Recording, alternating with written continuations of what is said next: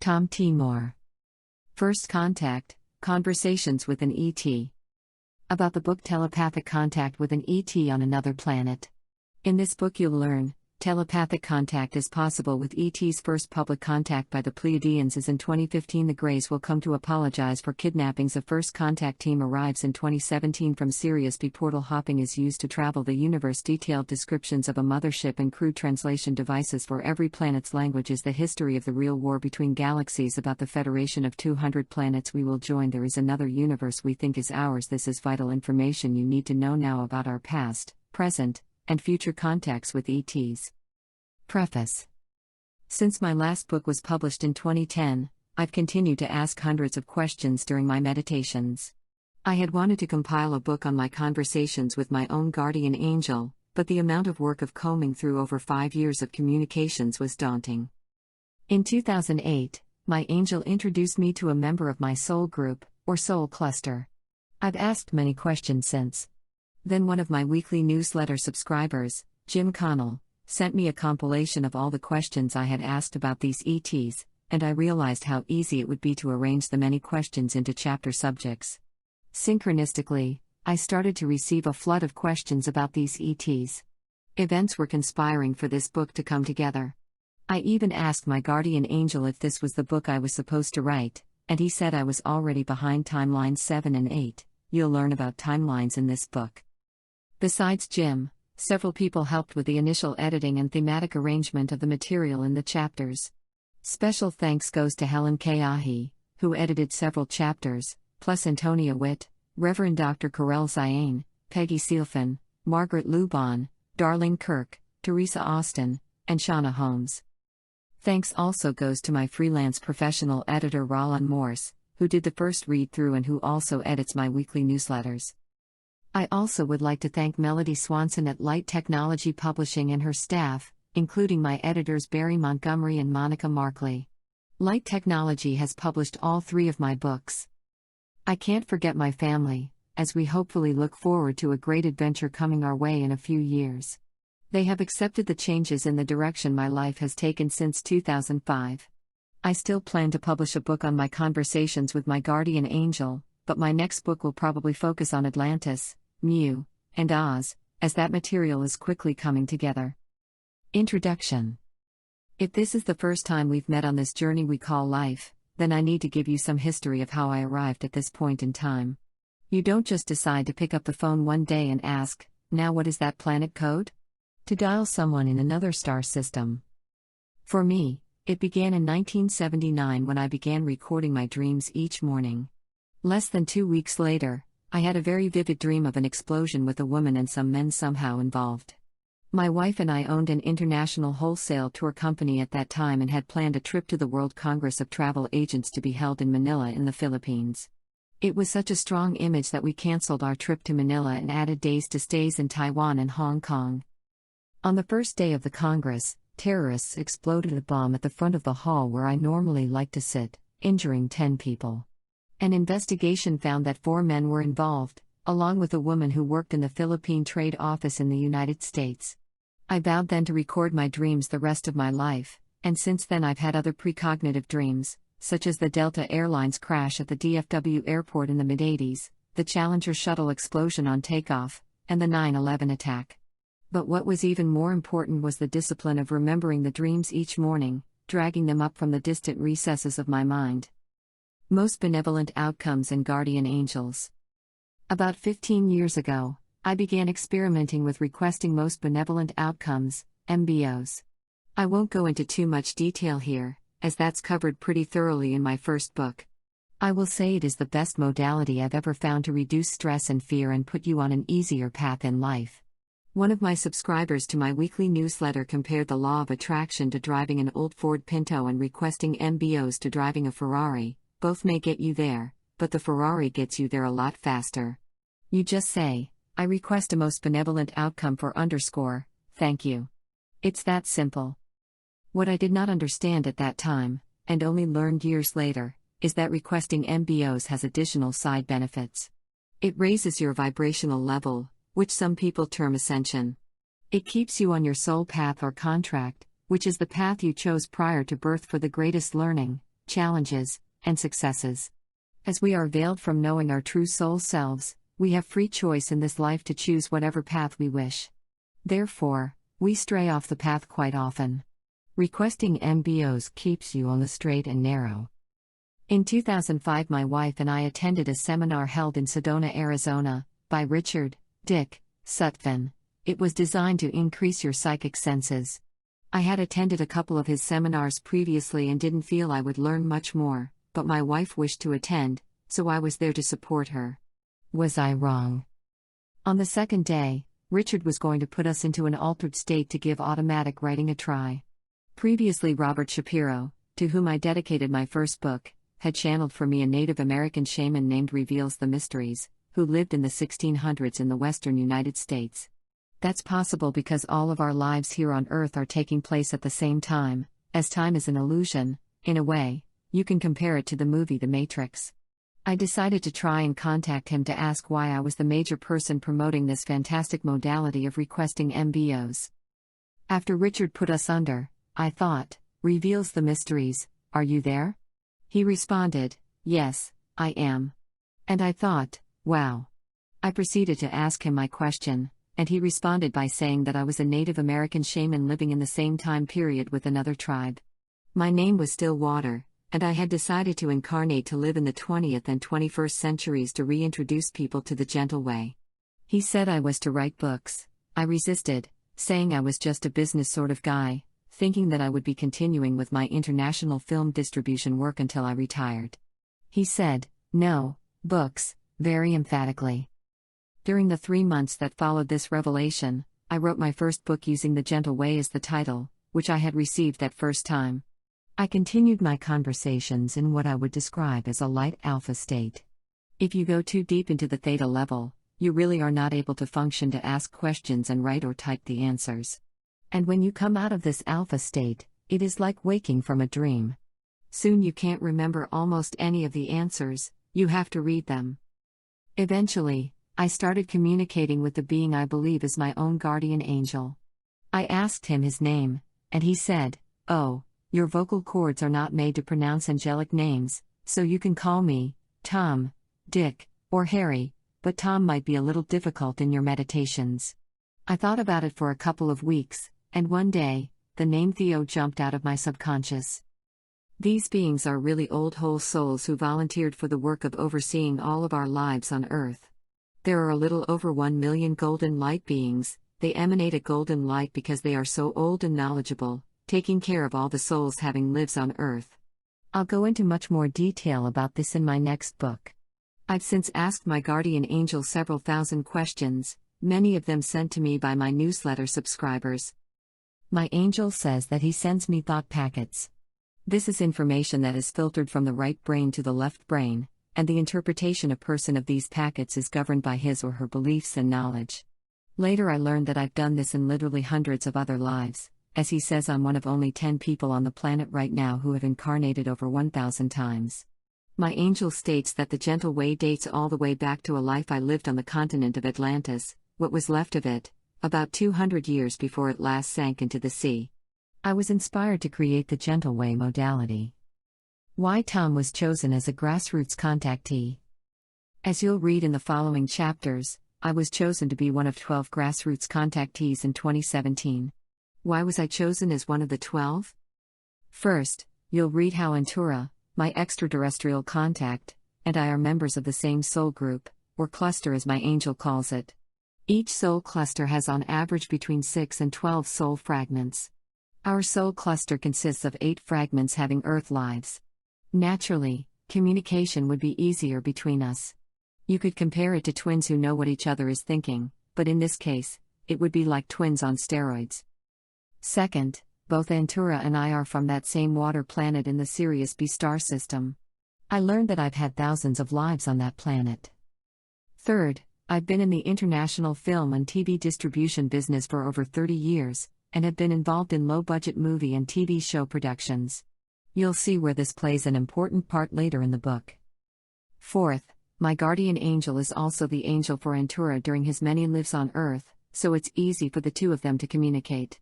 My angel provides the questions he knows I will ask before my active meditation so that Antura can prepare. Fifth, I have experience in receiving these thought packets, which in a way is a form of telepathic communication, instantaneous across the universe with no time delays. I'm quite sure this will be used extensively in the future as we go out to the stars and must establish communications with the worlds we wish to visit.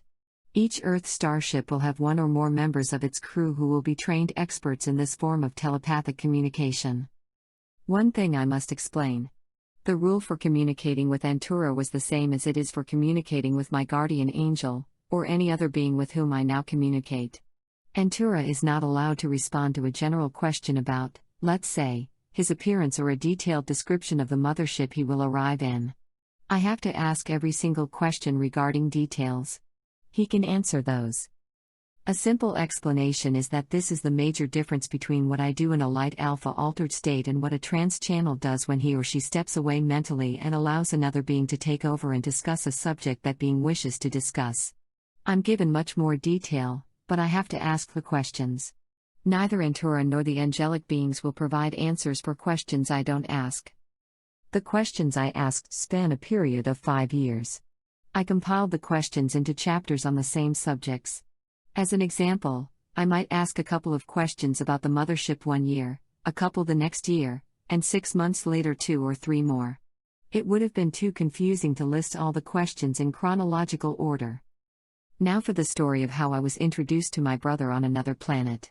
Chapter 1. My First Conversations. The chapter opens on June 7, 2008. I was doing one of my active morning meditations, as I call them, asking questions of my guardian angel who I call Theo. Shortly after, on July 5, 2008, I began communicating with the extraterrestrial being Antura. These communications have continued on and off over the years, depending on my ability to think of questions to ask. Things really escalated after I decided to do this book instead of another I had been contemplating. Not only was I receiving more questions to ask from my newsletter readers, but my writer guides, as my guardian angel calls them, were downloading a great many questions to me. The information provided from these sessions has been organized thematically rather than chronologically.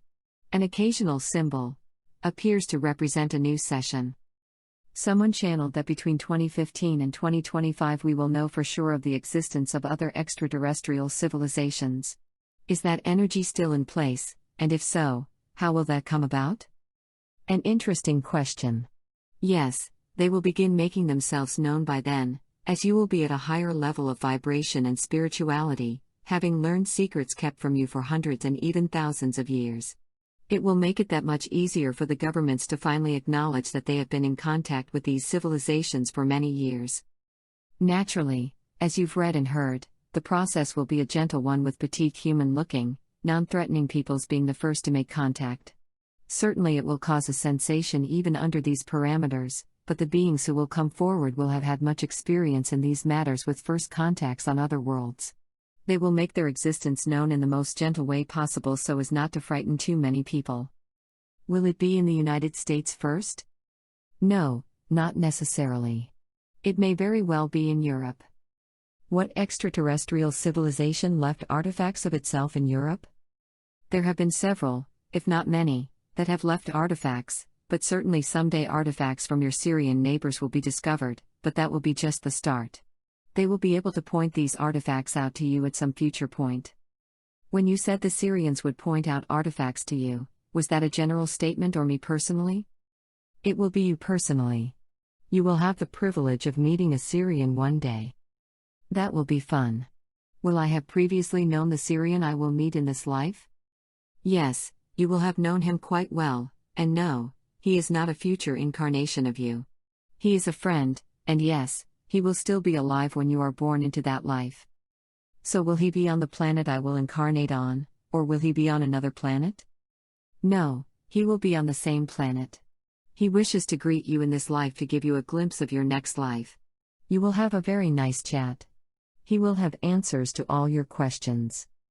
I hope he'll bring pictures of the world so that I can see them, since I'm veiled and can't recall what it looks like.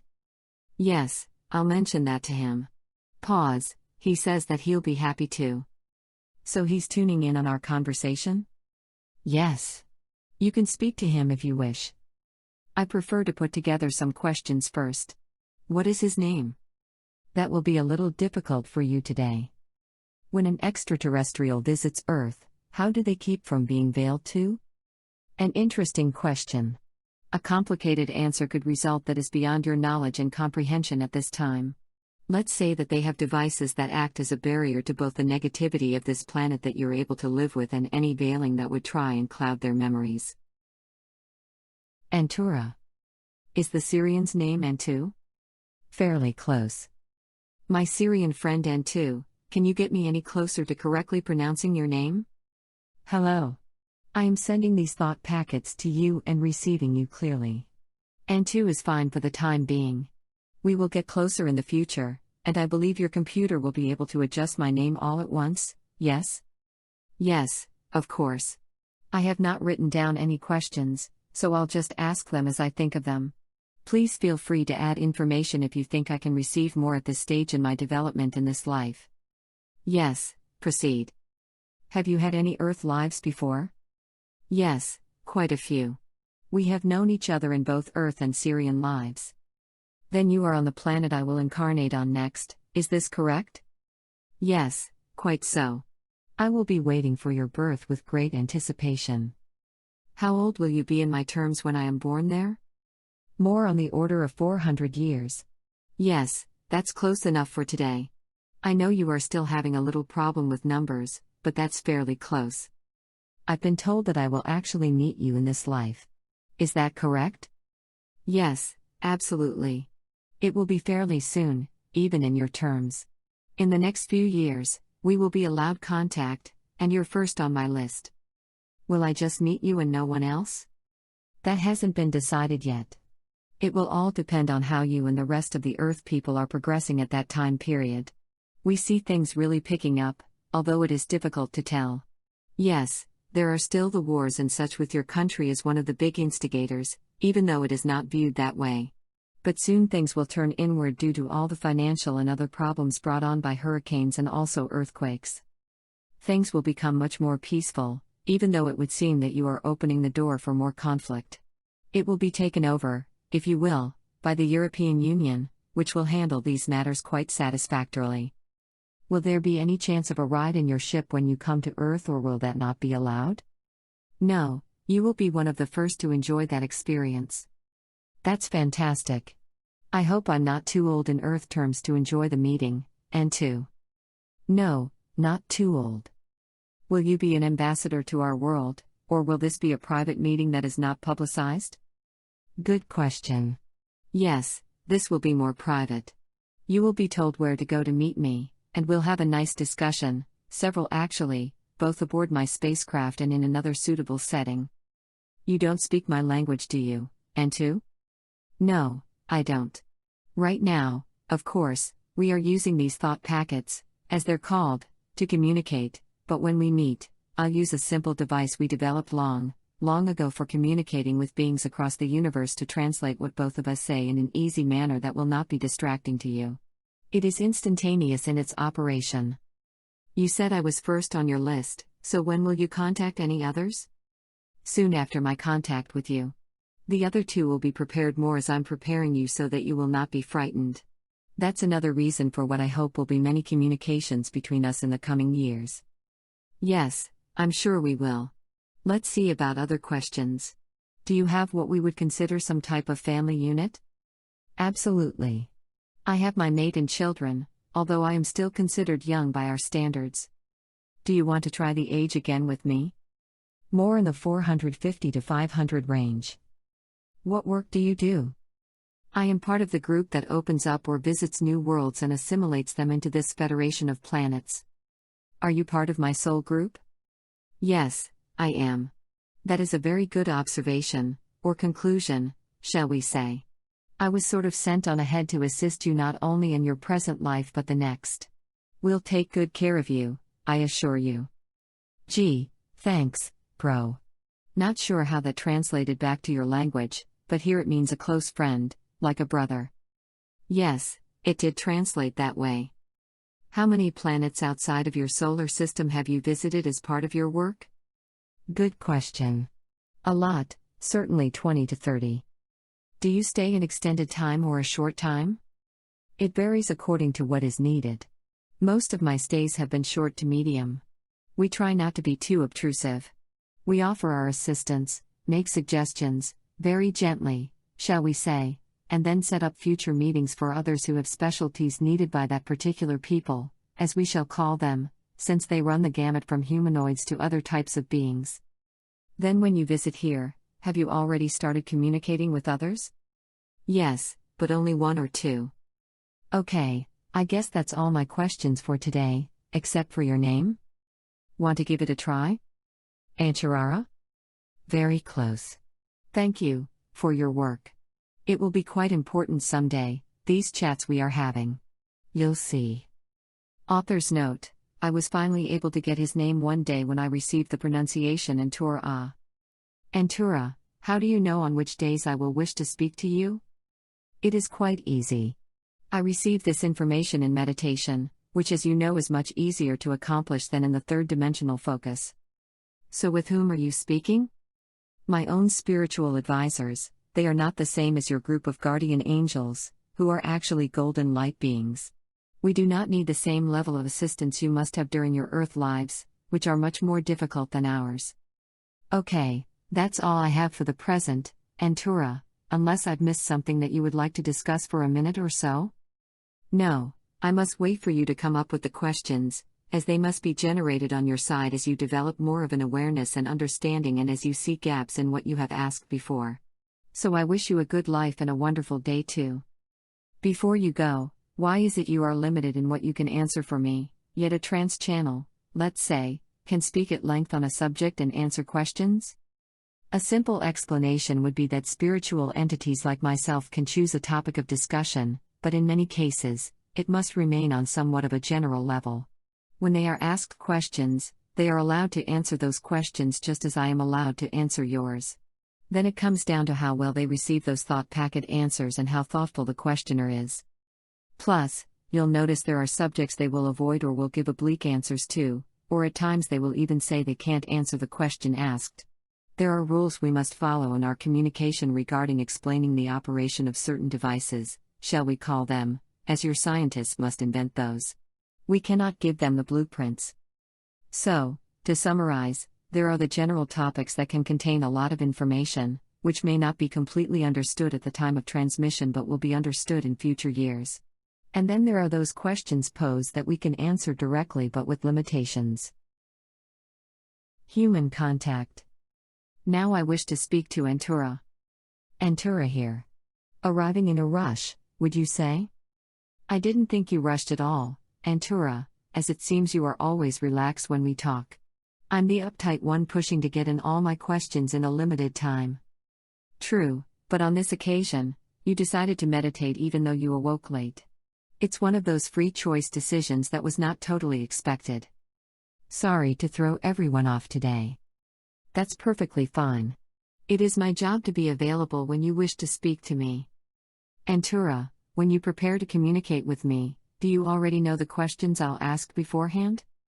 Yes, for the most part, although if you recall, there are questions that you add as we cover a subject in more depth or as additional questions enter your mind.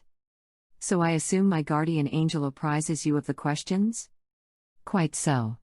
That way I can seek out information just in case it's not something I might not deal with on a normal basis. When you rushed to speak with me the other day, did you retire to your house or to some other location? No, to my house. Certainly there are public places to meditate if one chooses. How often do you communicate with the other two people you plan to meet with during your trip to Earth? Fairly often, more so perhaps than you. Their schedules are not so hectic as yours is, so they have more time and don't have the problem so often of tripping out, that is, going deeper into a theta state, as you've explained to your readers before. What was my wife Dina's home planet? Was it in the Sirius B star system too? No. She comes from the Arcturians, yes, you are receiving me correctly here. But her soul group was quite compatible with ours, so she has had lives with not only you, my brother, but with me too and with all of our soul cluster members. That's the way it works, you see. We all mix and match. Then will she be allowed to go with me on the ship? Yes, if she wishes to. Do not force her to come, but I know you will do your best to convince her to. Someone channeled that there will soon be no doubt there are extraterrestrials. It will be a little longer in actuality, I assure you. There will continue to be sightings, but an actual appearance is not scheduled for some time. The sightings will be quite noticeable, and very dramatic, but no appearances of people, shall we say. However, hundreds of thousands of people will see these flyovers, I'll call them, and they will not accept any government cover-up story. They'll say, I saw it, and in many cases, they will also record it and download it to their computers. These accounts will be put up on websites, such as your YouTube and other social websites, as you call them, for everyone to view and comment on. That day is coming quite soon. Since your days are not the same as mine, do you communicate with me at what are different times of your day, or are you able to be at the same time and simply work through the veil somehow? Do you do all of these question and answer sessions one after another? Good question. Yes, I do meditate, as you call it, at different times in order to communicate with you. It is very important not only for you but for me and for my people that we establish contact and have more people know us so that there will not be such fear of us, since we are more different from you in appearance than, let's say, the Pleiadians. Knowledge overcomes initial fear. Hopefully by the time I arrive, everyone will have much information about my planet and society. That is, of course, where you come in. That's why part of your job, or life purpose, is to open up these communications with me and perhaps one or two others along the way. So to answer your question again, I do these meditations or communications with you at different times, knowing a little in advance when they will take place. How are you informed as to when I will meditate, which days and at what hours? Ah, a good question. I am told this in my own meditation, which is easier here for us to accomplish than for you. So our higher self, or soul, lets me know when I should be available. I'm glad we can communicate again so soon. Yes, that is quite pleasing to me too. It assists in learning for both of us. Why would races in other galaxies take such an interest in Earth to the point where it seems obvious that they communicate with people here, as you are doing with me? It would seem they would have many worlds in their own galaxies to concentrate on. Yes and no. Yes, there are many other worlds, but none with anything like the experiment taking place on Earth right now. And now that you have successfully gotten over the hump, as you call it, there is much excitement throughout the universe about your accomplishment. That's why you've heard from your guardian angel that parking is at a premium, as everyone has sent ships to observe and bring back knowledge of your accomplishments to their own worlds and galaxies. Author's note: parking at a premium refers to numerous comments made over the years regarding the number of spaceships from other planetary systems, galaxies, and even other universes researching planet Earth's human accomplishments. Chapter 2. Antura, Aquaman. Antura, are you male or female or something else? Yes, I am male. You did guess that already. Could you pass as a human? Not really, the differences are just too great. That's why you'll see people from the Pleiades first, as they are most like Earth humans and will not scare the general public. If we came first, there would be panic in the streets, as I believe you say. Then do you live on a land mass or do you live underwater? Ah, an excellent question. We do live underwater in large cities. So are you a water being per se, or you can live on both? Yes, both, quite so. Do you have gills? Of a sort. Yes, although as you guessed, they are not noticeable. I was going to ask this later, but describe your body. Are you slender as we would say? Yes, we are of a slender build so that we can swim with ease. How tall are you? A little shorter than the typical Earth human but not much. Naturally there are slight varying degrees in our height too. Do you have one skin color or are you different hues? Our skin is a soft shade of blue with a little white and a touch of yellow. These colors help us blend in with our surroundings at an early stage of development, you see. To a human's touch, Antura, would your skin feel rubbery, like fish scales, leathery, or like human skin? It would be a combination but more rubbery and with skin, more like your dolphins, not like fish scales. Is your head more or less round, or could it be some other shape such as an oval? No, it is round but not as round as a human head. It appears more angular from front to back. Does your head simply round off in the back, or does it come to an angular point of some kind, perhaps triangular or with a ridge running down the back? No. It is smooth and round at the very back. When I said angular, I was referring to the sides and not the back. Do you have nipples? No, this is not something we have or need. Certainly our females do, but they are different from those on Earth. Do you have any fins on your body? No, we do not, but that is a good question. We have very sleek bodies, shall we say, and fins would slow us down. Swimmers will especially understand what I mean when I say that over millions of years, we have developed the perfect body for swimming in the ocean. Any body hair? Not too much. Bald is beautiful, yes, that's a good old saying. Again, there is no need for body hair as there is for you humans. You have not found all the reasons for having body hair yet, but you will. Fingers and toes. How many fingers and toes do you have? 4 fingers on each hand, we don't have a need for thumbs, and we have 4 toes on each foot. Are they webbed? Yes, quite so. It allows us full movement in the water. Are all your fingers the same size? No, they are not. They vary in length just a moderate amount, but do keep in mind that they are perhaps a little longer than human fingers, as they are webbed in order to swim. Do you have fingernails? No, we have no need for fingernails as you do for protection. Your fingers have a habit of encountering many things requiring protection for the ends of your fingers.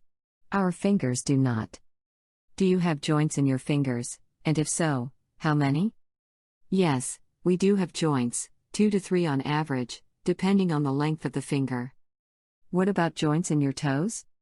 The same numbers as our fingers have, as they must be flexible for swimming. You have stated that you have 4 fingers. Would one or more of them face the others in order to grasp or hold an object? Yes. One of the fingers does oppose the others, yet not in the same way as the human thumb. It is offset just enough to assist in grabbing things. Is the offset finger on the top or bottom of your hand? On the bottom. This is completely the opposite of your thumbs, but there are reasons for this, as you'll see demonstrated. It's not offset 90 degrees, is it? No, but it's difficult to describe. Gills. Do you have a nose or just gills? Yes, we do have noses and 1 set of gills. Are the gills on both sides of your head behind your ears, or do you have just 1 set? Actually, just 1 set. I know you thought I should have 2, but we only have need for 1 set, sort of like having 1 mouth. So no, we are not like a fish from that perspective. My gill, using the singular name, is behind my ear, but normally it is almost imperceptible until I am in the water. When you switch from the sea to a dry area such as your underground city, how do you switch from taking an air through your gill to taking an air through your mouths? Yes, it is automatic with us. We don't even really think about it. The water is expunged from our gills, and then we open our mouths to breath. All in one motion, shall I say? Are your lungs like air sacs? Not in the way you have asked. Our lungs are completely different than yours. Again, they allow us to breathe at great depths. When you are breathing through your gill, what intake are you receiving, oxygen, nitrogen, or what? Good question. We are not oxygen breathers. We do take in a combination of substances, which does contain nitrogen and hydrogen, among others. Do you breathe ammonia gas? No, that would be harmful to our bodies. Here we get into an area you are not schooled in. Eyes. What is the color of your eyes? More on the black side. Are your eyes elongated, or are they more round like the Zetas? They are more round but not to the extent of the Zetas. More fashionable, you would say. Do you use or have a second eyelid to protect your eyes underwater? No, not in the way you asked. Our eyes are naturally shielded so that we can see great distances underwater with no transparent eyelids, just our normal ones. Can you see in the dark? Yes, our eyes can adjust to extreme darkness. It is quite a necessity in the depths of the ocean. Teeth. Do you have teeth? Yes, a fine set of teeth that are needed, especially in the early years, to tear seaweed apart for consumption. So you do not have multiple sets of teeth such as some of our sharks and other sea life? No, just one set is needed, and we now have devices to clean them, so we have no need for brushing as you do. A good question to ask. Are your teeth flat or round? And how many do you have? Is the number different for females in your society? Yes, they would look more round to you. We do not have incisors as you do for tearing meat. We are vegetarians, so the main use of our teeth is simply to chew various legumes that you would term seaweed. Regarding numbers, we have fewer teeth than do humans, typically less than 20 or 22. And, yes, our females have a slightly lower count. Organs and body composition. Antura, are you considered warm-blooded or cold-blooded? Cold-blooded. It is necessary due to the depths of the ocean where we must live.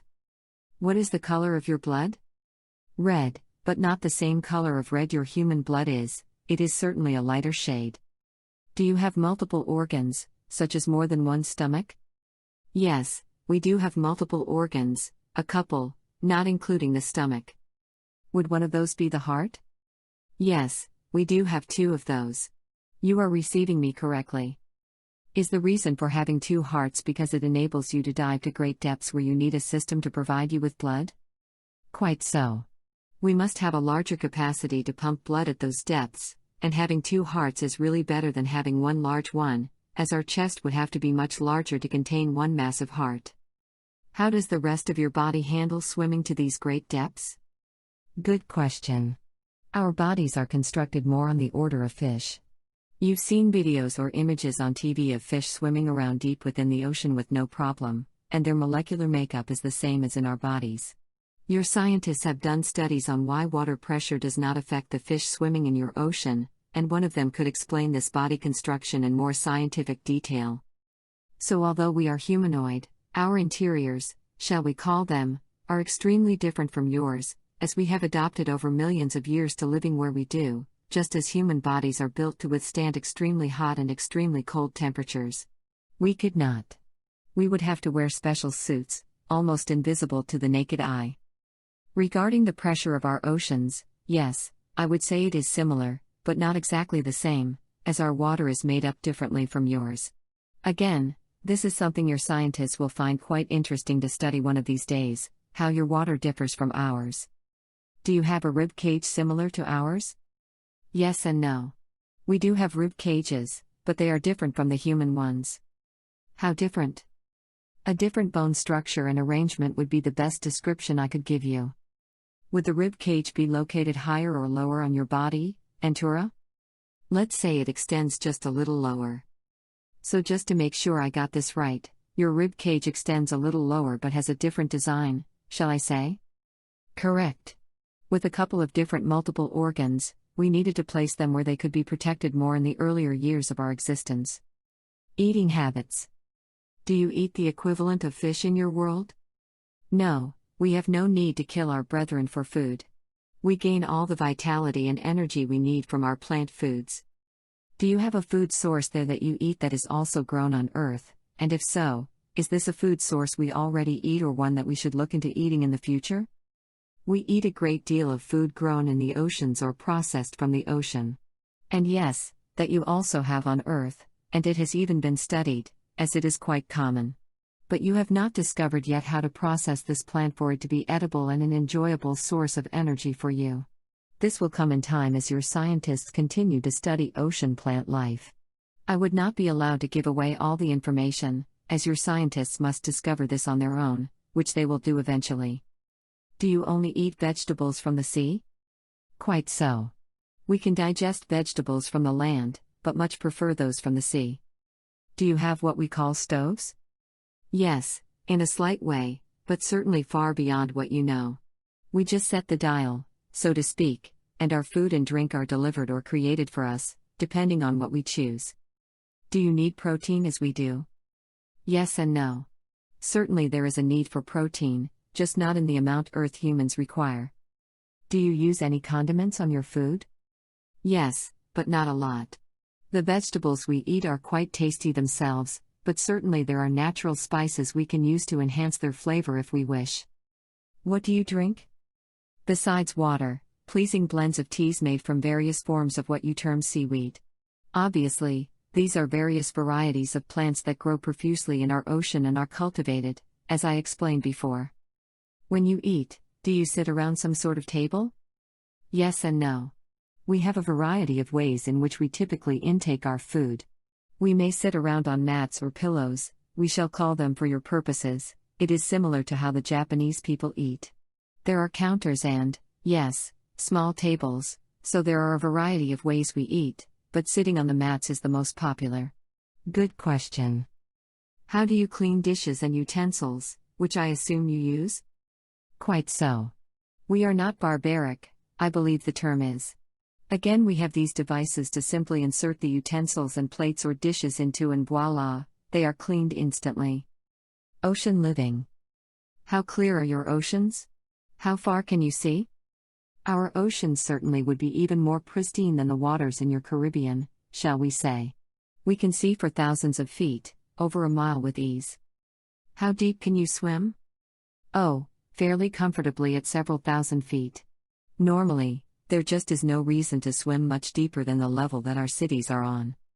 How do you communicate underwater, Antura? Certainly we have developed a number of skills in this department over millions of years.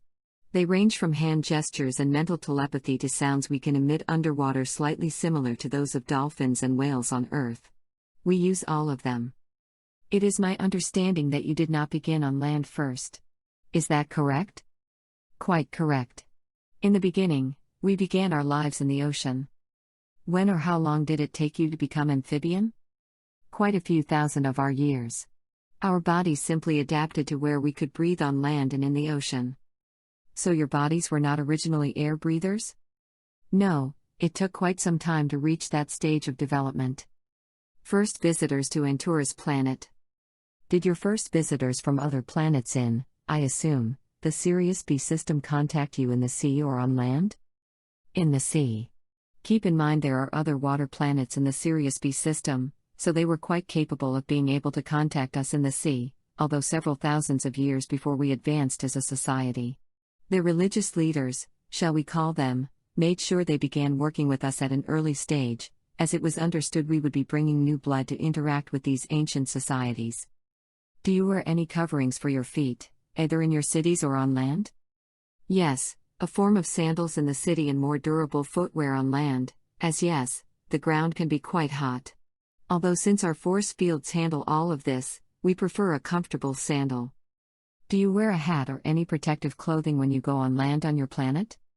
We have not done so for several million years, not after we received instructions on how to build the force field. Before then, we had to be careful when we did go on land due to the heat. But to answer the question, we do not need to wear a hat or protective clothing when we go see our land brothers. Were the land dwellers already on the planet when you arrived 18 million years ago? Yes, they were. They were well established, but there was no real sentient life in the oceans.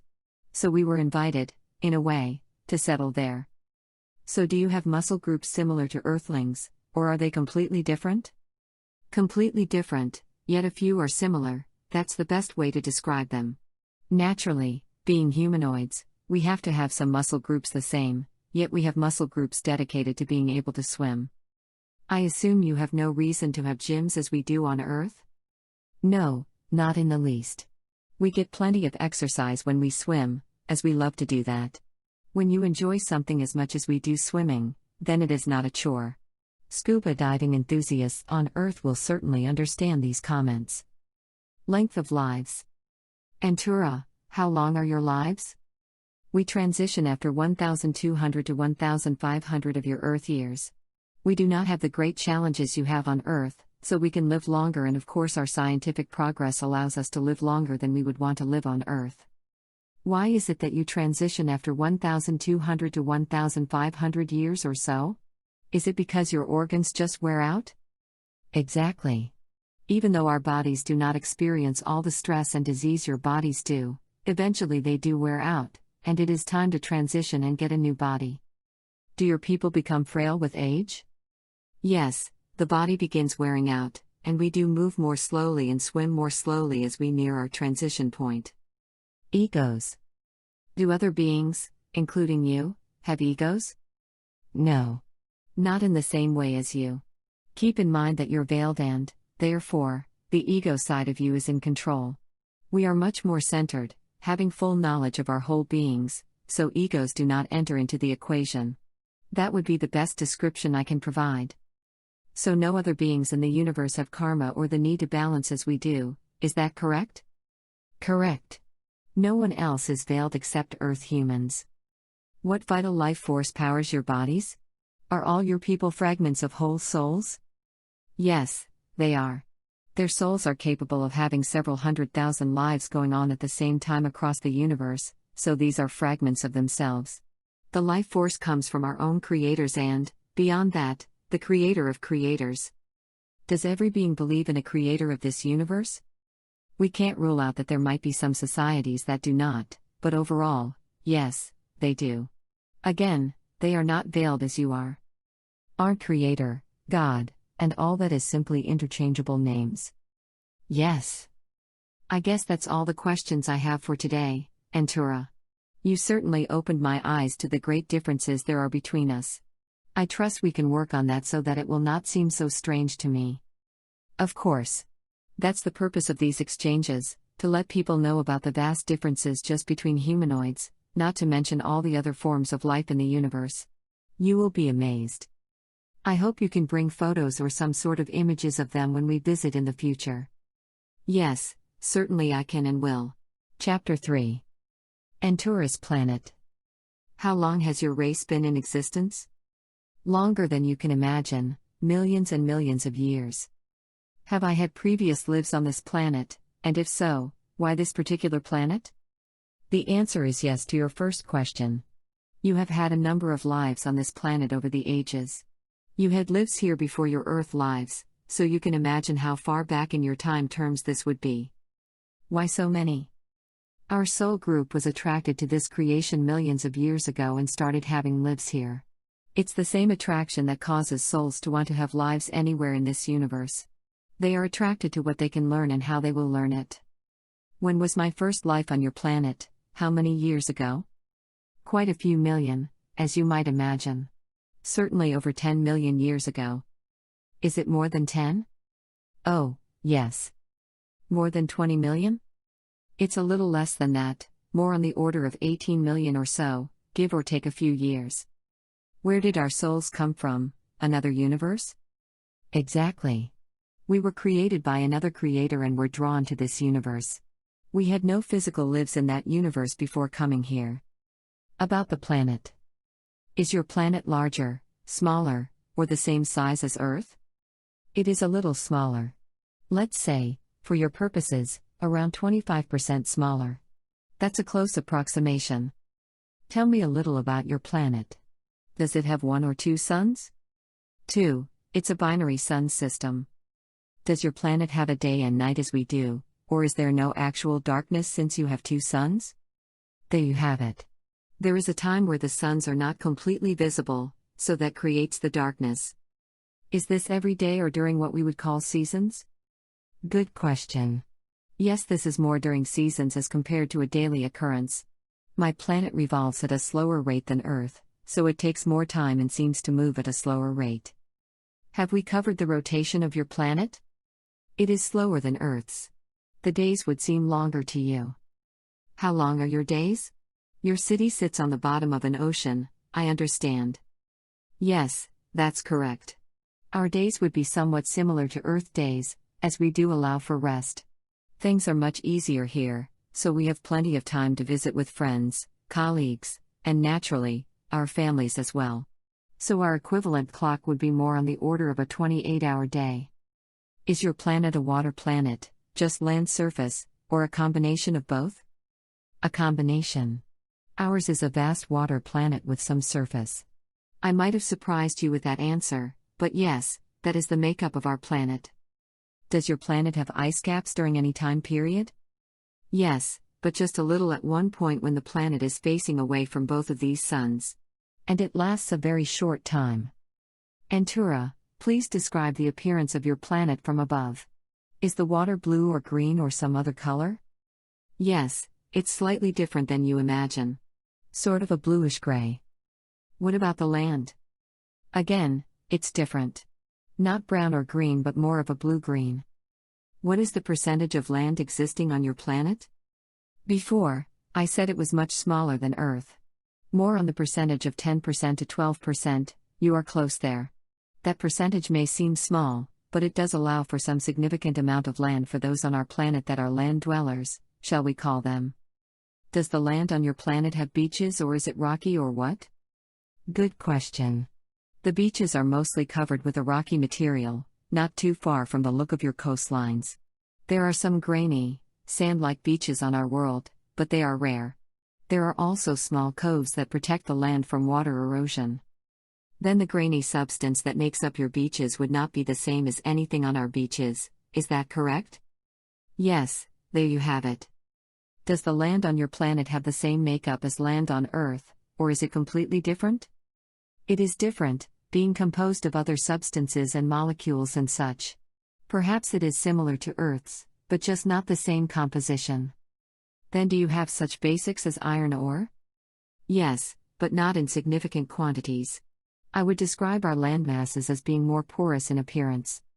What are the colors of towns or cities on the surface? As you said, there are beings who live on the surface?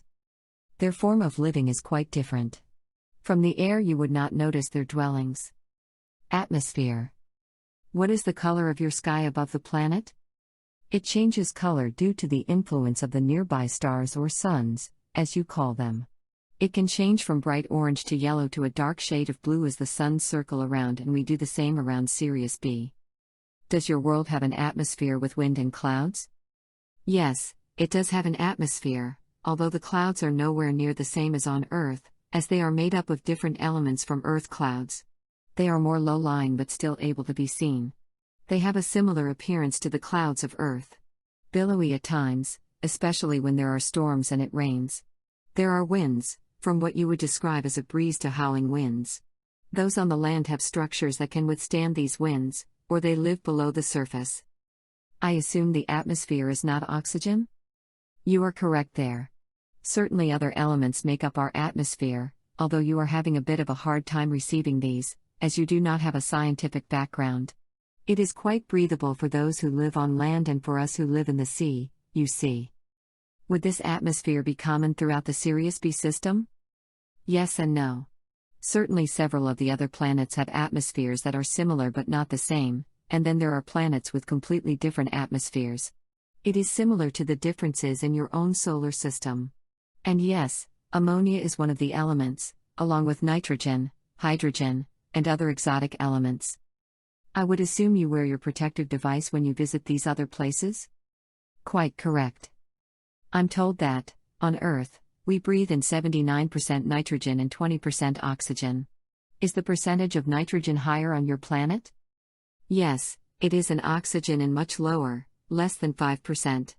We also have other elements that are higher. Does that include hydrogen? Yes, it does.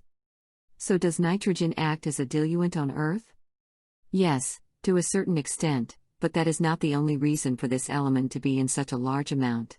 You need more of a scientific background for me to go further in this discussion. The surface of the planet. What is the temperature on the surface and in the ocean? As you may have guessed, the temperature varies quite a bit on the surface as it swings around and encounters the light from the Sirius A star. The temperature varies from quite cold to quite hot. The oceans, however, are able to absorb the heat and cold and remain fairly constant in temperature the deeper you go. That's another reason for having our cities deep in the ocean. They are not affected by temperature differences in the ocean closer to the surface. The land dwellers do have to adjust to the temperature changes that occur each year. What is the temperature on the surface of your planet? The surface varies greatly in degrees as we rotate around the Sirius B sun. There are times when the Sirius A star also is stronger as we orbit around our sun, so naturally these temperatures would feel boiling to you. That's the reason why the beings who live on the land do not have the same home structures you do. The temperatures range from quite freezing to almost boiling at times. This is why the land beings have thick skins and live in shelters to protect themselves from the heat. What about the ocean? Again, there is a great temperature differential from near the surface to down at the great depth of our cities, as you can imagine. The temperatures do not bother us at all. Again, we are made to live in an ocean and move freely about at any depth. How deep in the sea is your city? It would be the equivalent of 1 mile down, perhaps a little deeper than that. Do you have ocean currents as we do? Yes, there are currents in our ocean just as you have on Earth, but they are different. Yours are directed by the land masses, but here there is much less land to divert currents. It would take an oceanologist quite some time to understand our varying currents, as they haven't even been able to figure out all the variants yet on Earth, although they certainly are on the way. But they have discoveries ahead of them. What about underwater? Except for the water near the surface, it remains at a cool temperature, although colder than your oceans. On the surface of your planet, is the rain similar in composition to your ocean or as different as our rain is from our oceans? Good question. The rains are similar in composition to our oceans. There are very small but significant differences in, shall we say, mineral content. Is your water lighter or heavier than Earth's water? It is somewhat heavier. Would your planet's water be 1.5, 2, or 3 times the density of Earth's? More than 2 times of Earth's, but less than 3. It is still quite liquid, but just denser. Is that because of the elements in the water or because there are molecules, say, closer together? I realize I'm on thin ice here with my lack of scientific knowledge. A combination. It has more elements and a greater density in molecules. Is the sea the same consistency, and is it heavier or lighter than our seas? About the same but a little denser. The makeup of the molecules is slightly different. Does it take much more effort to swim in heavier water than it would to swim in Earth's water? Yes, but keep in mind that we have adapted over millions of years, so we have the strength to be able to swim in the heavier water. On Earth, we can literally fly through the water, as there is much less resistance. This is not salt water as we have, is it? Not in the least. The water's chemical composition is completely different from the salt water on Earth. That's the best way I can describe it for you, as you do not have a chemistry background. About the city. Antura, how long has your city been in existence? As I alluded to before, several million years. It is an ancient city by your standards. We do not tear down structures and cart them off to a trash heap, although that was done even here early in our existence. The structures are formed with the assistance of the planet and in agreement with the planet. Are your spacecraft docked at your underwater city or on land? You are correct in thinking we do have the capability to utilize these spacecraft both above and below the oceans. They act as both flying machines and submarines, you could say. So, yes, they do dock, as you call it, in special hangars for these craft adjacent to the city. Is your city enclosed in a bubble, or is it open to the sea? It is open in some places but primarily closed. We are equally at home in the sea or not, so we like to have it both ways, you could say. Is your city dome-shaped, and is it transparent? Yes to both questions. It is dome-shaped and transparent. We love to be able to feel as if we are in the ocean even when we are not. There was no need to protect our view of the ocean. On the contrary, we wish to see the ocean and all the creatures, the beings who reside there too, our friends. What part of the city is dry, Antura, and how do you make the transition from ocean to dry? Good question. And let's see if I can explain it. Certainly over 50%, perhaps a little higher, of the city is dry. We have many pools and entrances to the ocean, so you cannot say this part of the city is dry and this part wet. They are a combination, as our bodies need to be immersed in water quite often. It would be similar to your saying, a fish out of water. It would be extremely uncomfortable to be out of the water for long periods of time. So we have water all around us in the city and even in our residences too. Regarding how we transition from the ocean, it is quite simple. We have an airlock system. That's the best way I can describe it in your terms, where we easily pass through a couple of doors into the dry portions of the city. There is no waiting for pressures to equalize or that sort of thing. How long can you remain dry, and should I ask in any temperature or should I say in your city? Yes, while in our city, we tend to enjoy submerging ourselves several times a day. We do not really feel comfortable being away from water for long periods of time, but we can if we have our force field devices turned on. Then we receive the right amount of moisture for our bodies, so we are able to remain out of water for significant time periods. However, as soon as possible, we jump in the nearest pool, ocean, bathtub, or what have you. That's just who we are. What material is your city constructed from? Obviously, materials that are native to our planet. Stone and yes, various metals, some of which are known to you, but overall, they are quite different. I'm not avoiding the question, but explaining various metals that you have no concept of at this period of time would be rather difficult, if not impossible. Keep in mind that these metals were developed over millions of years, so they are quite complex in their cellular structure. The stone parts of some of our buildings are more for decoration, although in the caverns below the main part of the city, the cavern walls are sometimes used as part of a building. Did your people first inhabit the caverns below the city and then build above over thousands of years? Exactly. We inhabited these caverns for protection, and slowly built out, using the cavern walls as part of the structures we built. We then began building up and up over several thousands of years, a natural progression, you can say. Does your city ever become dirty? An interesting and somewhat amusing question. Yes, the city does need cleaning at times, but this is done quite differently by using robots. And keep in mind that the surfaces of many of the buildings and even interiors do not collect dust per se. Again, it goes back to cellular structure. But to answer your question, parts of the city streets may pick up a little dust, but it is easily removed. Do you have flowers and plants of some type and variety in your city? Yes and no. We do have beautiful plants, but not the flowers you have on Earth. They have their own beauty and are cared for with great diligence and love. Do you have any plants that would be the equivalent of trees? No. There are only plants on the surface and none in the category of trees. Do you have temperature controls for your buildings?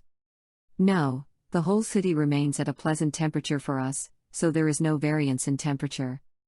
Then are there windows in your dwellings? Yes, but not the same as you have in the United States. There is no need for window panes, so the windows are attractively molded, shall we say, allowing us to gaze out on our beautiful water areas of pools, fountains, and yes, waterfalls and flowing water. We are amphibious, after all, and we enjoy lots of water close by. Do your cities have waste disposal systems? Yes, they do, but far different from yours, as naturally there have been tremendous advances over millions of years, and the systems are so evolved that it is a little difficult describing them to you. Suffice to say, everything is recycled and used for many different things. Other cities and transportation. How many underwater cities are there on your planet? Dozens. With a total population of 60 million, some of them are much smaller than yours. Our city is considered the central city, as we will call it for your purposes. There are several other cities that approach our size, and then the dozens of smaller cities scattered all over the planet, not just in one region but all over. Do you visit the other cities very often or at all? My work is such that I'm not able to visit the other cities as often as some of our people do. It all depends on one's work, and some of our people must visit these other cities as part of their work. There are a few cities that would be considered more places to vacation, you might say, as they are located close to unusual underwater formations of various kinds. Then I would assume you would use some sort of transportation if you do travel to these other cities? Quite so, as you can imagine that even as fast as we can swim, the distances between cities would make it impractical. There are some who do this just because they have the time or inclination to do so.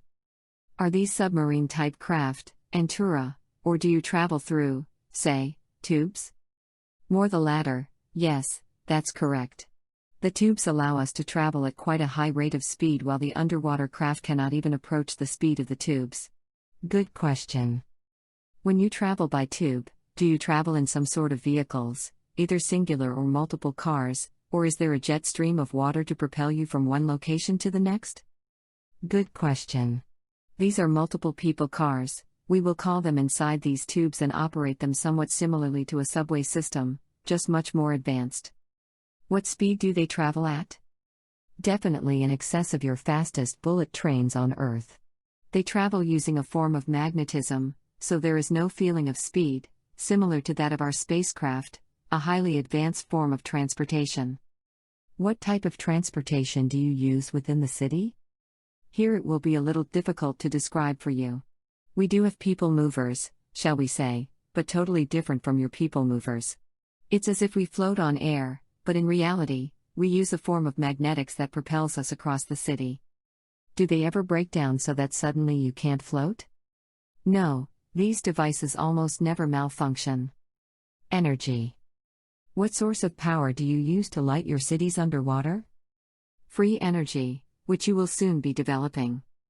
What are the sizes of the units that generate free energy for you? Do they vary in size according to their use? Yes, these machines, or units, as we can call them, do range in size according to their design purpose. Naturally, the largest ones are used to power whole cities. How is this energy distributed to lights, machines, and so forth in your city? There are no wires needed, and yet there are no harmful rays, either. Is the electric current similar to the one we use? Completely different. As you are not a scientist, it is difficult to explain this function to you. Do you send particle beams to create light? No, this is still something your scientists will have to create on your own. I cannot answer too many questions on this subject. Communication. When you communicate with me, are you at a table, on a mat, or are you in a tank or pool of some sort? A pool. I find it easier to connect while in a pool, so you will often find me here. That's why I had to rush back once before. I don't need to record these conversations immediately as you do. It's far easier to remember, so the pool is the perfect place for me to converse with you and everyone else. How do you communicate across the city? Certainly we have devices that can instantly communicate with anyone in the city we wish. We can even just think of the person we wish to speak to, and it automatically puts us in touch with them, if they are able to communicate at that time. We certainly can communicate as you and I are doing too, so there are multiple ways to communicate, including advanced video systems whereby the person appears in front of you and you're able to communicate your feelings on a particular subject. Do you use both types of communication to confer with other societies, both on your world and other planets? Exactly, but more on the side of the video systems, as communication with other planets is certainly more formal, involving trade and other governmental matters. On your planet, Antura, how many other types of beings are you in contact with? Quite a few. My water world is teeming with life, and certainly you will find as you progress that you are able to communicate on a feeling level with all sorts of species. They live their lives, just as we and you do. But there are times when problems arise. So we have people who are assigned to communicate our wishes or problems, and they do the same to us. We do have communication devices, don't forget, that makes this quite easy most of the time, although we are quite adept at feeling and compassion. Money and manufacturing. Do you consider gold, silver, and diamonds to be valuable? Certainly, but not in the same way you do. They have uses beyond just being pretty to look at. You'll find many more ways these metals and gems are used in the coming years. What does your planet use for currency, or are you a society that simply takes what it needs from one another? Yes, in a way, we take what we need, but it is lovingly given. We contribute our services to our society. All members give what they can. There are none who are takers and not givers, if you understand my meaning. We don't have what you call unemployment. We all contribute to our society in most positive ways. There are certainly shops that specialize in certain goods, but again, we don't actually pay for these. So was there a time when you used currency? No, if a job needed done, someone always volunteered to do it if they were capable. What is the work young people do on your planet in the water? Cultivating the large amount of plants, what you term seaweed, is very enjoyable. It grows wild, but for a large population like ours, we need the earth equivalent of farms, just underwater varieties. Then there is a form of processing. We don't just all go outside the dome and nibble on wild seaweed. That would last less than one day before it would be depleted. What shops do you have and how are they compensated? We have shops for such things as clothing. But again, as I have mentioned before, they gladly give these clothes out of love and mutual respect. The clothes are manufactured the same way, with love. What do you barter with other planets? There are elements we have in a water world that a very dry planet would not have but that are beyond your scientific understanding, and by that, I mean the understanding of your scientists here. There will be times when we will tell you to hold on to a resource because you will need it in the future, even though you have no use for it at the present time. Do you pay for your dwellings in some fashion? No, there are those who love to build and are pleased with us occupying what they have constructed. Where do you obtain the basic materials to build your houses and manufacture your clothes, eating utensils, and so on? We use materials mostly from our planet, although some materials we will barter for with other planets. It all depends on what we need to produce. Do you materialize these things, or do you manufacture them? Both. Certainly we have the ability to materialize almost anything, but there are basic materials that ask to be part of a structure, and they agree on a cellular level. We would never force them to be part of something they would not wish to be. Therefore, everything is made with love and respect. This is very advanced for Earth people to understand, I realize, but you'll see what I'm speaking about in the many years of development ahead of you. Do you have manufacturing companies on your planet? Yes, small ones that manufacture what other planets wish to barter with us for. Most of this work is robotic in nature. Tell me about what type of robots you have and for what tasks. Also, do you have androids? Yes, a very good question. No, we do not have androids. Certainly there are worlds that do utilize these beings, but we do not have a use for them here. We do have extremely sophisticated robots that perform a variety of menial tasks, along with very complex tasks that would be very difficult to explain at this time. There will be some robots on board the mothership when I come to visit you. Sleep in time. Are you aware of time underwater? Certainly, we are aware more on the side of feeling when to eat and the light filtering down from above. We do not carry watches as Earthlings do. We use feelings much more than Earth people do. Do you follow a circadian rhythm that relates to light, sunrise, and darkness, sunset? Yes, in a way, as obviously light does not penetrate as far as a mile deep in the ocean. So, yes, our bodies can sense what we would term daytime, evening, or night. The lights in our city also adjust in a set fashion to remind us. Since you live under the sea, how long is your day or the time period you are awake and working and so on, or do you sleep? Yes, a good series of questions. I'll take the last one, we do sleep. Not as much as Earth humans, since we do not need to, but yes, we do sleep and dream. As you have asked before, most beings in the universe do dream. Our days would be considered long to you, 20 waking hours or more would be the equivalent. As these days, we'll call them, are not as stressful as on Earth, we are able to be awake and work and play and study and so forth for longer periods of time. Do you sleep in water, Antura? No, not exactly. We sleep in more or less dry conditions, but again, water is close by if we feel dehydrated. Undersea inhabitants. Antura, you mentioned dangers when your people first arrived on the planet 18 million years ago. Was that from flesh eaters both in the sea and on land? Quite so. There are still a few dangers we avoid when swimming, shall we say. They are quite well known, and it is easy to avoid them, and, yes, that includes flesh eaters. Would these flesh eaters be shark-like, fish, or what? More on the order of a flesh-eating whale, large creatures who require a lot of food. We avoid them like the plague. What else does the flesh-eating whale eat? I would assume large quantities of the fish species you have? Exactly. They must go after large schools of fish to satisfy their craving for food. Do you communicate now with those large whale-type, flesh-eating creatures in your ocean? Yes, but on a very limited basis, as they are simple creatures who must spend every minute of their time foraging for food due to their large size. Are there any fish in your oceans that are similar to Earth's fish? Quite so, yet different. You have an enormous number of species, so they are quite similar in nature to ours, at least your more exotic ones.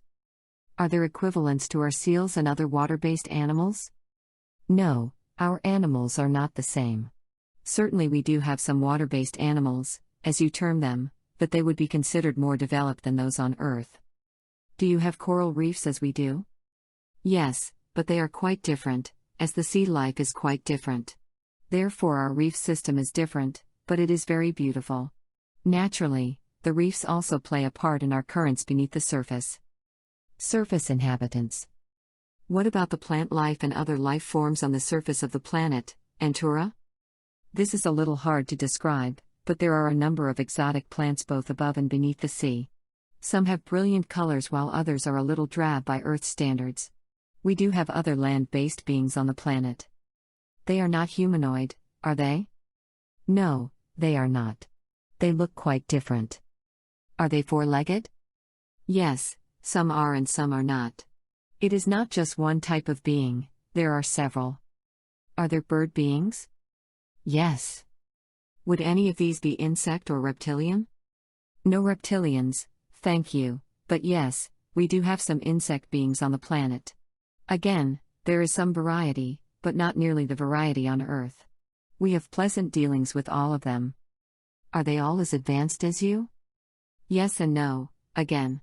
Certainly we can communicate with them all, but we allow them to progress at their own rate, and some desire, shall we say, a simpler life. You said that you have no other humanoids on your planet except yourselves, is that correct? Yes. Describe the birds. There are waterfowl, you might call them, plus some other bird creatures that inhabit the land masses. Are you able to communicate with them? Yes, but on a lower level. Keep in mind that we have the capability to communicate with almost every creature in the universe. We have developed these capabilities over millions of years as we branched out to the other worlds in our neighborhood, shall we say. Chapter 4. Antura's family and friends. Antura, how many people did you say live on your planet? No more than 60 million. That is a nice number that gives everyone plenty of space. How many people live in your city? Actually, less than 1 million. I know you thought perhaps it would be even smaller than that, but we have a fairly large city that was built over a very long period of time that expanded many times, as you can guess. So would there be more than 750,000 people there? Yes. But less than 1 million? Yes, but just slightly less. Do you live in the fifth dimension? Yes, that's correct there, you see. Where did your people originate? They came from, their souls, you know, from another creation, as they were drawn by the creator of this universe's variety and plans. Were you water beings before becoming amphibians, or were you always amphibians?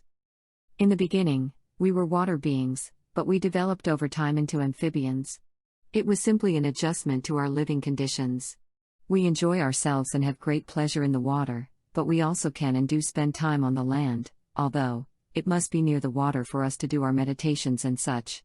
We tend to stay close to the ocean when we do venture out to visit the land beings that inhabit our world. Quite so. Yes, they must live underground in caverns and places they have hollowed out, due to the changing temperatures as we rotate around our Sirius B sun and also at times face the Sirius, a giant sun. So their lives tend to be underground. How large a population do they have? Several million, not as large as ours. Perhaps theirs is half as large as our population. Don't forget that their landmasses are smaller than those on Earth. Does every soul on your planet at one time or another have lives on Earth? No. This is interesting, as there are souls with no desire to become caught up in the Earth experiment. They are not forced to, you see. So that's where you and I can make a difference, as we can bring back ideas on improving our world. Manners of living. How do you typically spend your day? Naturally, I start with my mate and children, you see, and then meditation. Then I will work, not necessarily at any particular building or center, although I will do that on occasion. Many of my studies are done right where I am, along with reports that would be considered very complex to you at this particular stage, especially if we have just returned from visiting another new planet that we have not had contact with before. I will also take time to visit with friends and colleagues, if you will, to exchange ideas and so forth. Perhaps that sounds similar to you in a way, but it is also quite different, as you can imagine. Antura, just to have a snapshot of your life on your planet, what were you doing when my guardian angel notified you that I was meditating? Not so much. I was conversing with my friends at a local bath. As you know, we do like water, and it gives us pleasure to enjoy our friends' company at the same time. What is your formal greeting and then the one for your friends? We greet people, other beings, in the manner they are accustomed to. We are quite adaptable that way. Among our own friends, we embrace and there is a special touching of hands. Do you just wear a toga in the city? Quite so. Dress is casual in our cities. What color toga do you wear, and does it cover you from the waist down or shoulder down? And what about trim? Yes, the togas we wear are more from the shoulder and can come in many colors, just as your shirts and slacks of this time period. I prefer blues and greens, and our togas come with various trims and designs. They are not just some plain linen cloth but reflect our moods, as does your color selection on Earth. What about when you visit other worlds? We tend to dress up a bit, as I believe you say, with finer clothing. Sometimes it is similar to the clothing of the people or beings we are visiting. The clothing and designs are more intricate, as we do have a more formal attire should the situation demand or require it. How do you clean your garments? We are well past the point of washing machines, so there are devices that instantly clean any garment we have. No fuss, no muss, you could say. Antura, do any of your people use astrology? Not like Earth people do. Astrology was presented or given to you as one of the tools available to assist you through life since you're veiled. In the ocean, we are more protected or blocked from various astrological aspects. Do you have some sort of calendar? Not like you do. We do not count time as you do. It's not important to us, you see. Are there healers on your planet? No, not in the same sense. Certainly, if there are injuries, we have many ways to treat the patients, from healers to specialized equipment. Injuries are healed immediately. Then do you have doctors or just people who are healers? No doctors per se. Just people who can attune with a person's body. What form of government do you have? It is a form of democracy but much less structured than your own forms of government on Earth. Naturally, we do have citizens who enjoy that type of work, as far as keeping a large city running and communicating with the other cities and villages on our world. There is very little that goes on in comparison to even 1 day or 1 week on Earth. We do not have the challenges you do. Are there any challenges your species faces right now, and what are you doing about them? There are no major challenges facing us at the present time. We have had millions of years to overcome any challenges we faced. Our major challenge coming up in a few years will be the introduction of negativity by Earthlings, so that will result in major changes for our society. Do you have artists, and if so, what kind? Yes, certainly we have artists who create, although not in the same ways as you do. Even art has progressed over millions of years, and what they work with now is completely different from what artists use on Earth. It is very difficult to describe in three-dimensional terms. What about musicians? Certainly we have a number of our people who are musicians with locally produced instruments, some that would be similar to what you have, flutes and such. Again, there was progression even here, and the instruments that they play are quite advanced. Is swimming your recreation, or do you have other physical activities? Yes, we obviously do love to swim, and that is our recreation. Besides swimming, what is your entertainment? In past sessions, I have mentioned that we do have music and we have discussions with friends, a bit similar to the ones you might have with your friends.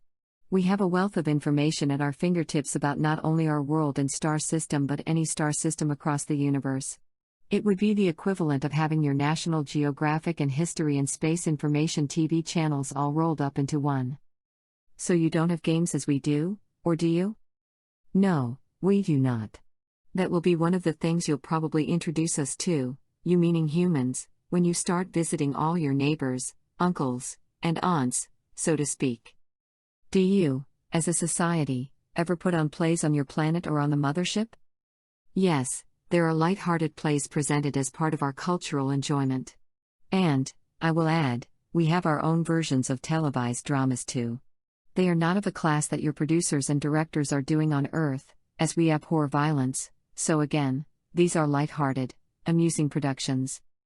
Other than swimming and get-togethers with friends, are there any other leisure activities you have that we have not covered? Of course, we have covered plays, reading, concerts, and just strolling through the city. Does your society have stimulants of any kind? Yes. There are certain seaweeds that contain stimulants, we will use your term, and we can make a juice from them or eat them. Are they used all the time or only on special occasions? Most of the time, let's say for your purposes, we use them when we are with friends. Personal relationships. Have I asked what your mate does? No, you haven't. She does have her work too, but it is completely different from mine. It would be a little difficult to explain at this time, but it has to do with the government. Has she had lives on Earth before too? That's an excellent question.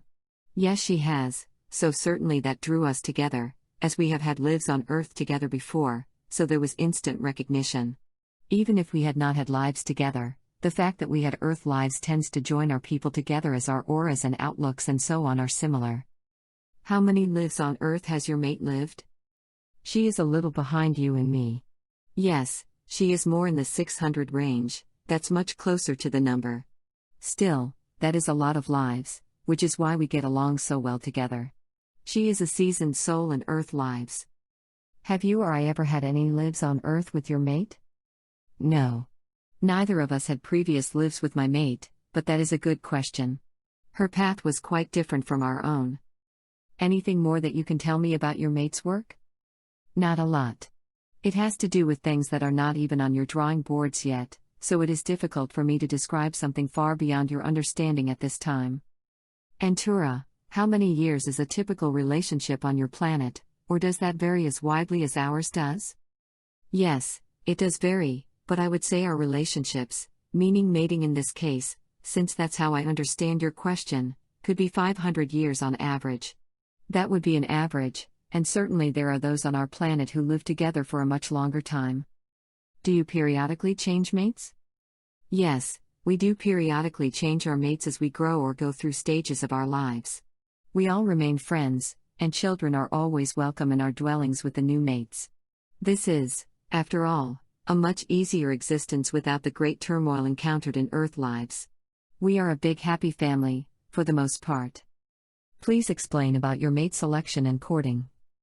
I'll try. Again, when we meet someone, it is much easier for us to identify them if we've known them in one or more past lives. We are not veiled as you are. Therefore, we can identify them from feelings, from auras, and from our meditations to see how far back we might go. Then it is a matter of hooking up, shall we say, in which we introduce ourselves and begin to talk about ourselves, our work, and so on, families. It's just a natural progression. Again, it is this instant recognition that is much easier to identify than it is on Earth, where you are veiled. Over a short period of time, we explore our compatibility and decide if we should mate. How can you tell if someone is not mated? Yes, it is an instant recognition developed over millions of years. We do not have the equivalent of the rings that you have, but you can tell just by the emanations that they are single. You say that you see an aura around a potential mate, then is everyone on your planet able to see auras? Yes, everyone is able to see auras. This is pretty natural after such a long time. Many more people on Earth will be able to see auras after your jump to the fifth focus. Does your aura appear different since you have had 800 lives on Earth? Yes, actually it is quite different. It is more colorful. Naturally, we do not particularly concentrate on another being's aura, but again, it is easy to switch our focus to view another's aura if we wish. So it is more colorful because of your many lives on Earth? Exactly, a coat of many colors. I believe there is that saying on Earth. How old are your females when they can reproduce, and do they have periods as women do on Earth? Yes and no. Our females are able to reproduce at a later age, as it is not necessary to reproduce as young as Earth females do, due to your shortened age or lifespan. They typically do not reproduce until after their 125th birthdays. That figure you have is very close. There is no pressure on them to reproduce, as compared to the much harsher conditions on your planet. Many of these females do not reproduce for quite some time after that. Again, they are not rushed but are able to enjoy their youth without the pressure of raging hormones that young women and men have on Earth. Regarding periods, they do not have them until they wish to reproduce. That's about the easiest way to describe it. How do you conceive children? Through sexual intercourse or by other means? This is perhaps slightly difficult for you to understand at this time. We do conceive, but not by artificial means or cloning. We do have sexual intercourse, and it is a very spiritual experience with greatly cherished feelings of the moment. Do the males have penises and the women vaginas? Yes, although not like the ones you have on Earth. They're different, but again, it's a little difficult to explain. It is reported from some planetary societies that the males have the ability to retract their penises. Is that the same for your society? Quite so. I knew you would get around to asking this. Certainly, it is not only for protection as we swim in sometimes dangerous waters, it also allows us to swim faster, with less drag on our bodies, and it also makes it easier to appear in public without a toga should we so wish. There are other benefits internally, but those are some major reasons we have developed this way. Do your females have retractable vaginas? No, not in the way you are thinking. When we have sex, which, as I explained, is a very special event, the female bodies change with the vaginas. Let's say, dropping down would be the best way to describe it for your purposes. It is sort of the opposite of what you imagine. I assume birth takes place in the water? Oh, quite so. We are, after all, water beings. Again, it's a very loving experience without any pain of birth as you are accustomed to. Are your babies born with umbilical cords? Yes, they are, not so much different from an earthling birth in that aspect. What about the female breasts? Do they have breasts, or is this something only noticeable when they are pregnant? There you have it. They enlarge in a similar way to human breasts, whereas normally, they are not noticeable, as compared to the wide range of women's breasts on Earth. Do your mothers breastfeed, or are your children able to immediately begin eating vegetation? No, our mothers do breastfeed for a few weeks until there is growth. Then small amounts of tasty vegetables are introduced to wean them away. Children and schooling. Good day to you, Antura, and good life to you and your family. Many thanks. Yes, they are doing well, my little tadpoles and my partner. How many children do you have? 2 children. Male and female or 2 of the same gender? 2 males. How are they schooled, and for how long? Our school system is totally different than anything in your conception. We have pods for learning, and they spend time inside the capsules and learn at a very rapid rate. The information is fed directly into their brains according to the interests they have. Their interests are determined by what we will call their DNA profiles. It's my understanding that you do not have a school system per se? Correct, although there are centers where specific knowledge is kept, and anyone has access to these, including our youngsters. They also use these skull-type devices we have spoken about before to download great amounts of knowledge about specific subjects. Again, it all depends on the child's interests. How long do children study each day, or is everything given to them mentally? Another good question. They do have these immersions, shall we call them, where a great deal of information is downloaded through the skull caps. This is done in a fairly rapid manner, so plenty of time is left to discuss the information with their classmates and instructor facilitators, shall we call them. They are simply there to clarify the information they have received and expound on it, if necessary. What do your children do for fun? I assume they do have play activities. Oh, yes. They have great fun with other children swimming around our city and exploring and getting to know the sea life. This is considered most enjoyable to our people, and there are many places for them to swim and enjoy the sea. That is their primary enjoyment, along with being with other children their age. They are quite active between their times to study. At what age were you taught to pilot any sort of spacecraft, or is this something simply downloaded into a child's brain? After the information is learned, or downloaded, and this does not happen early in a child's life, since there is no pressure to do this, the child must want to learn.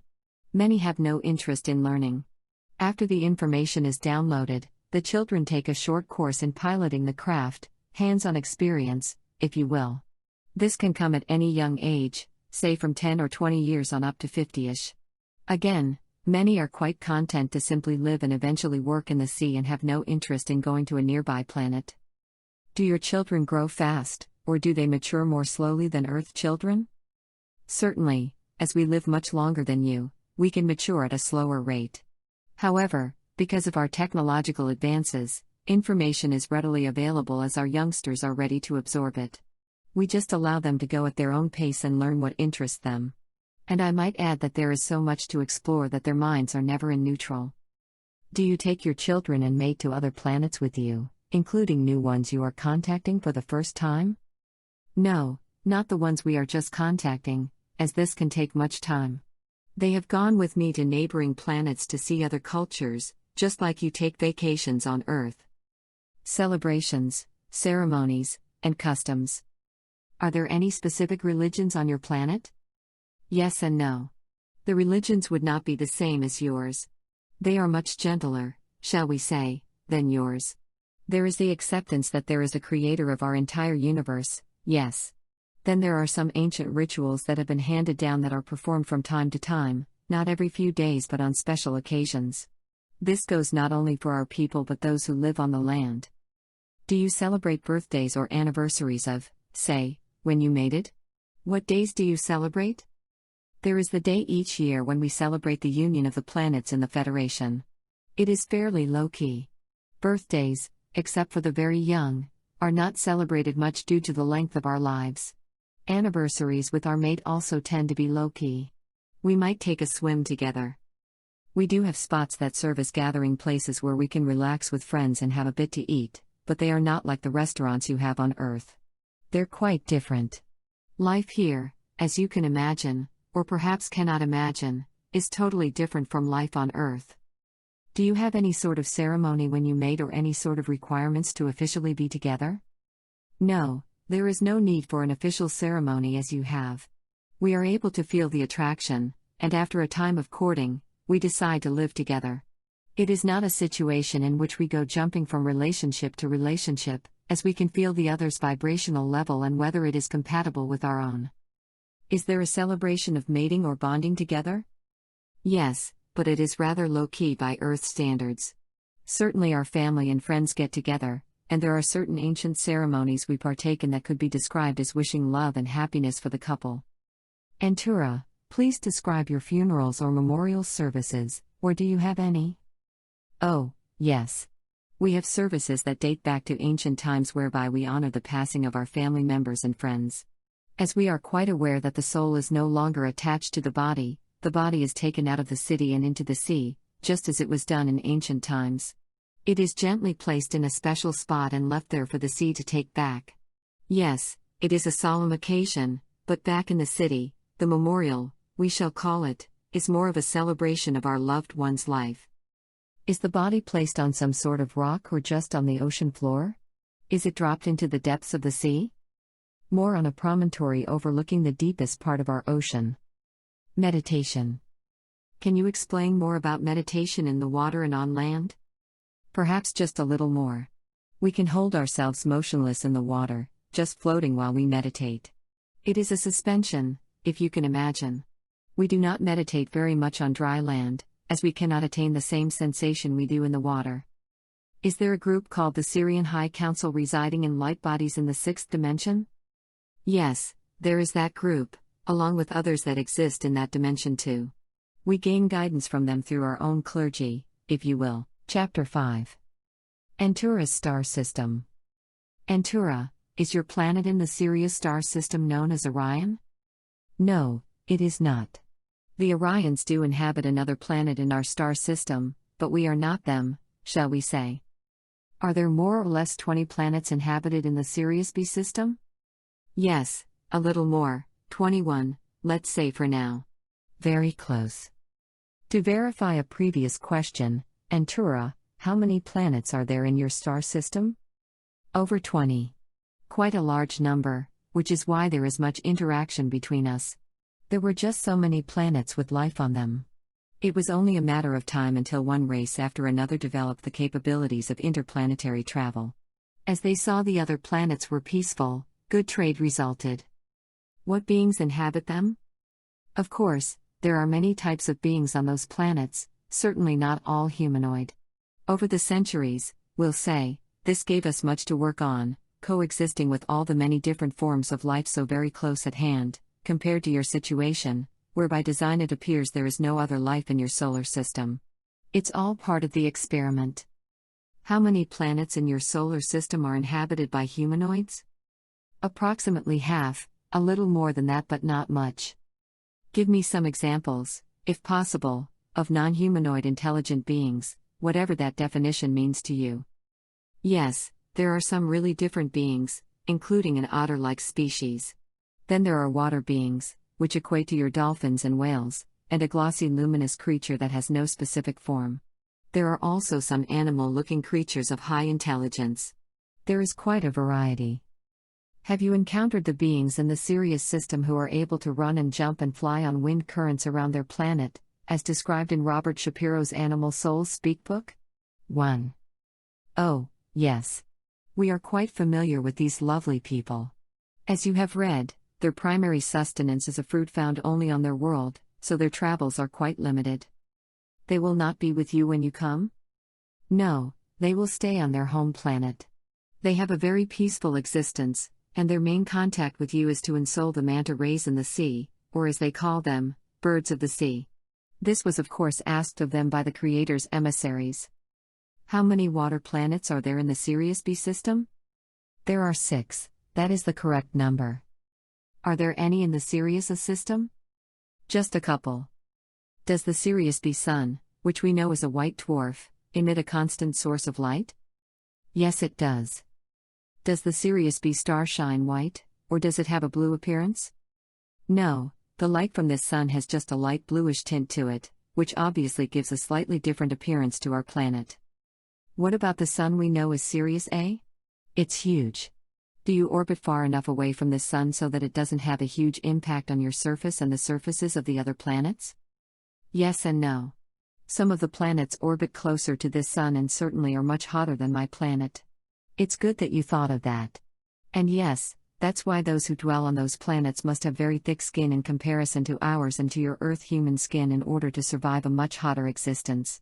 Their bodies did adjust to these conditions over millions of years. Farther away from the sun, those surface dwellers do not need such thick skin, but their skin is still thicker than yours or mine.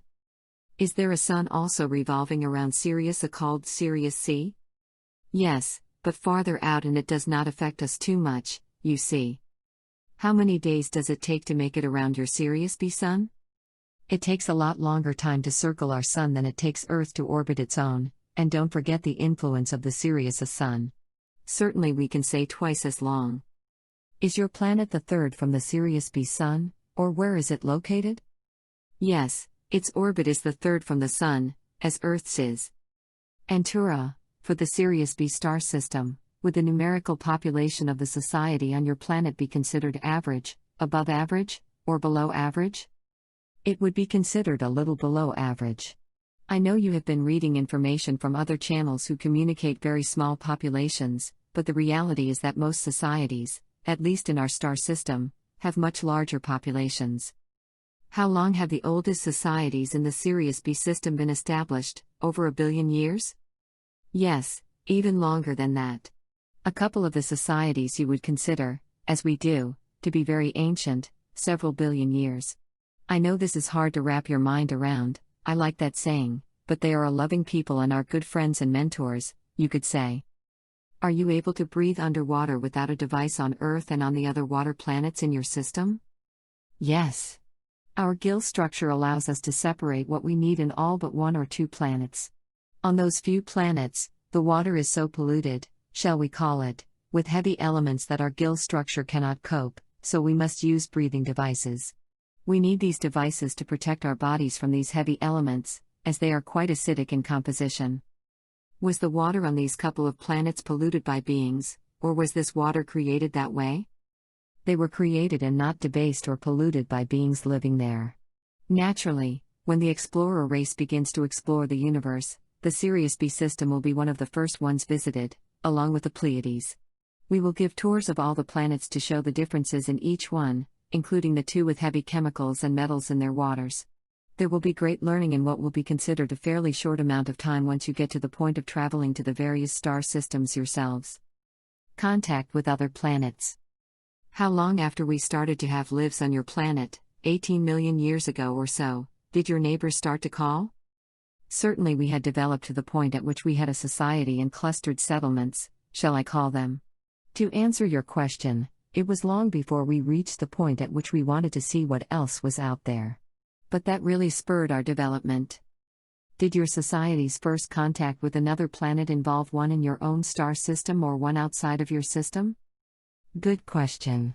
It was a planet in our star system, and yes, they contacted us first. They were much more advanced at that stage than we were, and they precipitated the contact. Did your first visitors from other planets in, I assume, the Sirius B system contact you in the sea or on land? In the sea. Keep in mind there are other water planets in the Sirius B system.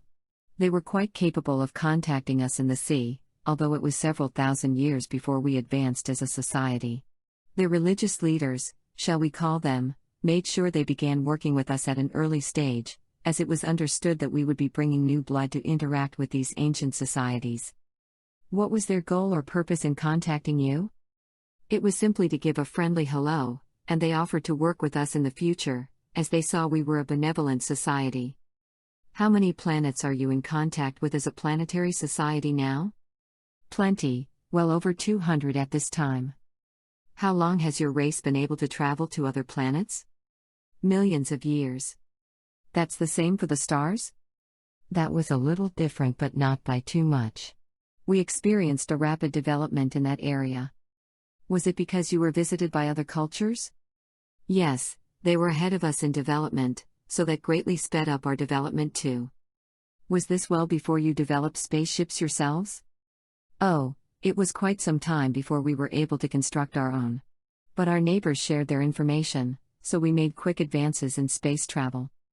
Were you provided with spaceships when you began to travel as a people? Yes, but that was a stage a little further along, shall we say. First, our eventual friends came from the other planets in our star system. They came in peace and we were quite impressed with their advancement, as we were the new kids on the block, I believe you would say. We came to the Sirius B system after almost all the others had been long established, and I mean long established. When we developed to the point where we were, say, a couple of thousand years earlier than you are now, they began to visit and offer us any assistance in moving forward at a much faster rate. Naturally, we accepted their assistance, and that led to them picking up some of our representatives and taking them to the other planets in our star system to study and learn. This was, not counting some joy rides around the planet, as you might call them, our first foray into space. As we grew in understanding and knowledge, eventually they taught us how to handle spacecraft, albeit small ones similar to the scout craft we have today. They loaned us these craft for our trips to nearby planets so they would not have to come and pick us up each time. Is this common? Did they portal hop, see glossary, or just travel at whatever normal speed the craft were capable of? Already at that time, everyone had the knowledge of portal hopping, and the craft were capable of doing this. Unless we were taking some of our people on those joy rides around the planet, we used the portal hops ourselves. From what I've heard of the Sirians, you have advanced over a period of millions of years without backtracking as has happened on Earth. Is that true? Yes, mostly. We have had our wars and have backtracked, as you call it, or reversed our progress for a while, but overall we have consistently progressed in our scientific knowledge to a very advanced state compared to Earth. That said, since this will be read one day, your advancement in working with negative energy is far beyond what any other society we've found in the universe has been able to do. Now as you progress, your scientific achievements will come rapidly as you emerge from the third dimension to the fourth and fifth. We will, of course, be there to assist you as much as we're allowed, but the barrier that has been present will one day soon be taken down so that you can get on with the next major phase of your development and bring small amounts of negativity to other planets in the universe. It is an exciting time for everyone, although there is consternation everywhere that we are about to have growing pains, as you term them. At what level of the fifth focus do you operate on your planet? Certainly we have operated or existed in the fifth focus for many hundreds of thousands of years, but our level, let's see if you can receive it today, is more on the level of a 5.4. Yes, that is fairly close. I know you thought it would be higher, but again we look at the reason we are waiting in great anticipation for contacts to begin with your society so that we can begin to grow again. Author's note: yes, folks, I'm really surprised at how low that number is, given the several million-year head start the rest of the Federation has on us. I guess we have our work cut out for us to get things moving again to help everyone raise their vibrational levels. 1 Robert Shapiro, Animal Souls Speak, Explorer Race Book 13. Light Technology Publishing, Flagstaff, 2007, Chapter 6. Star Wars. What was the planet with the largest population that you contacted and also the smallest? From two sides of the spectrum. The largest one we have contacted personally is a planet in a far-off galaxy that had several million inhabitants. Earth is quite unique in how large a population it has compared to most of the planets in the universe. And the smallest population? Well, just a few hundred. They are beings who seem to be part of the landscape. Each of these beings requires a lot of space. Were all these planets peaceful, or did they have any violence or wars? A good question. They were all relatively peaceful. The ones we contacted do not have anywhere close to the violence you live with on Earth. That makes you unique too, you see. If you had wars in your past, didn't they produce a negative energy similar to what we live with? No, not in the same way. Yes, there were wars, and yes, they did produce a negative energy. But that was dissipated quite quickly, you see, or perhaps you do not. It's difficult to explain in the time we have. We could have one of those book-length discussions on how these past wars were resolved and how peace was brought about. Those wars happened millions of years ago in your time, and there are no remnants that are or were left over. The Reptilian War. How large were the space battles they had? Oh, quite large, thousands of ships, if you can imagine. We actually had our own Star Wars, similar to some of the depictions in your movies and literature. Naturally, they were written and produced by those souls who had been incarnated at that time. Did everyone use stargates during that time? Yes and no. Many gates were guarded so that if an enemy ship came through, it would be immediately attacked and repelled. Was your Federation of Planets formed before or after the Star Wars? Good question. As you might have guessed, that happened after the Star Wars. It was put into motion so that we would all become neighbors and not enemies.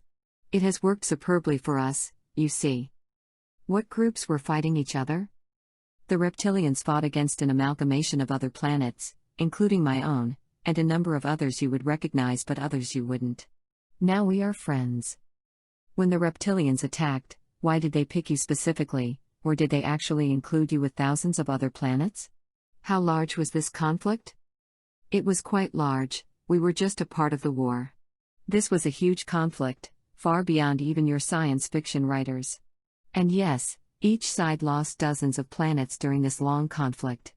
But to answer your question, yes, we were just one part of it, but it was right at our doorstep, you would say. It wasn't something that was occurring halfway across the universe, although it certainly took on that aspect as we counterattacked. Did they make any demands before attacking? Yes, some demands, but they were told no. Still, you could compare it to your December 7th attack of Pearl Harbor. It was quite sudden and not completely unexpected, but yes, it was still a shock to the planets. The reptilians wished to take over certain planets, so they did with great loss of life for the inhabitants of those planets. What resources did the reptilians want? You name it. Many are so exotic you have not discovered their uses yet. As I mentioned before, we cannot tell you what these resources are.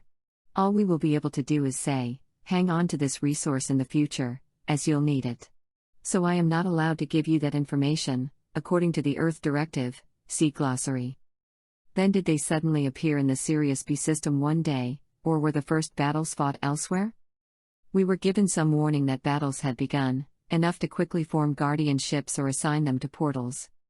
Were there actually battles fought on the ground by the reptilians and the defenders of any particular planets? Not in the sense or the same manner as depicted in your movies. Yes, there were ground troops, but much of the battles were fought in the air. When the air defenses were destroyed, then came the troops. Would I recognize the star system that was first attacked? No. You would have to have much greater knowledge of the star systems than you do now. It is a more remote one than normally discussed. How close is the reptilian galaxy to the Milky Way? Quite close, in actuality. You could say a hop, skip, and a jump away. What was the goal of the reptilians when they started the Star Wars? It was simple greed at that time. The reptilians decided they wished to have more worlds and more resources at their disposal, and instead of trading for the resources, they decided to just take what they wanted and do it by force. This is still played out on a much smaller scale on Earth, but back then it involved billions and billions of beings. It quickly grew to mammoth proportions as far as the number of worlds that were involved, as the worlds being subjugated naturally resisted and asked for I'm using the collective here, assistance to rid their worlds of the reptilian forces. The Star Wars, as you call it, lasted for thousands of years, and there were many battles fought over these resources until the reptilians had enough and withdrew. Now the reptilians are kissing cousins, shall I say, and we are all at peace with each other. Everyone is allowed to travel wherever they wish. That's a very short version of the very lengthy story of a colossal war between worlds. How long did the Star Wars last in Earth years? Quite a long time. It was thousands of years in Earth time, yes, you are receiving me correctly. This wasn't just a puny war between a few planets, these were whole galaxies involved in the war.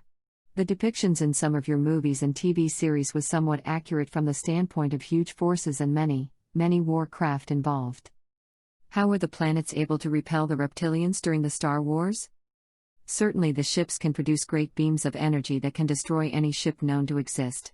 The idea of having a force field protection that your science fiction movies show is quite accurate too. But one energy beam can be greater than another ship's ability to repel, so it is not always black and white, or to use another phrase, it's hard to compare apples and oranges, but you can compare large apples with small apples. So once the shock of being attacked was over, great forces were melded together from many star systems to repel the attacks, and this eventually became the Federation. Then it was a matter of taking the fight to the reptilians' galaxy too. Again, this took thousands of universal years, see glossary. This was not something that was fought and was over in a short time. It dragged on and on. Were there any planets or stars destroyed during that massive war? Certainly there were a number destroyed, both planets and stars. After all, destroy a star and its planets are destroyed too. It was very nasty business back then. That's something I never thought of. How many beings died during these Star Wars? Literally billions, as we count beings that you might not recognize as being sentient but are. Your society still has the overall belief that animals are dumb, but they are not. So billions and billions of beings died. How long did it take to become friends with the reptilians again after the war was over? Quite a long time. Naturally, there was a healthy mistrust in whether the peace would hold, plus there was that same feeling of loss any being will have in the deaths of friends and family. It was very difficult, but we slowly returned to peaceful ways, and they did too. It was in all of our best interests to do so. War close to Earth. Are there one or more downed spaceships on the moon? Quite so. Certainly they cannot be seen by the naked eye from a satellite. The spaceship you previously discussed with your guardian angel does exist, and it was a casualty of the Star Wars when both ships emerged from portals quite close to each other. The reptilians immediately attacked and the ship had no chance, as its defenses were not activated in time. All lives were lost, as there are gaping holes in the hull from the weapons used on it. It was over quite quickly, you see. I might add you will discover this ship one day, but as your angel mentioned before, it would be dangerous to explore this backside of your moon until satellites are installed that can keep track of work there too. This will take many years, as you might imagine. How many other spacecraft are there on the surface? There are a small number, perhaps 10 or so. The mothership, as you call it, was the largest. Why was the ship and the reptilian craft even in this area, as we were not on the usual trade lanes, were we? No, but keep in mind all those portals I said were here. They were on their way to other places in the universe and happened to cross paths at the wrong time. They were not fighting over Earth. It just happened to be a way station for transits. Millions of beings were lost in that war, but we do not dwell on that now. Peace is here between all beings, at least all members of the Federation and the reptilians. Peace negotiations. Was there one individual or a group that negotiated the peace? Definitely, as in any large negotiation, there were many specialists in this type of agreement. It would be somewhat similar to negotiations that you've had on Earth to end your wars. This was not at a point when one side was so defeated that the other could dictate terms. This war could have lasted for thousands more years had there not been some agreement negotiated for it to end. Each side had their chief negotiators along with large staffs that worked on specific sections of the peace accord. Would you know if I had a life during this wartime period? Of course you did. A number of lives, as this went on for such a long time. Did I take part in the peace process? Not directly. You acted more from an advisory capacity, shall we say. What do you mean by saying I was in an advisory capacity in the negotiations to end the war with the reptilians? You were in more of a leadership capacity, somewhat on the spiritual side. Yes, you're receiving me correctly. You used your talents to suggest different things to bring to the negotiations from your lives on Earth that were quite helpful in making progress in these negotiations. That's among the many special gifts that you have attained, the ability to suggest the easiest path to agreement and reconciliation. You said I had several lives during that period of history, but you also said I always acted as an advisor, not a participant or not seemingly in another job, ambassador, space crewman of any type, or any other of many hundreds of possibilities. Why did I incarnate into whatever religious order, priesthood, or whatever system you had over and over again? I understand. It is because your soul resonates with that type of service, and you have had thousands of lives in which you served in that capacity. If you wanted to compare it to something on Earth, it would be like being the Dalai Lama in each life. It is not exactly the same as that, but this is a good analogy. You have been able to lead and suggest many things over the course of those lives and the ones since then that were of help to our people and even to many other planets in this Federation. I know it does not seem as if you could do such a thing while veiled in this life, but you have made many important contributions to not only your own people, but to many, many other beings in this universe. You did help bring an end to the Star Wars, although it did take you several lives to do this. Antura, was the Earth experiment already in operation or just in the planning stages during the time of the Star Wars?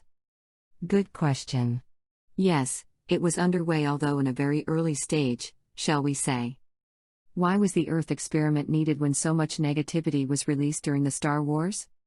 Negativity was released, but because no one could handle it, this negativity was released or pushed aside. The purpose of the Earth experiment was to learn how to handle negativity and work with it, as you have done.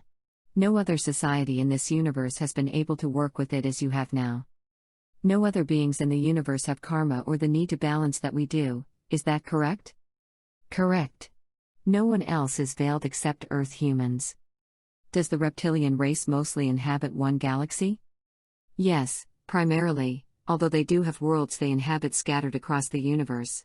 After all, Creator likes variety, and they are one of the varieties of life.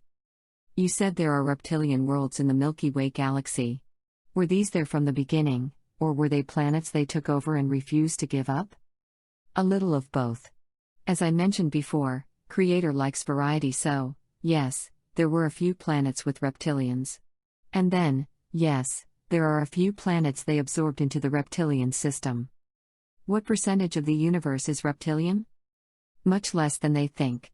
Really 10% or less is the best answer. We're not exactly sure ourselves, as we are constantly exploring galaxies. There are millions of them, so you can imagine just exploring one galaxy can take thousands of years of your time. Were there a variety of reptilians that fought in the Star Wars, or was there one major group? No, there was a wide variety. My understanding is that no particular group participated more than the others. Do the reptilians lay just 1 or 2 eggs, or do they lay bunches, say up to 30 or more? Certainly it all depends on the species, but most lay a few eggs, not just 1 or 2. And yes, some are capable of laying a number of eggs. I would think that there are some events to celebrate, such as the end of the Star Wars? Yes, you are correct. We do have a day of remembrance for those lost on both sides of the war. What about a day to remember the forming of the Federation? Yes, that too is celebrated, although in a more low-key way, shall we way. Chapter 7. The Federation of Planets. How many star systems does the Federation represent? Let's see if you can receive these numbers. Yes, 36 is very close to the number. Are there federations in other galaxies? Yes and no. It is just an amazingly different experience each time we venture out to another galaxy. Their makeup is sometimes so different that it is impossible to communicate, and we've been doing this, may I remind you, for several million years in Earth time. You have stated that the purpose of the Federation is security and trade. Any other purpose? Yes, naturally there is a constant exchange of ideas and scientific development. Trade is also important, because some planets are awash in certain elements that other planets have none of and vice versa, so there is a lively barter exchange of elements and, of course, goods. We are a pretty happy family of planets, although not without our own disagreements. Most of the time, everything runs smoothly. Is there someone from one of the member planets who is appointed or perhaps elected to lead the Federation? Yes, there is. It is more of a figurehead title, but this person or being, shall we say, works to bring everyone together and discuss our mutual problems. Are all the members in the fifth focus? Yes and no. They are all in the fifth focus, but certainly a number of them have the ability to be in the seventh focus too. It becomes much easier to move between focuses after you reach, say, a certain level of the fifth. Antura, will any trading be established between Earth and the rest of the Federation after we have contact? Very little at first, but certainly there will be some things we will be able to trade with you. We will not be allowed to sell or barter devices, because that would preclude you from inventing them yourselves. We would not want to deprive your planet of any of its resources, as much of these resources will be needed in the coming years. This includes resources you do not know you have and resources you have not yet figured out how to use in new ways. Again, this is all part of your progress. We may not even be allowed to point out the resources to you, but perhaps we can reveal a little at a time. We might be allowed to say, you will find this to be an important resource in the future, so be sure to take care of it. Is it your understanding that the Federation and, more particularly, the beings from the Sirius star system are the protectors of Earth and this experiment? Yes, that is correct. We are your friendly protectors, as we have been for many millions of years. We all wanted this Earth experiment to succeed, you see, and now it finally has, although it may not appear that way to you yet. But we are the equivalent of your long-lost relatives, as you and the rest of Earth will learn over the coming years. So what did we need protection from? Oh, that would be a long list. Naturally, there were even conflicts between us and other worlds that are now part of this Federation. Plus, the most danger to you came from outside influences who have not contributed any part of your DNA that make up the Earth human today. These beings had to be kept at a distance in order for this experiment to survive and thrive per Creator's wishes. Remember that we work at Creator's behest. Creator wanted this experiment to take place and felt that it would be successful. Creator was questioned by other creators who either weren't sure or completely doubted that it would ever be a success. Are there negative or malevolent ETs on Earth's surface or below it? No, not now.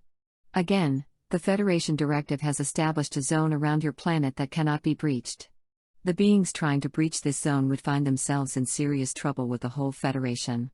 Those on the surface may live among you as part of their studies, or they may live underground, but those interests are purely to study and do not interact in a negative or violent way. Is there a common language or written language used for Federation affairs, or is that not needed? It's really not needed, as we have all these translation devices that are so far advanced they can translate the smallest meaning of a given language or writing. There can be no hidden agendas, shall we call them, of a society trying to twist something around to its own benefit. These nuances are instantly recognizable and therefore are not even attempted. When you greet other Federation members, is there a universal greeting such as our old TV show Star Trek had?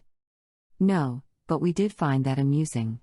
We adopt the greeting of each being, and our greeting is more of a mental greeting than any set of physical gestures. We basically wish them long lives, something to that effect. It varies somewhat, but yes, good life is one of the greetings. Is there a world either in the Federation or outside of it that has a race of beings similar to the Vulcans in the Star Trek series and movies? Yes, of course there is. They were created in your stories to represent those who are already in existence elsewhere. That's part of the lore of these sci-fi movies and TV shows for you.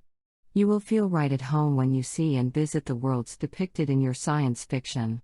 Again, as you know, these stories are written by people who have experienced lives in which they met creatures and beings from all over the universe.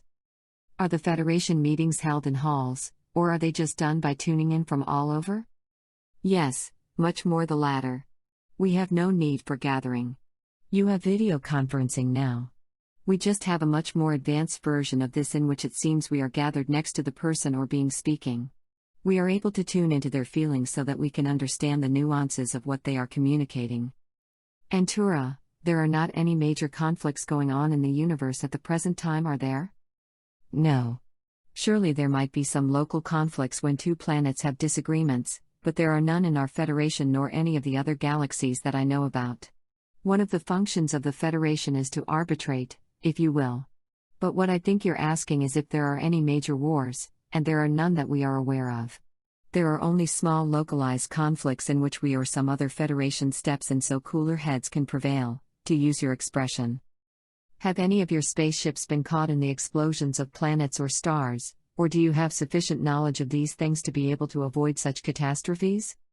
Yes, this happened much more in the earlier days of exploration, and I'm talking about the Federation as a whole here, with our planet included.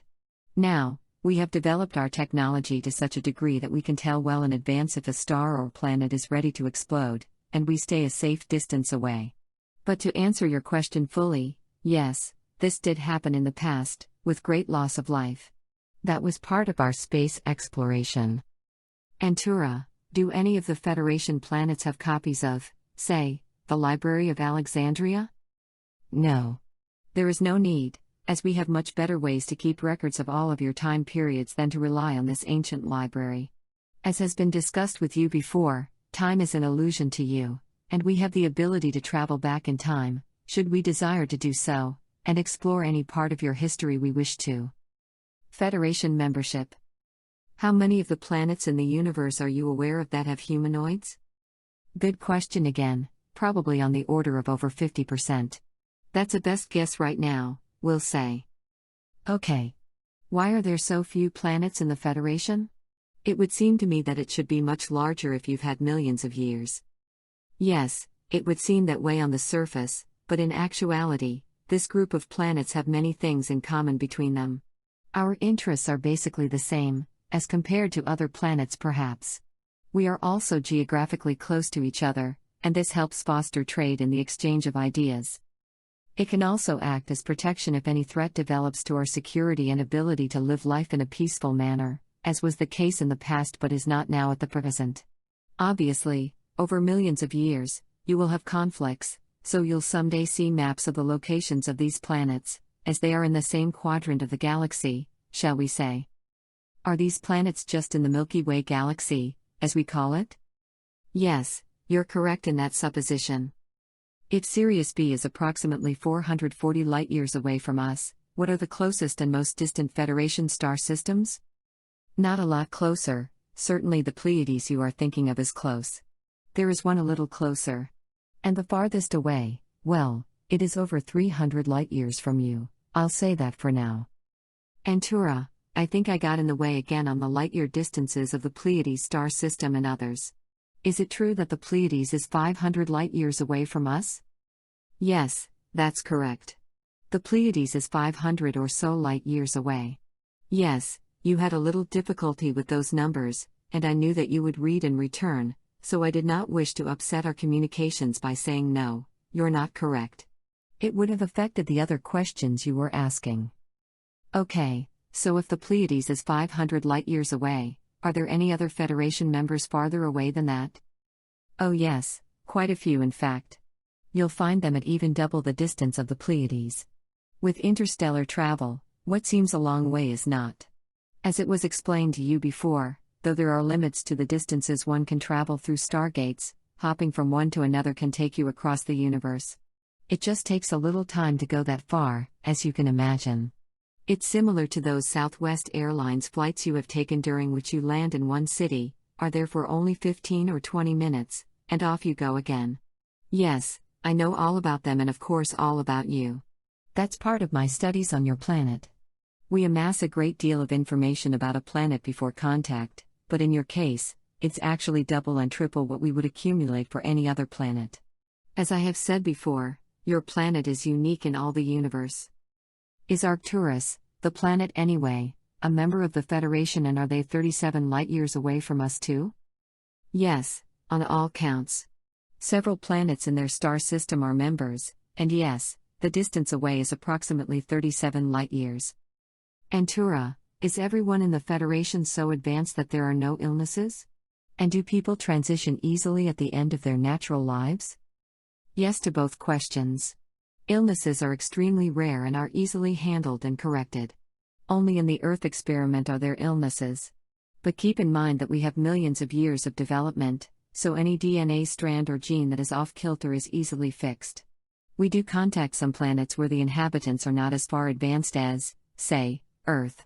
They might have some local diseases they have not known how to eradicate, but we allow them to correct these on their own. We do easily transition at the end of our lives on all Federation planets. Life as we have discussed is much easier, which is why on my planet, for example, we typically live 1,200 to 1,500 years. And that's why on Earth you do not, because your lives are so difficult. After you have been in the fifth focus for a little while, you will see your lives stretch out, as your lives will become so much easier and less stressful because you will find cures for all known diseases. But your spiritual evolution is at a plateau? You have evolved there as far as you can? Yes, in a way. We have reached a plateau, but when Earth humans come knocking on our doors, we will see more evolvement. Your society will be a catalyst. How many planets are you in contact with as a planetary society now? Plenty, well over 200 at this time. How many planets are you aware of in the universe that are inhabited by intelligent beings? We are aware of many thousands. Some wish to be left strictly by themselves. Am I correct in saying that the Syrian planets make up about 1/4 of the Federation planets? Yes, that's about right. Perhaps a little higher percentage, but not much. So the Pleiadians make up what percentage? A little less than we have in numbers, but they make up for it in variety, you see. How many of the planets in the Federation have 2 or more intelligent forms of life that take part in the Federation affairs? Certainly more than half. Some even have multiples, as you suggested. On my planet, both the land dwellers and the amphibians both take part in Federation affairs. Keep in mind that for the most part, we are a very happy, content group of worlds, so there are certainly challenges to work through, but these are small in comparison to what you have to deal with. Are any of these life forms insect in nature? Yes, of course.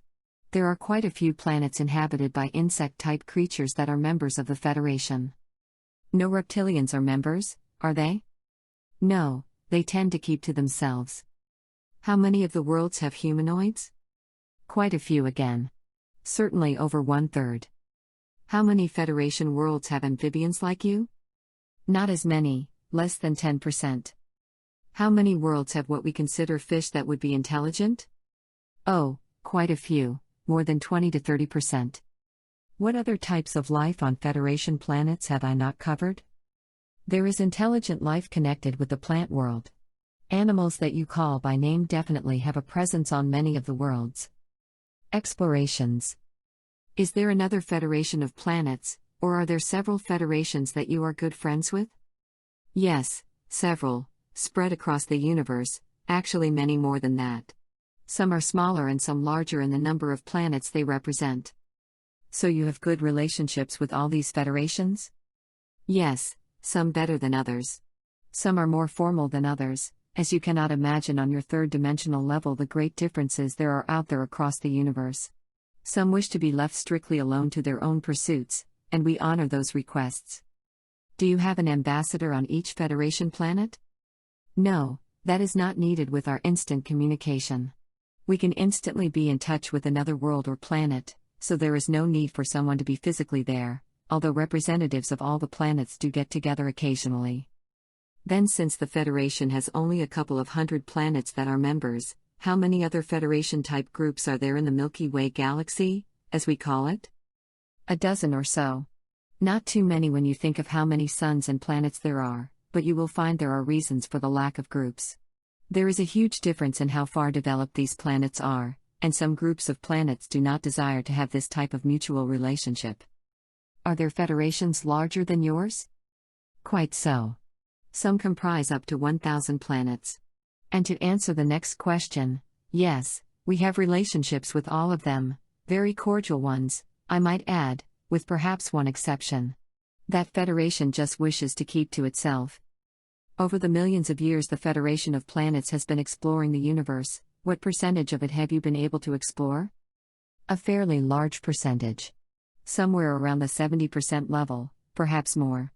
After all, even though there are millions of stars, we don't need to visit every one of them, as some, actually a fairly sizable number, are devoid of intelligent life. The planets are in stages of development that will take thousands to millions of years to develop to, say, your stage. Our instruments are quite sensitive and quickly give us readings on these stars to know whether to explore them further or not. Along with that, we have people who have the ability to see things without instruments. Dozens of stars can be read and deleted if no intelligent life is detected. It's hard for me to believe you said that the Federation has explored about 70% or more of the universe? That's correct, and I understand the reason for the question. Yes, it has been explored over millions of years in universal time. More than 10 billion years? Yes, we are talking ancient. Certainly it would have to take that amount of time when you consider how many galaxies there are in the universe. It's a huge number, and each year we still have motherships and scout ships going out to far-flung galaxies to explore and check for life in them. Obviously, most are teeming with life, so it certainly can take years just to explore one galaxy. Look how fast you are progressing. By the year 3250 or so, you will be able to travel to other star systems yourselves. It did not happen that fast with our Federation planets. When you triple or quadruple that time frame, you will see the time it took for us to be able to learn how to move from star to star. Your planet has known other intelligent human developments, but they are not written about in your current history, nor are they readily available to you memory-wise, since you're veiled. We are not veiled, so it is easy for us to access our past lives and build on those. But none of us has been able to do what you have done, as has been discussed many times in the past, and that's your ability to exist in a highly negative environment. So this will be what you bring to the Federation table, shall we call it, and you will be the catalyst for our further growth. Antura, when the Federation explores a new galaxy, does it send one spacecraft or mothership, or does it send 10, 100, or how many? Good question. Yes, typically at least 2 or 3 motherships, as you call them, will be assigned to explore a galaxy never explored before. As you know, we portal hop, as you call it, and we can move quickly across the universe to any faraway galaxy. And certainly the reverse is true too. After a few universal years, let's say perhaps 100 for purposes of discussion, the mothership will return and a new crew will take the place of the old one and continue the work, switching off every so often until the galaxy has been explored and those planets with sentient beings have been contacted and studied. It can be very discreet or very open, depending upon the situation. Sometimes we are not welcomed at all, and we honor requests to leave and have no more contact with that planet or solar system. It varies greatly, as you can imagine. But we have personnel who are experts in first contact and can pretty easily tell when we will be welcome and when we won't.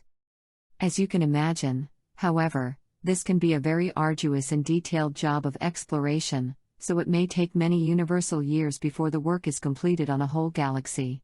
Just look at how large the Milky Way galaxy is, and then multiply that by a few billion times. Scientists estimate there are 17 billion Earth-sized planets in our Milky Way galaxy. What is the actual number? Definitely much more than that. Try 1 trillion on for size. Yet you say that your Federation only has 200 planets as members. Yes, it seems a tiny fraction, but keep in mind the enormous differences between planets and their level of development. Plus, keep in mind I did mention there are other federations or groupings of planets. Earth and the Federation. Are we already members of the Federation? Not yet. That is misinformation being put out. You will not become official members for some time, as we want you to understand what the Federation is and what it does.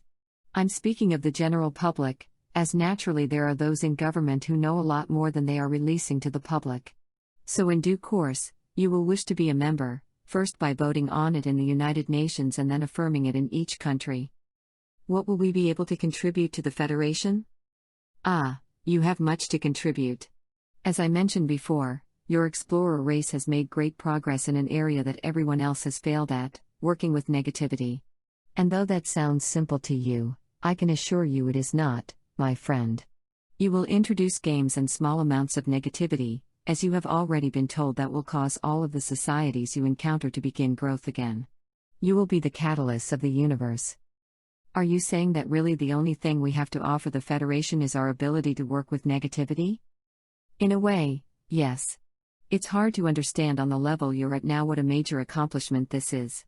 You're truly the only planet that's ever been able to do this. So we might have our great inventions and all, but the one thing we have not been able to do is what you're doing on a daily basis on your planet, working with this energy in massive amounts. You will teach us how to do this too. How many ships are currently monitoring Earth from space? I saw that someone claimed there are thousands. No, there are not thousands. There are a lot fewer than 100, but, at times, as many as 50 or 60, depending on who is coming and going as they finish their studies and move on. The Federation carefully monitors these ships, especially the ones from outside the galaxy and even outside this universe, to make sure they keep within the bounds of the Earth Directive, which lays out what they can and cannot do at this time.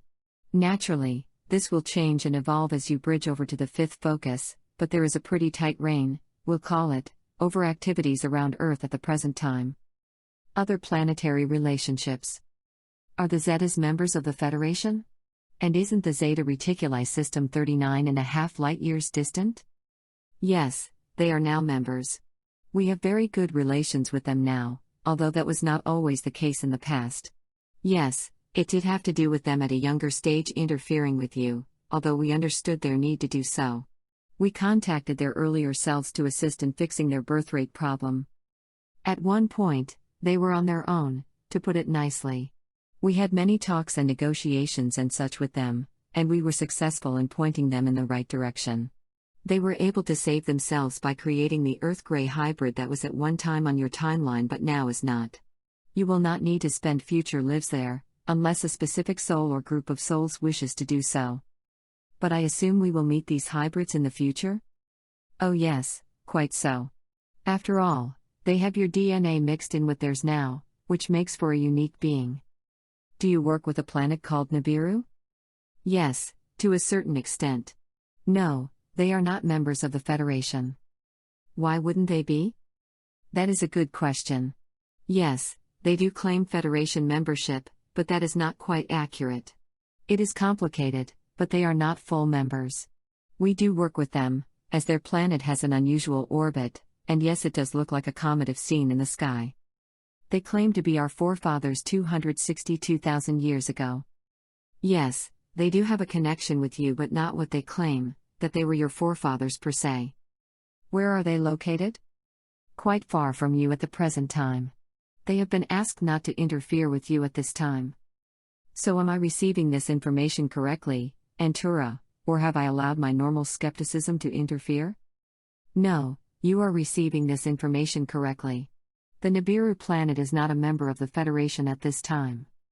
Antura, why are we expected to become a member of the Federation of Planets even though you said Nibiru is just associated with the Federation?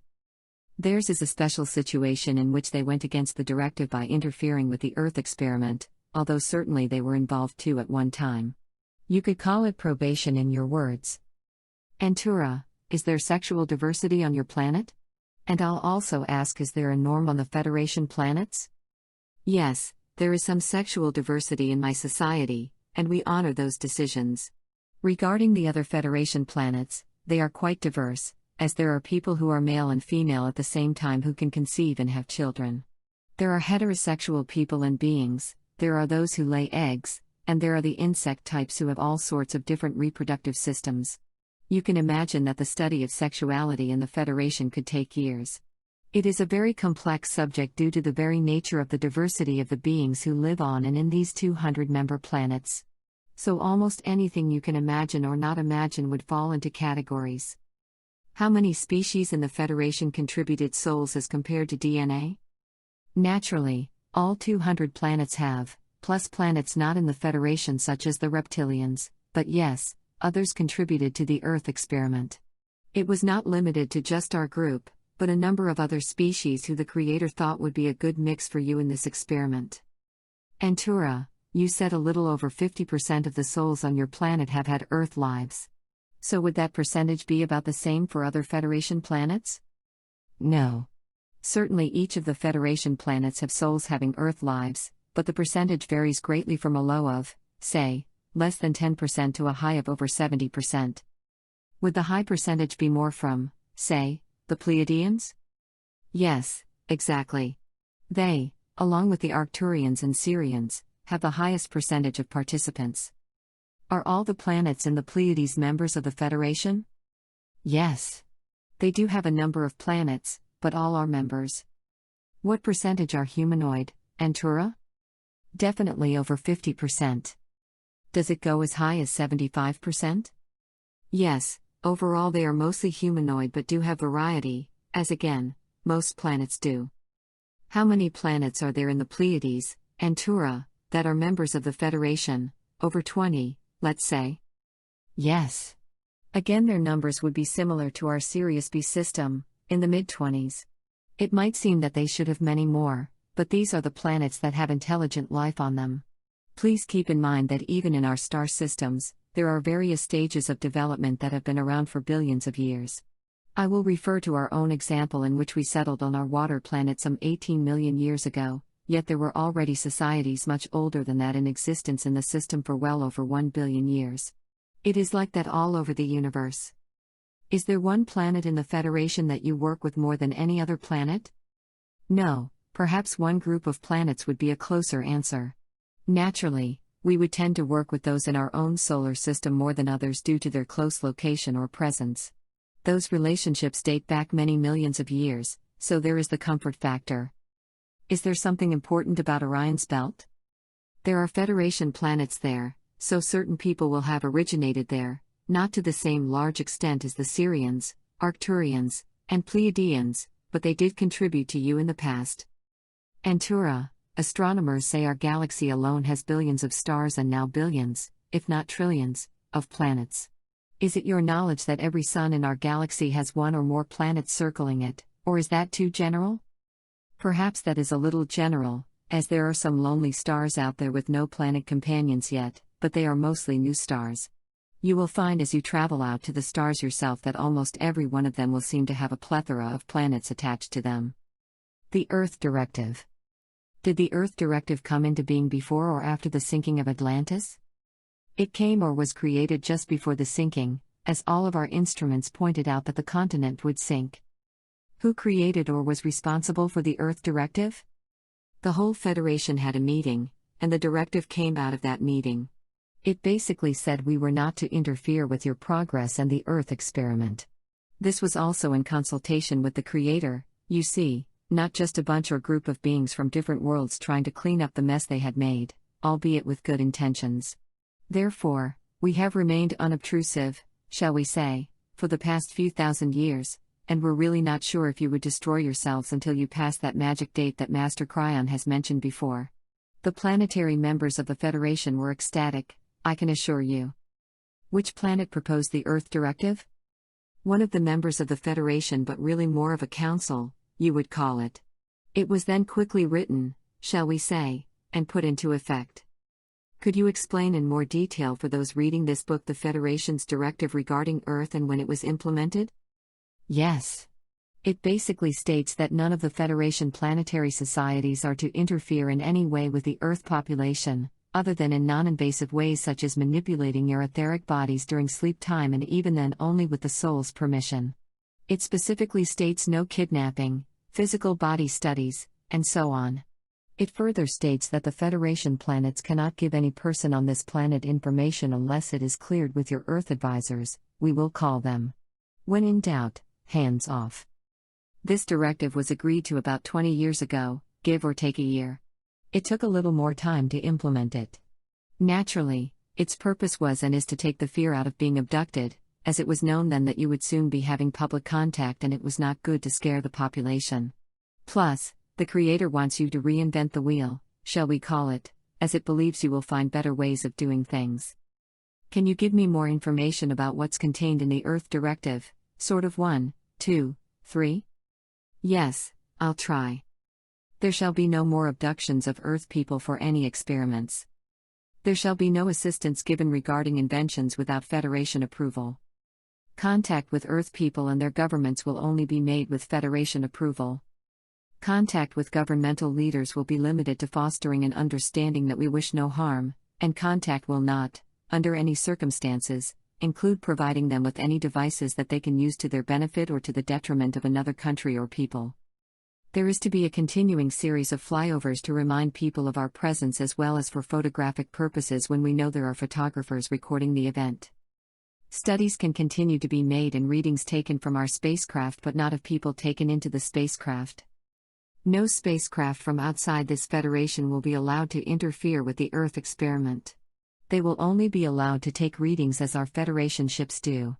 Any attempts to interfere will be met with force. That should give you some idea of the restrictions set up in the Earth Directive to protect you. I seem to be confused about the Earth Directive. You said the Earth Directive was originally created at the time of Atlantis, and then another time you said it was created 20 years ago to stop the abductions and interference. It seems, perhaps, you inferred the same regarding the Nibiruans. Please clear this up for me. Yes, the original Earth Directive was not called that specifically at that time. It was originally just a warning to stay away from you when it was obvious that the islands of Atlantis were going to sink into the ocean. So to answer your question, the Earth Directive came about by combining all the rules, which had slowly come into effect over a long period of time. It was felt that there needed to be more specific guidance about what societies could and could not do. Up to that time, there was sort of a hodgepodge of rules and even suggestions, nothing formal. This clarified everything, but not until approximately 20 years ago were these finalized. Why didn't our ET protectors protect the Earth people against the intrusions and kidnappings? Again, this was one of those rules clarified after the horse had gotten out of the barn, to use one of your old sayings. It was not a problem before the Zetas began kidnapping and using Earthlings to create their hybrid race, as they were dying out. Also keep universal time in mind. What was 20 years to you was only a couple of years in universal time. I can assure you this was handled as fast as possible, given the fact that everyone had to agree to these rules. Chapter 8. Timelines. Before I begin with my questions to Antura, I need to explain what timelines are. Otherwise, you'll feel as if you walked into a middle of the conversation. My guardian angel says that each soul fragment has 12 parallel, or simultaneous, lives on Earth. He calls it the 12 timelines. There are 12 yous who were born on different frequencies. Just imagine 12 matrices. The timelines are divided into 4s and then subdivided into 2s, with the lower timelines at lower frequencies as compared to the upper timelines. Therefore, timelines 1 through 4, 5 through 8, and 9 through 12 are grouped together with smaller changes in frequency but with a fairly large jump between 4 and 5 and 8 and 9. Timeline 12 is non-physical and is considered the perfect life by our souls. All others are compared with timeline 12. Then the timelines are subdivided again, with 1 and 2, 3 and 4, 5 and 6, 7 and 8, 9 and 10, and 11 and 12 closer in frequency to each other. We are on timeline 6, basically in the middle frequency, so there are versions of ourselves having harder lives living at lower frequencies, and the versions above are having easier lives at higher frequencies. I'm sure this is confusing when you first read this information, so let me give you my personal example. On timelines 1 through 8, I attended Texas Christian University and received a Bachelor of Business Administration and Finance. On timelines 9 and above, I majored in English and became a science fiction writer, later writing spiritual books. On timelines 1 to 8, I went through the ROTC officers program in order to pay for my schooling and spent 2 years in the Army. On the upper timelines, I did not participate in ROTC, as there was no Vietnam War. They settled their differences with little conflict. On the upper timelines, I married my college sweetheart, we moved to Colorado, we divorced, and I remarried and had children. On the lower timelines, my college sweetheart sent me a Dear John letter while I was in South Korea and she married someone else. On timelines 1 to 8, I married my wife of today, but on the lower 4 of those timelines, we divorced 18 years ago and both remarried. I'm still married to my wife on timelines 5 through 8. 30 years ago, my wife and I sold our international tour business and I started an international film and TV program distribution company, but on the lower timelines, I remained in the tour business. In 2005, I experienced congestive heart failure. It was caught just in time on these timelines, but I died on timelines 1 and 2. Figure 1 should give you at least a basic idea of how different our lives can be depending on which timeline we're on. Figure 1, a simple chart displaying the relations between timelines and frequencies for the purpose of this discussion. Antura, are you in touch with me on the other timelines? Quite so.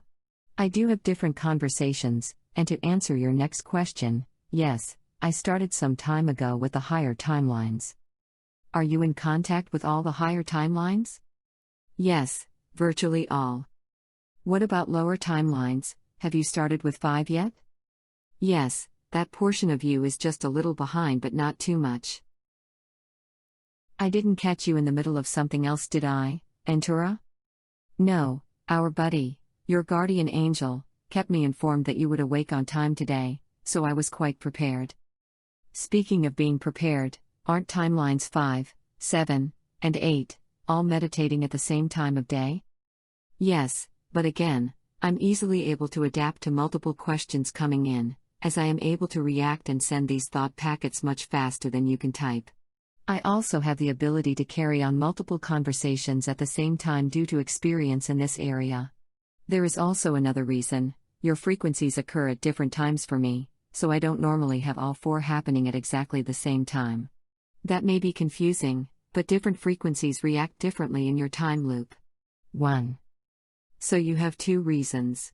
First, that I can carry on multiple conversations if I must. Secondly, and more intriguingly, being on a different frequency shifts you in universal time. Is this common in the universe, having multiple timelines? Oh no. This is unique for your planet and the explorer race in order to have as many experiences in one incarnation as possible. Quite unique.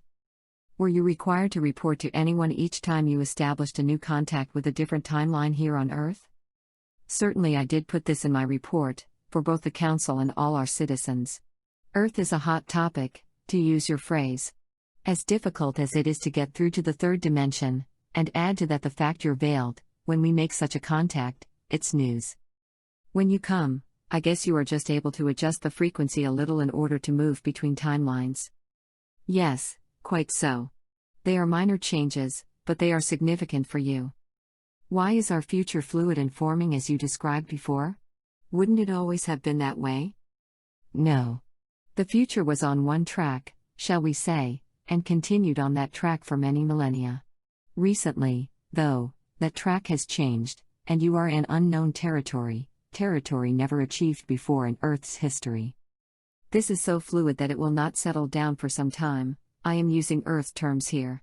It will settle eventually, but if we go into the future, there are many probabilities. Although some are much more probable than others, it does not mean that a less probable future might not happen. That was the case in your 2008 presidential elections. The great probability was that Mrs. Clinton would become the next president. But your whole country, as has been described before for you, jumped almost to another higher timeline, amazing many of us. You have many challenges before you, and we are sitting in the stands, shall we say, waiting to see how you overcome them. Antura, will you visit all the Earth's timelines or just 5 to 11 or 12? Good question. I will visit all the timelines, as there are those 2 people I mentioned before, one in our soul cluster, who are still leading lives in the lower timelines. Although they struggle to receive communications due to their lower vibrational rate, they do their work on these lower timelines too. I realize that you have been told that you have passed over in timelines 1 and 2 due to congestive heart failure, and that's true. On the other 2 timelines, you are not or have not been inspired to try the gentle way, and we may even do something with you there, or perhaps not, depending on the overall advancement of those timelines vibrationally.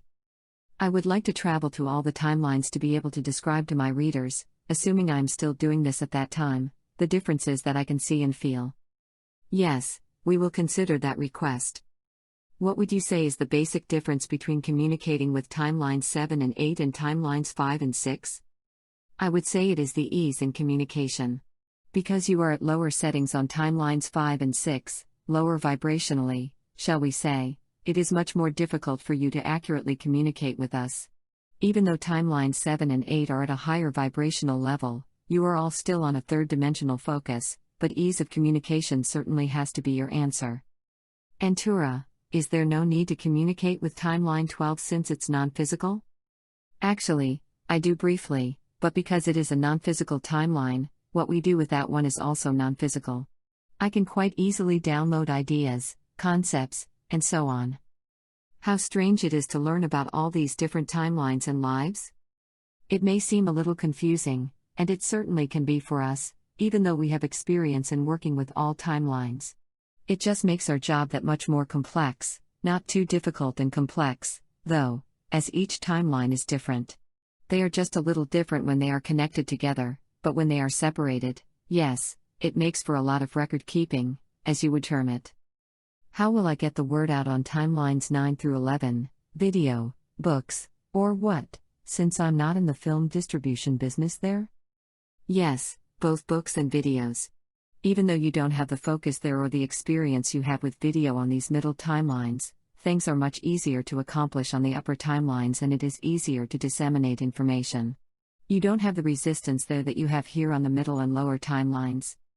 I assume you need to monitor all the timelines from 5 to 11? Quite so. Naturally, it becomes easier with the higher timelines, as they are at higher vibrational levels due to their frequencies. I know we must struggle at times, but it is becoming easier and easier each time we communicate. Then you know when each of the timelines will ask to visit in advance. Quite so. I am informed of that by your own guardian angel. Keep in mind that he has been and will be my guardian angel too during my sojourns on Earth, so we have a pretty good rapport. Time loop. How is it that you cannot travel to your past, meaning all the rest of the universe, but ships from your past can materialize in our time loop? Yes, that's an extremely complex question. You were also wondering how far out this time loop goes. There is a limit to its effects, but that is, in a way, how your spaceships will come from different timelines to visit us. We are not caught up in the time loop but must enter this time loop each time we travel to your solar system. Antura, how many universal years will it be before an Earth starship visits your planet? Surely you can imagine it will be quite some time. In your years, as I have said before, it will be around the 3250 era, but for us, it will only be a few hundred. Humans will still be alive here on your planet when we have our first callers from Earth, and yes, they will be from the upper timelines. Quickly thereafter, the others will follow. It seems confusing to you, but we understand the Earth experiment and the difference in timelines, so we will know from which timeline the individual spaceships arrive. When our Timeline 6 spaceships go out to the stars, will they encounter other Earth spaceships from the other timelines? A very interesting question. No, actually, they will not, although it will seem as if they are. It's as if they are in their own mini-force field or timeline. This is extremely difficult to explain on a third-dimensional basis, but you remain on your timeline, even after leaving Earth's space. I have told you in the past that we enter and then leave your time loop, but you do not. You exist at a certain frequency, therefore, you remain at that frequency in your travels to the stars. One time loop refers to a space-time continuum set up for the Earth experiment so that souls can have lives simultaneously in the past, present, and future. Chapter 9. Disclosure in 2013. I will take this time to ask if the European government will open the door, shall we say, to their secret files, and is that still scheduled for some time in 2013? If so, in what month? Here you get into one of perhaps your least favorite subjects of probabilities, as it does have to do with humans and potentials. However, at the present, it is still dialed in for later in the summer or fall of 2013, depending on certain events beyond their control. Will the first release of information about contacts with ETs be with a Western or Eastern European country? Eastern, as you might have guessed. I know until recently you thought it would be Western, and I could not tell you differently until you asked. So my guess is that it will be Russia? There you have it. They are open, much more so than other countries. Therefore, the contact will be there. Then are the Russian leaders making any preparations for the visit yet? Only that they are slowly coming to realize that they can release the information about their contacts with ETs over many years and not cause panic in the streets. Will other governments come forward in 2013 to release their secret material on contact, or will it be just one?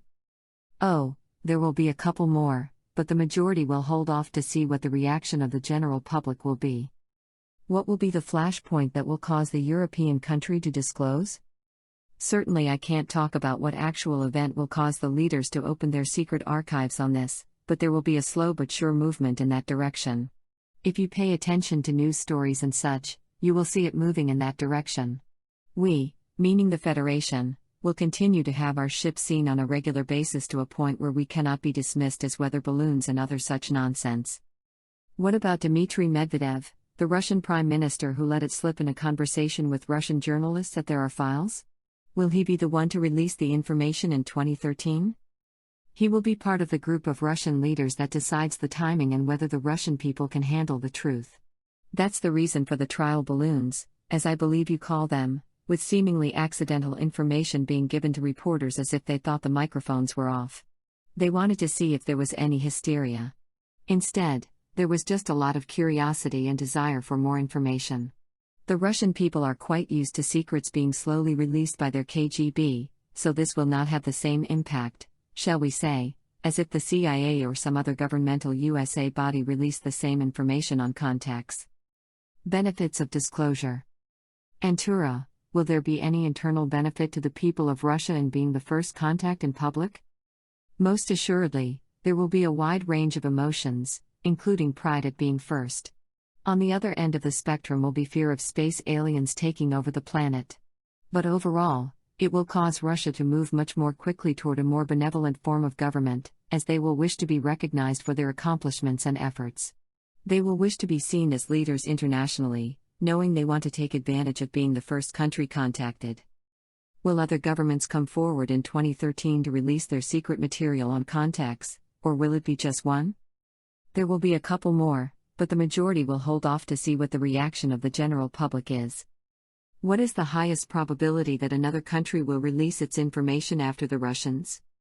For those who know about these contacts, it will take several months to see what reaction their own country has. It will take disclosures from one or two more Eastern Bloc countries before even the Western European countries will finally admit to these meetings, as they will be hounded by reporters from newspapers, magazines, and TV. That's why the first public contact will not occur until 2015, as more countries will need to release their secret files. Will the United States disclose? Is it true that people in the United States government are now in favor of informing the public and/or government about ETs? There has been some movement there, thanks to your Mr. Obama taking office. Still, there is great concern and even fear of what revealing our presence will do to average people in America, whose belief systems would be turned upside down in many cases. We even recognize that there will be many people who will refuse to believe that there are ETs and will claim it is some sort of hoax. It will be too much for them to absorb initially and will take great time and patience to erase the mind programming to which they were subjected for over 50 years. Then will the United States be one of these countries that will disclose in the months afterward? Actually, no. There will be heated conversations about doing so, at least this is the highest probability at this time, but no decision will be made until they are forced to by the appearance of the Pleiadians. Chapter 10. Pleiadian Contact in 2015. Have the Pleiadians and the Syrians narrowed down the time frame for visitations in 2015 and 2017 yet? Definitely.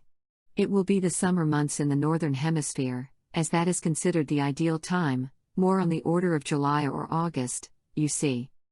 Do any of the pyramids in Russia have anything to do with the contact in 2015? Actually, no. That's a nice guess, but whether a particular country has pyramids or not does not have anything to do with us contacting them. Are there any governments aware that the Pleiadians are coming in 2015? Yes, several. They are quite nervous about this, as naturally much will come out about their prior meetings with the aliens, and some heads will roll because of this. Some would prefer that this never happens, but it will. Things will accelerate as that time approaches. How large a spacecraft will be used by the Pleiadians for the first contact? Definitely not the size of a mothership, more on the order of a medium-sized scout craft. It will be large enough to make everyone sit up and take notice, but not so large as to scare people, more on the order of 40 to 50 feet in diameter. Will the Pleiadians use translator devices, or will they speak multiple languages? They will use translator devices. When they use these devices, will they choose a tonal quality that is pleasing to the person they are speaking to? Quite so. It will also reflect that being's essence, shall we call it, so that the language used will sound exactly like someone would sound if he or she speaks the language. Again, these are extremely sophisticated devices, and they are able to handle every nuance of a language so that it sounds completely natural to the beings they are speaking to. When the Pleiadians make first contact, will the press be screened to make sure no one will have heart attacks or strokes when the Pleiadians arrive in their spacecraft? Yes, they will have been screened. That's a good observation. As you can imagine, it would be a poor start to public contact if people are dying of fright. The Pleiadians will suggest to the government beforehand to provide them with a list of reporters they wish to have on hand, and they will be scanned to make sure they will not be literally scared to death by the appearance of a flying saucer. They will want everything to be perfectly smooth. Will a TV program be beamed to us soon announcing the presence of extraterrestrials? Naturally, this has been considered, but I think you will see that the first real contact will be what I mentioned before, in Europe, live, although covered by the TV networks around the world. A TV program just will not have the effect that the live event will have. So I don't see this happening, although the idea has been bandied about extensively. The Pleiadian mission. Antura, can you provide me with a little more detail of what the Pleiadians plan to do in 2015, assuming that is still a go? It is still a go, as you say. There will be a small group of Pleiadians who will set up a point of public contact with cameras rolling, I believe you say. This will take place in Europe. Will they also go to other countries after this revelation? Yes, according to who invites them, they will travel the world and meet with other governments over a period of a few weeks. This will even include the United States. You say this will be over several weeks and not just a one-stop? Quite so. More and more information will be released as reporters for news organizations and other people ask more and more questions. Author's note: a number of articles were published after I had received the previous information, containing everything from statements that the Pleiadians were backing off the 2015 date to a report that President Obama was about to sit down with a delegation from the Sirius star system. Others forecasted that they would not be coming in our lifetime. In the light of all this speculation, I thought I should ask the following question. Has the 2015 contact with the Pleiadians been changed? What is the real story? There has been much confusion about this contact, even among the various channels, as they are called. But no, the date remains the same and, in fact, it has been somewhat more solidified as you continue to make progress. The Pleiadians will be first. The first contact will not be from the Sirius system. To answer your next question, yes, there are some of our people that do look much closer to humans than, say, I do, but not as close as the Pleiadians. We in the Federation have all agreed that first public contact will be with the Pleiadians, and yes, it will be around that 2015 timetable. Contact with governments will continue to go on, even though the leaders of those countries know nothing about it. We hark back to the previous statements given to you that the time is coming when many secrets will be revealed. They will not be able to keep the lid on it, to use one of your expressions. But again, my colleagues and I will be coming a couple of years after that first contact, as things settle down, and a great deal of information will be given to the general public so that we can be accepted. That will be an exciting but somewhat tumultuous time for many people with religious views, contrary to actuality. A Pleiadian in a channeled article seems to suggest that they are backing off contacting us in 2015. Is that true? There definitely continues to be a lively discussion about when to contact you, but so far 2015 is still penciled in, to use a phrase of yours, as the date the Pleiadians will make first contact. Keep in mind that you have some enormous changes ahead, not the least of which will be your change of focus from the third to the fifth dimension. It will be the lowest degree of the fifth dimension, but it will still be a jump. Many things will begin to change rapidly for you after that, while other changes will come slowly. To answer your question again, contact in 2015 is still a go, but this date will be monitored as you progress each year toward that date. Naturally, we all hope that date holds, as you will take a large leap at that time. Your progress will be accelerated, and you will make more progress in, say, 5 or 10 years than you have in the past 100. It will be an amazing time. After the first visit. Antura, please explain a little more about the Pleiadians' visit. First, how long will they stay? Not too long the first time. Let's say, for your purposes, over a month, but still a short time considering. I assume there will be additional visits from them before anyone else arrives? Quite so.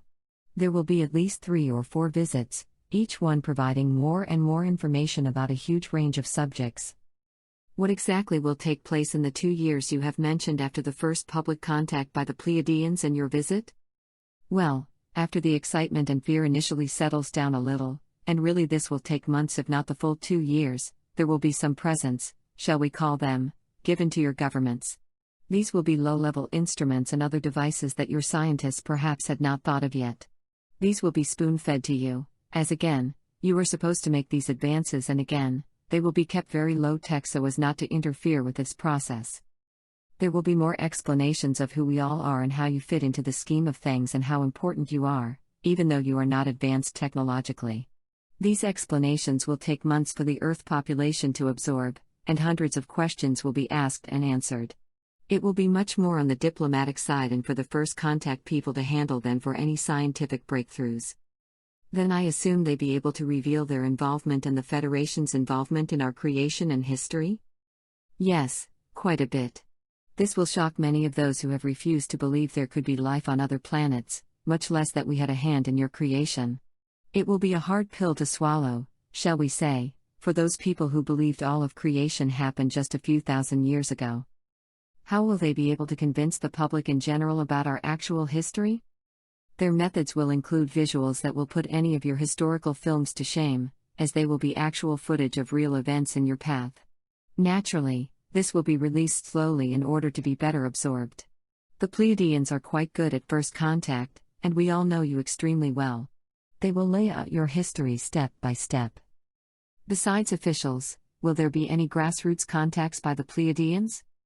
Certainly there will be, just as there will be from us. There are certain individuals who have already been informed that they will be meeting their forefathers, shall we call them. Will this take place starting with the very first visit? Yes, to a certain extent, but more in their second and third visits. This way there is a greater spreading of the word of what is taking place, not just through announcements by officials and coverage by news organizations. How many Pleiadians live on Earth now, if any? A few. Their mission is to be more understanding of the Earth experiment. How many Pleiadians are there on Earth at any given time mingling with Earth people? Due to the lower density of the third dimension, not nearly as many as you might expect. They must wear protective gear, as is the case with us, although it is not perceptible to you. The extreme negativity just cannot be tolerated for very long. So their trips to the surface are fairly short, just a few hours, if needed. Their instruments, as well as ours, are so advanced that they do not need to mingle that much. Keep in mind that they, and we, have been doing this observation work for thousands of years. How many inhabited planets are there in the Pleiades? Quite a few, certainly several hundred. The Pleiades have a large variety of planets of just about every type you can imagine. Antura, during the Pleiadians' first contact or series of contacts, will they explain that their society is over 1 billion years old, if this is correct, or will they be a little vague? More on the vague side, as you have guessed. Even saying their society is over 1 million years old or 5 million years old will stretch the understanding of the general public and their beliefs. After all, you only have records dating back several thousand years. They will spoon-feed this information, if you will, for public consumption. Will the Pleiadians explain timelines, and if not, then who will? And when will that be done? Definitely not in the first couple of visits. That would be way too much for the average person on Earth to absorb. They will eventually get around to explaining it as simply as possible. They might even refer to your book, but that has not been decided yet. It will be the Pleiadians and not our group or another group. Trust has to be instilled, you see. Who will be second, your group or another? There will be another group prior to our visit. Again, they will have a much more human-like appearance than we do in order not to upset the population too much. But they will begin to also introduce other humanoids with different appearances at that time. Will your group come after them? Yes, although it will come just after another visit from the Pleiadians to announce our imminent arrival. Will you arrive in 2017 too? Yes, We wish to space these arrivals out so that there are at least 3 to 4 months at a minimum between visits so that the information imparted can be absorbed. Will the second group to make an appearance be the Arcturians? No, it will be another group. A group from Orion? Closer, but not them. Are the Zetas the second group to visit Earth after 2015? Yes. I know you will question why, but they want to explain that themselves as well as why they were in such a dire situation to need to abduct people in order to save their society by creating hybrids. They will profusely apologize, of course, but they will also trot out the hybrids to show the success of the project.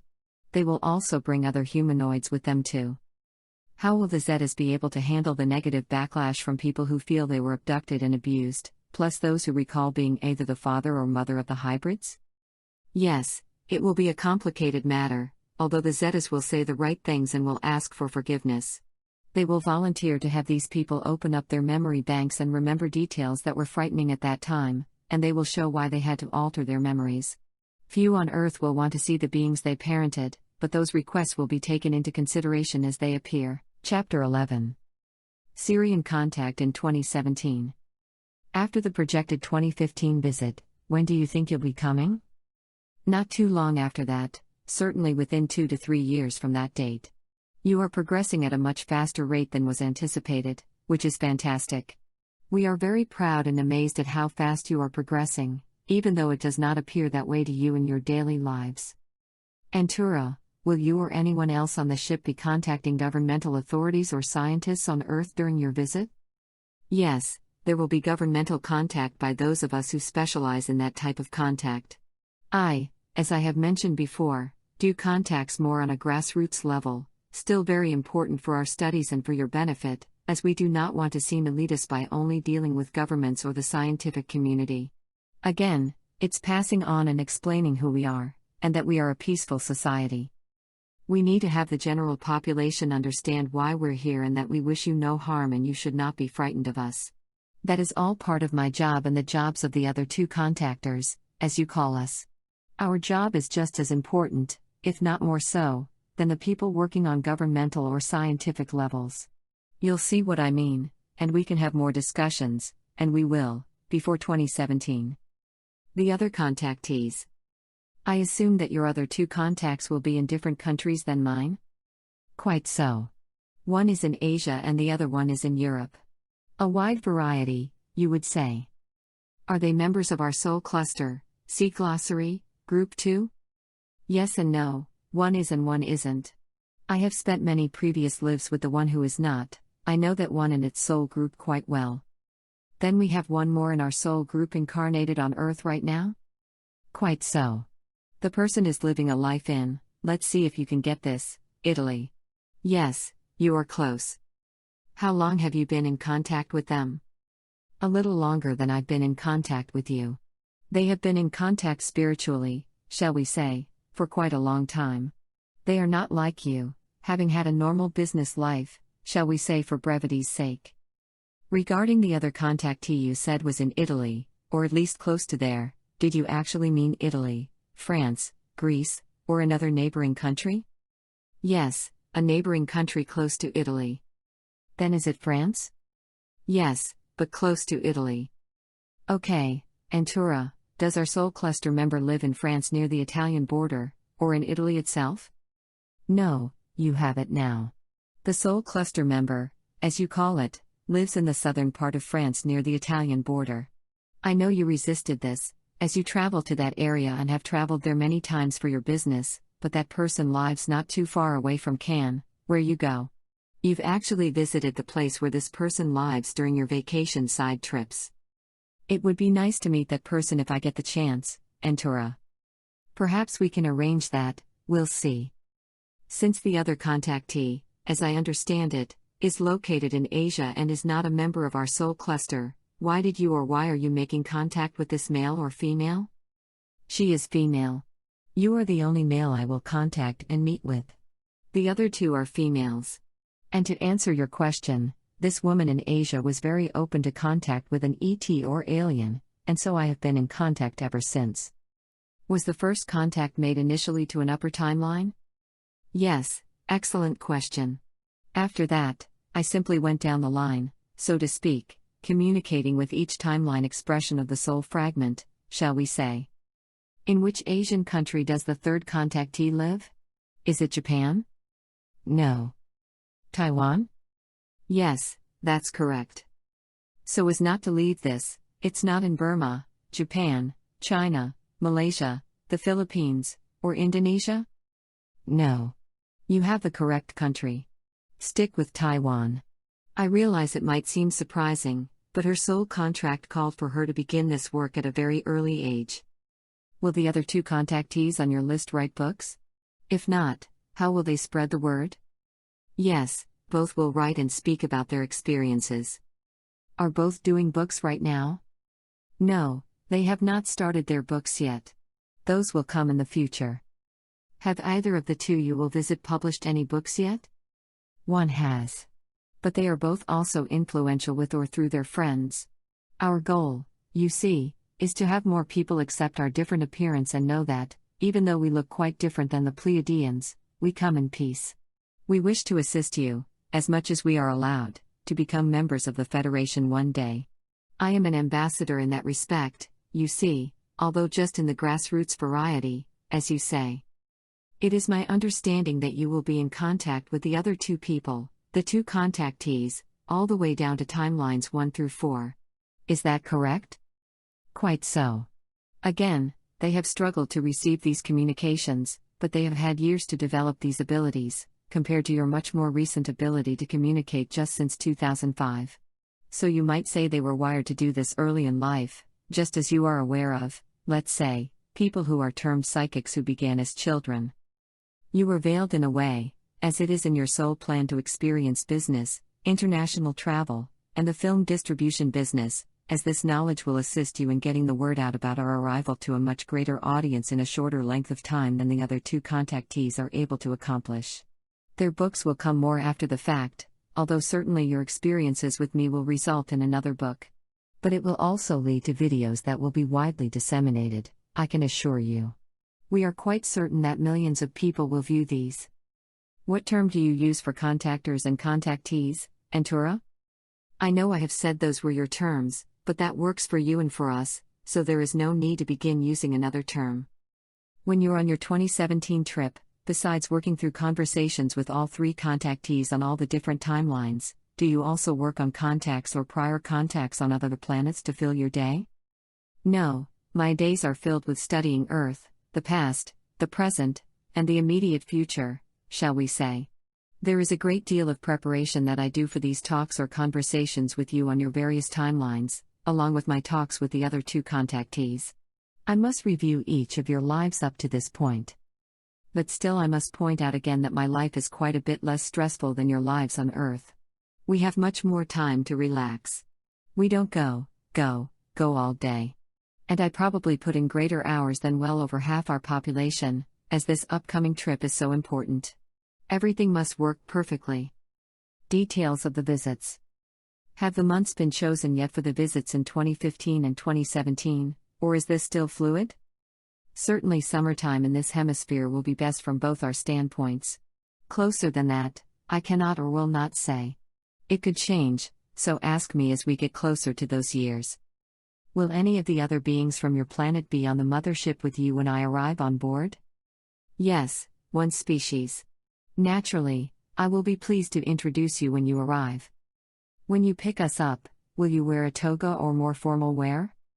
Slightly more formal, but not my complete formal attire that I would wear to, say, a conference. I know you don't expect it, but our first meeting I should dress up just a little, don't you think? I suppose, but I'll probably be wearing jeans. That's fine. You will wear what is normally considered casual on Earth. Will there be other Earthlings on the mothership when we arrive on board? Yes, perhaps a couple. They will not be my contactees, you understand, but they might be the charges of another of the grassroots person like me.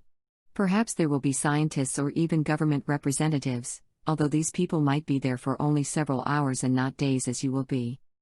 As we get closer to that time, my colleagues and I will work out the schedules for everyone to know who will be on board, for what length of time, and when. Obviously, we must have sufficient facilities, including sleeping accommodations and toilet facilities for everyone to be comfortable. We will have the most humans we've had on board the mothership in thousands of years, and great planning is going into making every human stay enjoyable. What will you be allowed to present to us or tell us or show us? Just the basics, shall we say.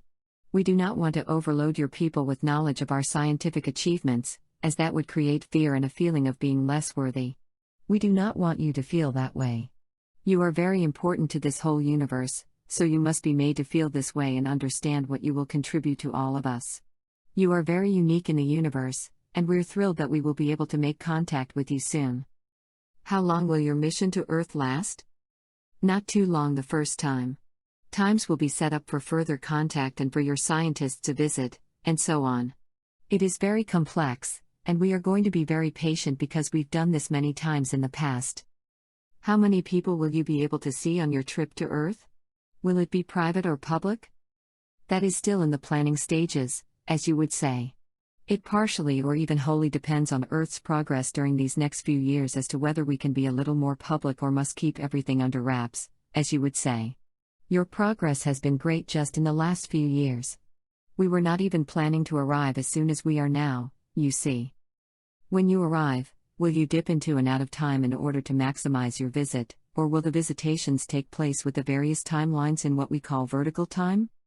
No, as you guessed, we can dip into and out of time in order that our appearance on Earth does not seem to drag on. Could you do it in vertical time if you wished? Could you have the Pleiadians delay each announcement until you have completed your visits with a particular timeline? Yes, but there is no need. We can dip into and out of these short time windows, shall we call them.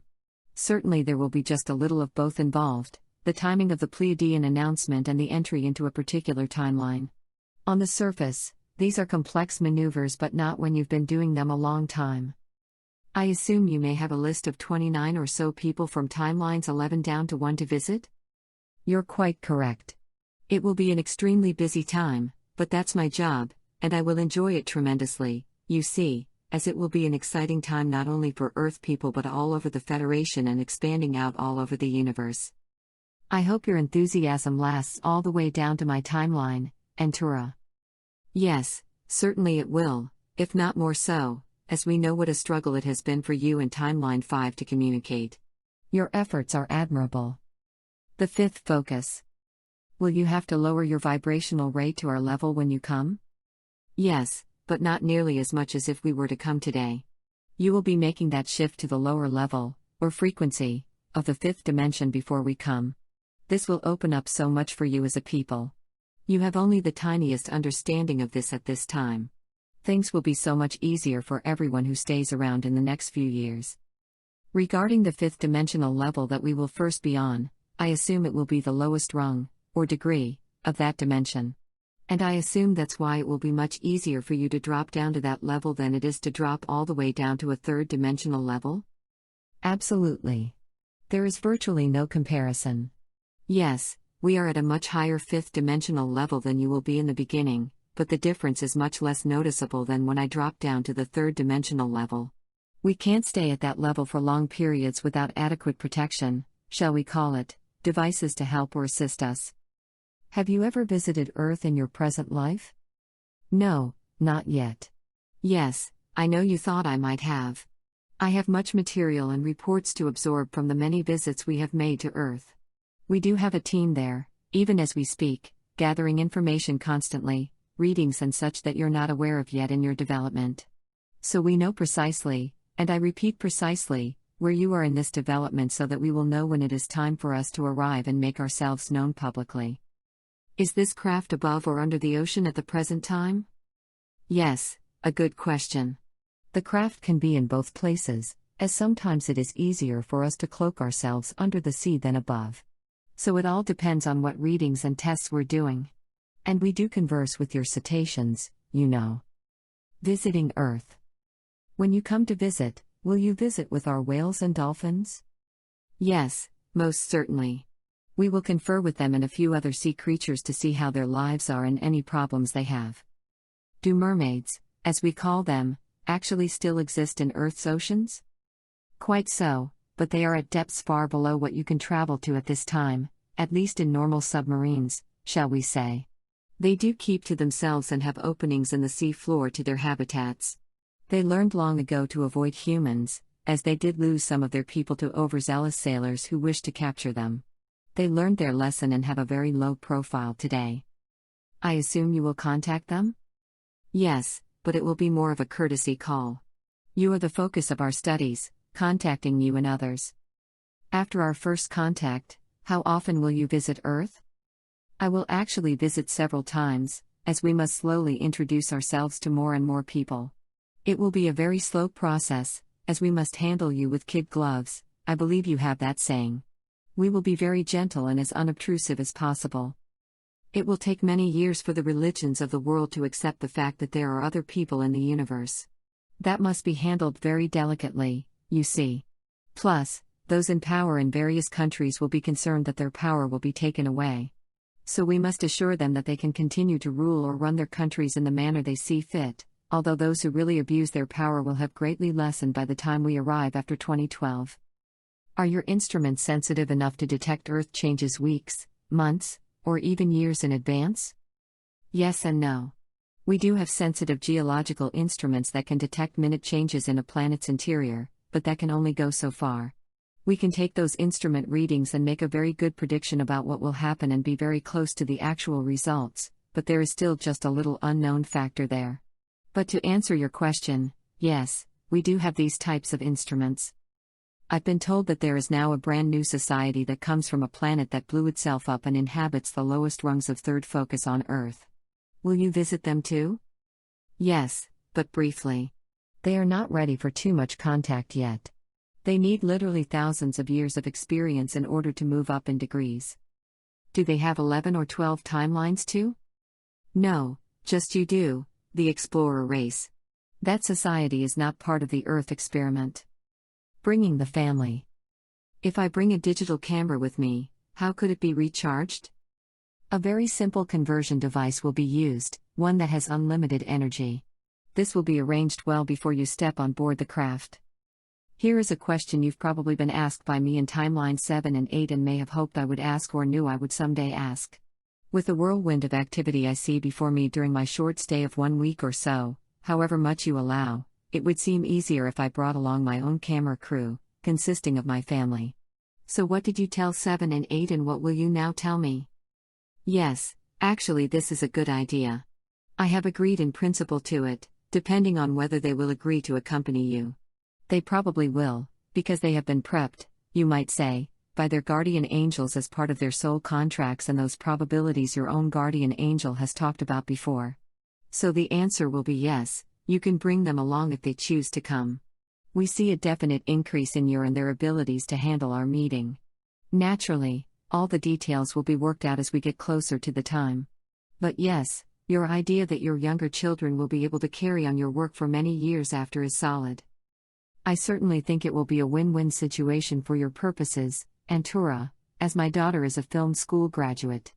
Are either of my children from the Sirius B system? No, they are not, but we have contacted their planets, and they have no problem with them being involved and acting as your support. When was the use of my family to be my camera crew first considered? Antura, from the very beginning or did it develop late? Certainly, when we laid out this plan for you, we had to take into consideration the best way for you to have the experience and then be able to convey to others what you saw and experienced.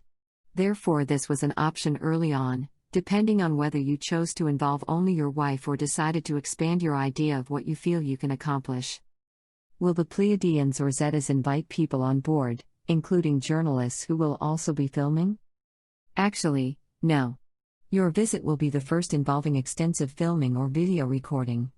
The Pleiadians and Zetas will have a few on board, but those will be just people who will take photos and a few short clips with their smartphones. Will we be able to have 1 or 2 of our group used in a demonstration of how your scanners work in your medical facility on the mothership? Quite so. We think that would be a good idea as part of showing the overall workings of the mothership. When we are filming you and other members of the crew who will speak to us, the audio will have no problem in picking up your voice, will it? Not in the least. It will hear the sound generated just as if I am saying the words in English myself, and the same will be true for my colleagues. Then no one will need to send thought packets? No, their thoughts will be translated by the device into sounds you can hear. When on board the mothership, how will we adjust our time there? Will we remain more or less on Earth time, or will we adjust to universal time? Good question. No, during the time you are on board the craft, you will remain on Earth time. If you spent an extensive time on board, then yes, your body would adjust. You will feel more refreshed in this environment. I hope we will not be so excited we can't sleep. That may be a problem, but if so, there are natural things we can do to relax your bodies. The beds are designed to put you into a restful sleep, as they are far in advance of what you sleep on now. Okay, Antura. I think I understand my role more in relation to what you will be doing regarding first contact. Yes, I understand you had an eye-opening moment there, when you put things together. Yes, that's a good way of describing it. Group meeting?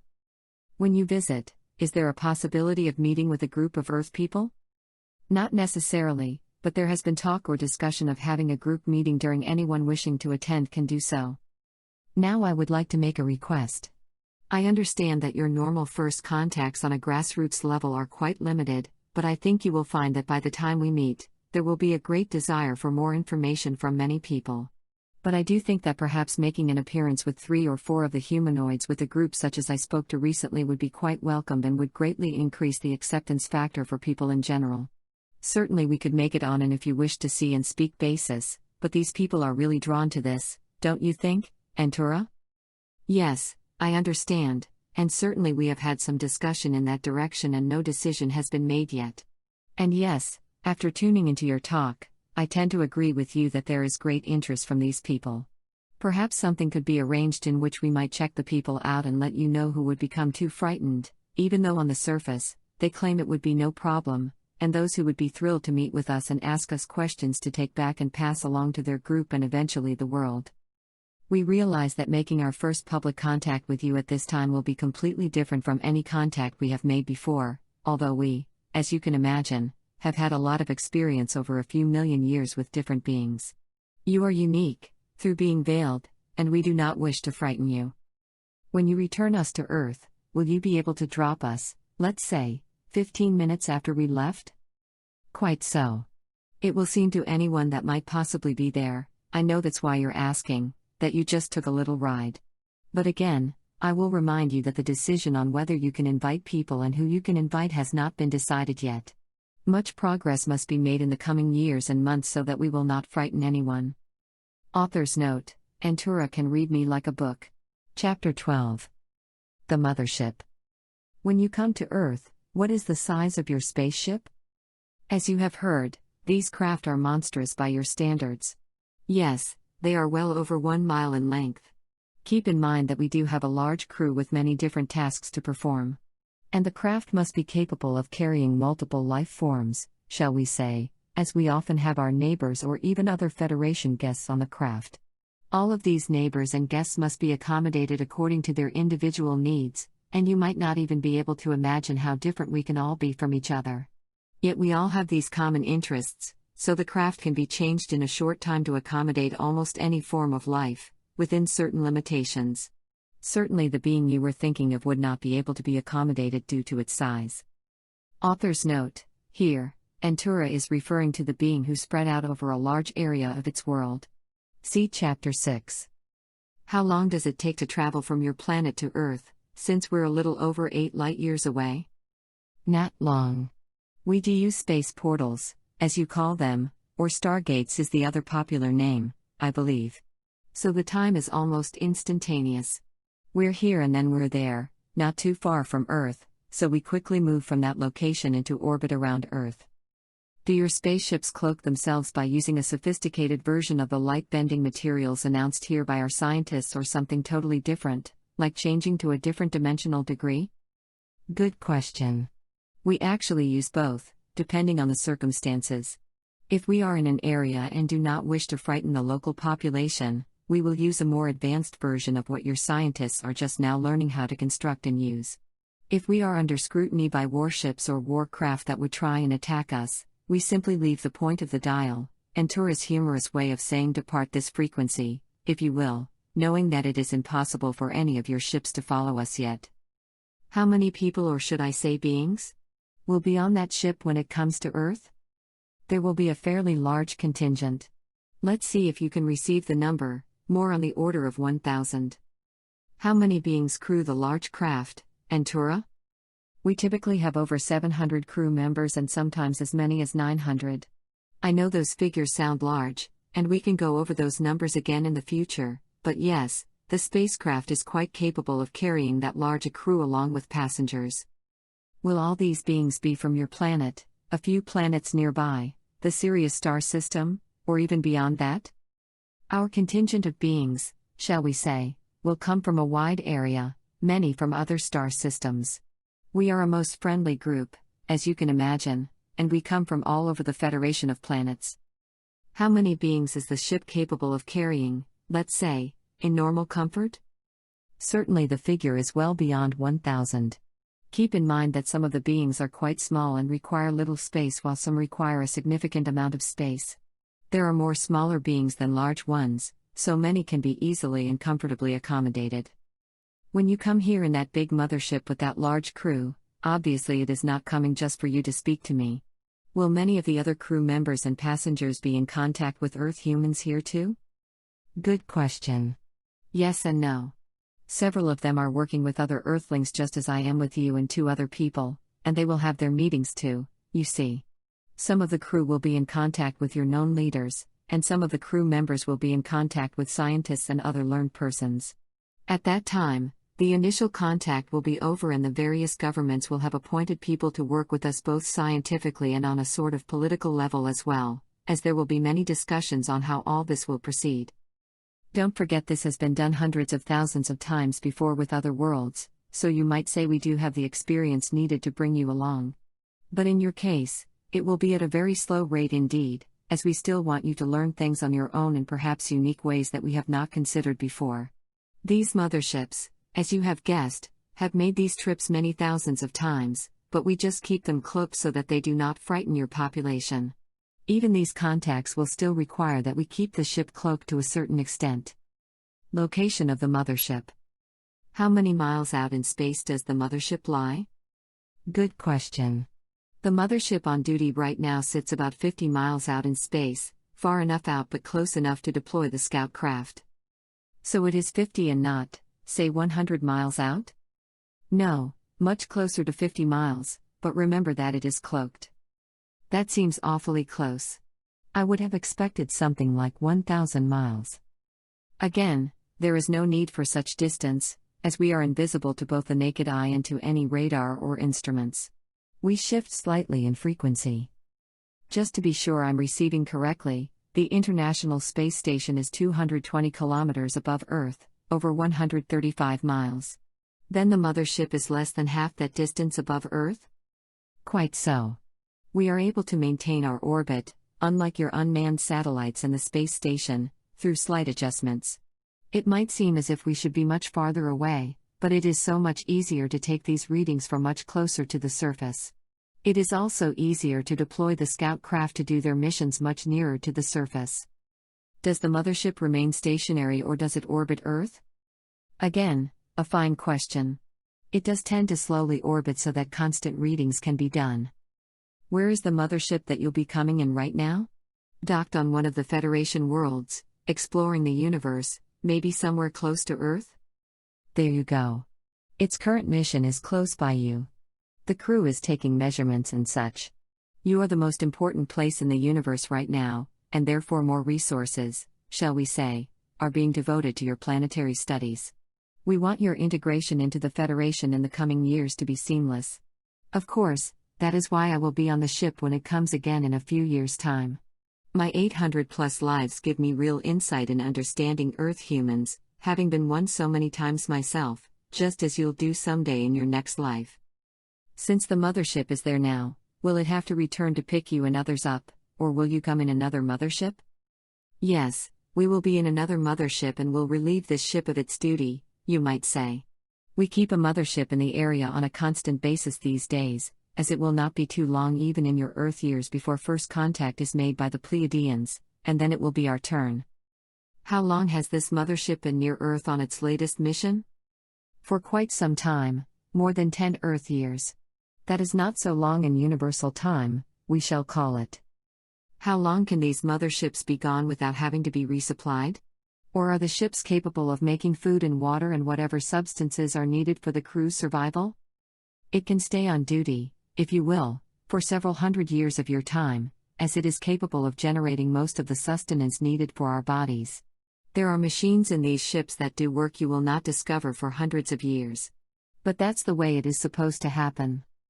Have you been to Earth on one of your motherships in the past? Of course, but only once, as I needed to do some research in preparation for speaking with you on your different timelines. I needed to be more knowledgeable about this time period and now have much more understanding of what is going on in your world at the present time. So you are not on the mothership right now, are you? No, I am not, but that was a good question. The mothership's mission. What sort of readings are you able to do on Earth to know our vibrational rate, and what other instruments can you describe for me that I would understand? Yes, that is a tall order or request. Our instruments are able to calculate very precisely what rate your Earth society is vibrating on. It is not just one instrument but several readings that are put together and analyzed. These instruments are simply far beyond your knowledge at the present time. As an example, they can analyze how you affect trees and animals around you. We do this quite benevolently, you see, as there is no need to take anyone aboard our spaceships to perform this analysis, we can do it from a distance. There are so many other instruments that we could cover, instruments to assist someone if they are accidentally hurt in some manner, instruments to test food sources, instruments to analyze air but in much more depth than you can do now, plus instruments for water analysis, rock and mineral analysis, and so on. In your ship, can you travel forward or backward in time? Yes, of course we can. Then have you already visited me in the future? No, not yet. We have much work to do, and you have even more work to do before that happens. It must therefore stay on a linear track. Your future is still quite fluid and forming with many potentialities. How many pilots does it take to fly your spaceship? As you can guess, it takes someone quite familiar with computers, our kind and not yours, I might add, who is capable of setting in the right coordinates and then setting the course. On arrival through the portal, they do have the job of personally guiding the ship, if need be, to the exact location it needs to go to in that star system. So to answer your question, there are several people on board with this capability. Time must be allowed for their sleep time, meditation, eating, and so on. Does the ship require engineers to take care of any engines or machinery? And what about navigators? Navigation is handled by the computers, I am using your words now. But there is a need for different types of engineers to handle very complex machinery and functions. Is the unit that powers your spaceships in the center of the ship? Yes, for the majority of time, it would be fairly centrally located. Is the ship alive? Yes, in a way, that's a good question. The ship does have a personality of its own. Keep in mind that all the molecules and atomic particles that make up the ship agreed to do so and were not forced to be part of the ship if they did not wish to be. So the ship itself is a very loving entity in that it wants to be a ship. How do you request the metal that wants to be spaceships in order to build these ships? Again, this goes back to attunement. We attune ourselves with the ore, and certain parts of the ore respond to our request. The appearance of the mothership. Is the mothership oval, cigar-shaped, or round in appearance? It is more a giant oval in appearance. Is the reason that there are many different shapes because these motherships come from different worlds? Exactly, and some come from different eras too.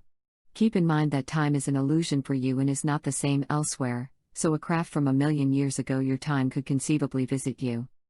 Was this mothership constructed in space, on the ground, or in the water? Good question. All the construction was easily accomplished out in space, as you call it. Needless to say, the capabilities to do this type of construction is far in advance of what you are capable of doing now, but then we do have a few million years on you. Do the motherships ever land or do they just hover?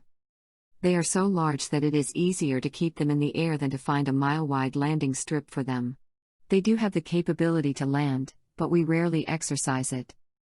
How long ago was the mothership constructed? Several thousand years ago your time.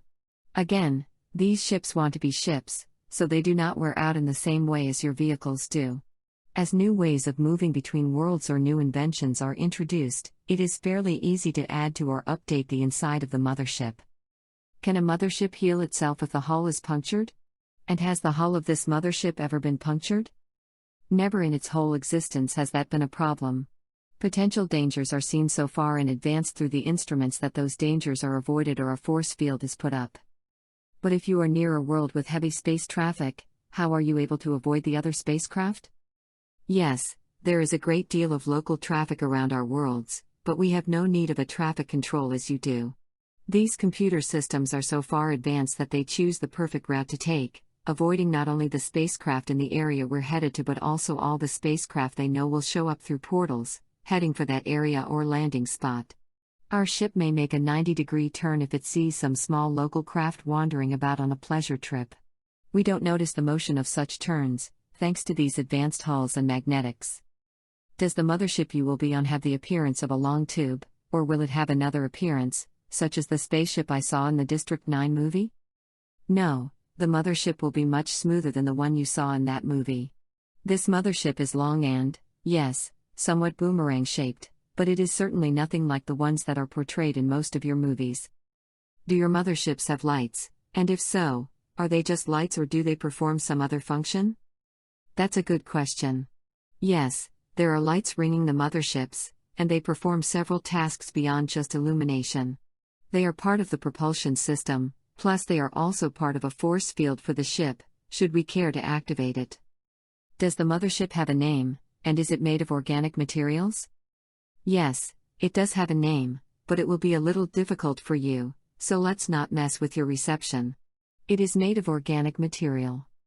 You said before that the mothership is aware. But does it actually think and respond to your commands or even to mental commands from the pilot of the ship? Yes, it does have the capability to respond to the pilot's commands as they think them. There is quite a close relationship between the pilots and the ship. There are no controls needed, the pilot just tunes into the level of awareness of the ship. Pilots obviously undergo training not only to be pilots but also to practice tuning into the awareness of the ship. This does take quite a bit of training. What do your computers do that ours do not, Antura? Oh, keep in mind that we have had computers, as you call them, for millions of years, so ours are so much more advanced in their capabilities that it would take hours for us to cover the differences. These are almost living beings in a way. Certainly they can instantly anticipate our demands and questions and give us much more complete information than yours are capable of giving you at this time. Naturally, their speed is also instantaneous. And their size is about that of the head of a needle, in your terms.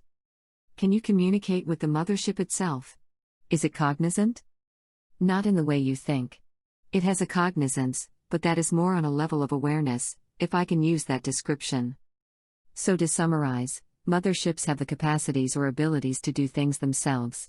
But crew members have to perform certain tasks to prepare for a voyage? Yes, there you have it.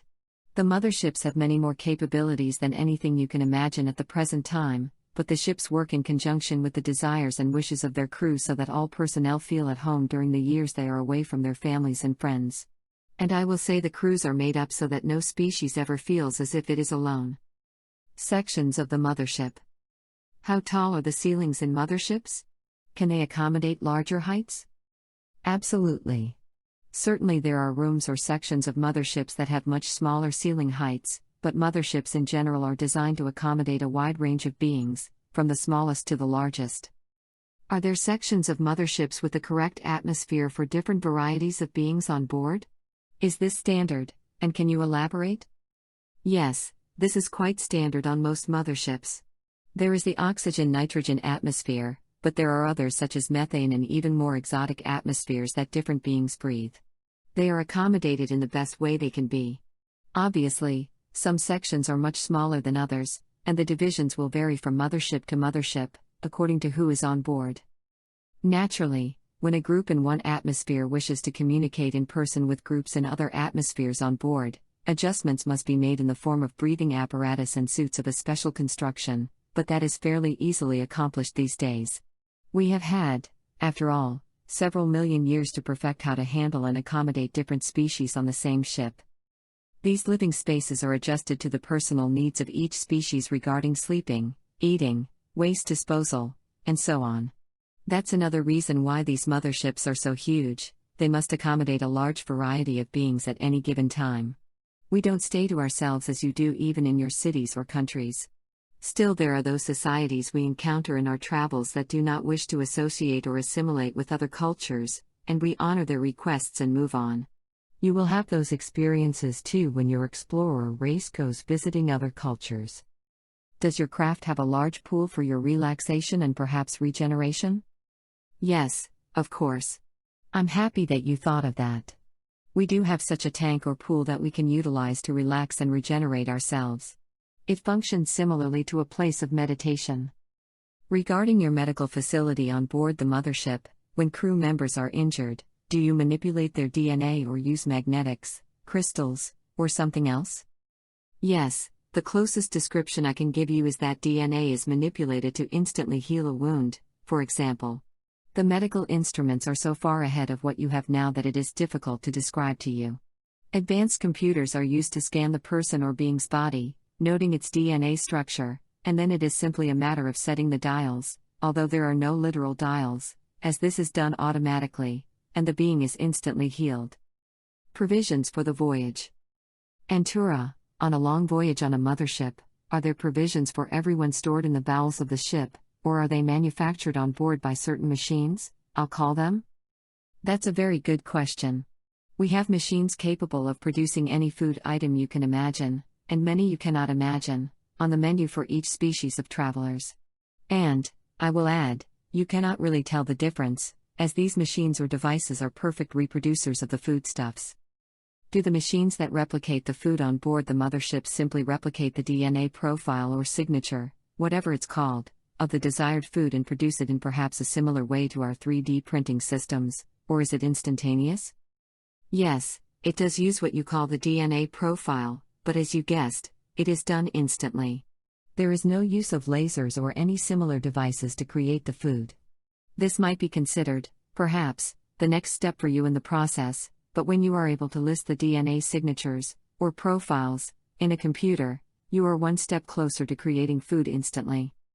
I assume we will have that capability by the time we take off for the stars ourselves? Quite so. You could not carry enough provisions to be gone several years, as you will on such journeys. Earthlings on the mothership. During the thousands of years that this mothership you will be arriving in has been in existence, has it been the host to other Earthlings before? Oh yes, quite a few. These range from ordinary individuals to leaders and scientists of their day. A number of them had to have their short-term memories diluted or erased, as they would have suffered damage to their psyches. How far back did these events happen? Certainly all the way back to Atlantis. This mothership, you understand, has been around a long time. I know you think it has only been around a few thousand years, but it has existed for many thousands of years in your time. There was much more contact between us and Earthlings, but it was decided after Atlantis to really limit these visits, and the Earth Directive came into being so that you would evolve at your own pace. Antura, returning to your comment about diluting or deleting people's memories of their visits to the mothership, what were the beings on board trying to accomplish? They were doing some studies of the human body that were best done in a controlled environment. Plus, there were visits in which they wanted to show someone an idea to use back on Earth without it being a conscious memory. We are only allowed a little leeway in working with Earthlings up to this time period, and there were things we were allowed to suggest, but only in a subliminal way. Plus, in many cases, the people brought on board were frightened of the experience, as they had not accepted the idea that there could be other intelligent beings in the universe. They were conditioned, shall we say, to reject that idea. So it was best to delete these memories or bury them so that it would be very difficult for them to remember. This was done at a time when we had less knowledge about you than we do now. What goals will we hope to accomplish by our visit and others' visits to your mothership in the upcoming years? After the initial contact by the Pleiadians, there will be a great shift in understanding and acceptance. It will be much easier for us to introduce concepts and various other beings to you and to others. You will write about these experiences in turn and will assist in helping everyone to accept other forms of intelligent beings and humanoids so that we will be able to work more closely with Earthlings in the coming years. Again, I have said before, we will spoon-feed you just small bits of information at a time, as you are supposed to learn many things on your own without our assistance.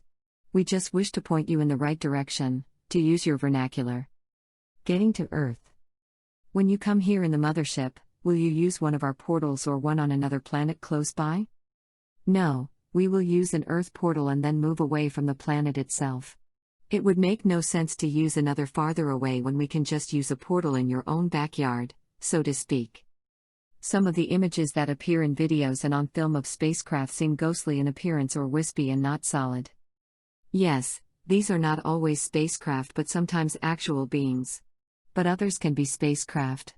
There is no set answer when you have thousands, if not millions, of possibilities. Could you comment on beamships attracting themselves to stars for propulsion? Certainly that was one way to travel in the distant past, and you may go through that phase yourselves, but learning how to travel through those folds of space will be what we believe to be the easiest and fastest way to travel. The number of motherships monitoring Earth. How many motherships are in this solar system, observing and taking readings of Earth at the present time? Quite a few. Certainly over 30 that I know about. How many ships are from other universes?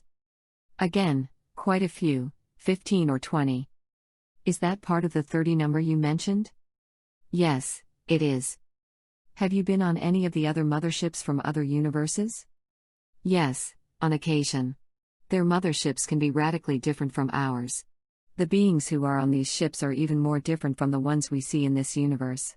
And I can assure you that we have an enormous variety. Have you been instructed about what information you cannot provide me? Yes, but so far we have not touched on those areas, so it should not really concern you at this time. Obviously, it would be things like propulsion, more detailed workings of certain instruments that you are not really too interested in since you're not a scientist in this life. Tom, stay on the mothership. How long will I be allowed to stay in the mothership, and will my wife, Dina, be allowed to come with me? Good questions. Certainly if you wish to spend a week or so of your time on board, you will be accommodated. As a first contact person, normally we make contact and then leave. But in your case, you are much more advanced than the species we typically deal with when we are making early contact, so certainly this will be taken into consideration. I don't think you will have a problem adjusting with the exception of having a breathing apparatus attached to you, which will be almost imperceptible. As for Dina, she may or may not accompany you. This will be her decision, but I understand that you wish her to experience these things in preparation for your next life together in the 3400 AD era. Author's note: Antura is referring to me and my wife's next lives on Earth as space pilots of one of 17 Earth starships, and to answer the question floating around your brain, yes, you will be shown anything you wish, as we know you are not scientifically oriented and would not take what you see and reproduce it. We are allowed to show you but not give you technical knowledge. If you mention some of these things in your writing, it will be as if a person was writing a science fiction book. You will simply be presenting what you have been shown. Will we be able to download information about the Sirius planets through those skullcaps you have mentioned before, or must we ask each individual being on the mothership about his or her world the old-fashioned way? Yes, you may consider it old-fashioned, and certainly we do from our perspective, but we cannot just give you the information in an immersion session. You must explore and ask your own questions, and you will not learn many things about the planets in our star system, and you will ask questions that we did not think to include information about. We want to give you a taste of these planets, not their whole recorded histories. That will not only be for you to discover and learn about but for the many people who will come after you. You will be the first on this timeline to learn general information about us. Your writing and speaking will then cause many others to wish to learn more. You will be the catalyst. Will we be able to see the other motherships traveling in orbit around Earth from your mothership? Yes, although they will be small images that will need to be enlarged, as they are not that close together. There are many satellites that you humans have put up around Earth, but they are not too visible to the naked eye unless one passes by, you see. It's the same even with mile-long motherships. Then will we just visit your mothership, or will we go calling on any other? No, at this time, You are only scheduled to explore this mothership and ask questions and learn about the planets in my solar system. And since there are so many, it will be just an initial introduction to these societies. Will I be able to take pictures, Antura? Yes, you may, and no, we will not limit where you can take them with a couple of exceptions. Have I ever been on this ship in a past life? Good question. Yes, you have in fact, several times, so when you visit, there will be a déjà vu feeling. At certain times, you will probably feel that you know which way to turn. Are there any video records of me on this ship? Probably, but we are not so concerned about capturing every moment through pictures or video as you are. Again, this comes from having very long lives of several hundred years, over 1,000 years. Things do not seem so urgent, you see. That is a huge difference between the vast majority of ETs, as you call us, and Earth humans. Because you live such short lives, you must cram everything into a very narrow level of time. The total number of Federation motherships. How many motherships are there in the Federation, Antura? Hundreds. Keep in mind that, being in space for millions of years, there was time to construct hundreds, if not thousands, of craft. Even Earth will have, as you know from your conversations with your guardian angel, 17 of these craft by the 3400 AD era, and that's just a few hundred years from now. So you can see how there would be lots of craft in the space lanes, as you call them, doing explorations. Can you give me a more definite number of how many Federation ships are there today, Antura? We're not ready to do that yet. We do not wish to create fear in the population. That's why there will be only that one ship uncloaked in 2015 coming to Earth to begin your introduction, the public's introduction anyway, to the fact that there are billions of beings out here in the Federation to welcome you and to begin explaining what purpose Earth will have as a catalyst for us all. Antura, I've recently seen some huge numbers in regard to how many ships are monitoring Earth and people. Can you give me those numbers? One report said 16,000. That is not at all accurate. Certainly there are now a few dozen in total, as you are currently in the year when this first disclosure happens. But there are certainly not the numbers you suggest or read. Many of the ships share their data with whoever wants it, so not so many ships are needed, you see. Gravity and air in the mothership. What gravity do you keep on the mothership, and do your force field devices further adjust? We keep a light gravity, let's say the equivalent gravity of Mars, not Earth. What is the difference in the gravity your shipmates are accustomed to handling on the mothership? Excellent question. Certainly these suits we wear have a number of purposes besides breathing atmosphere, and adjustment of gravity is one of them. It is done through magnetics. As a people, you have so much more to learn about magnetics. It's as if you have taken only 1 or 2 steps on a long walk, to use that analogy. Plus, when various shipmates are in their own living accommodations, the actual living quarters can be adjusted to any atmosphere and any gravity they wish. This capability is literally thousands of years in your future. You will not need to have this when you begin visiting other star systems, so your spaceships will have but one gravity.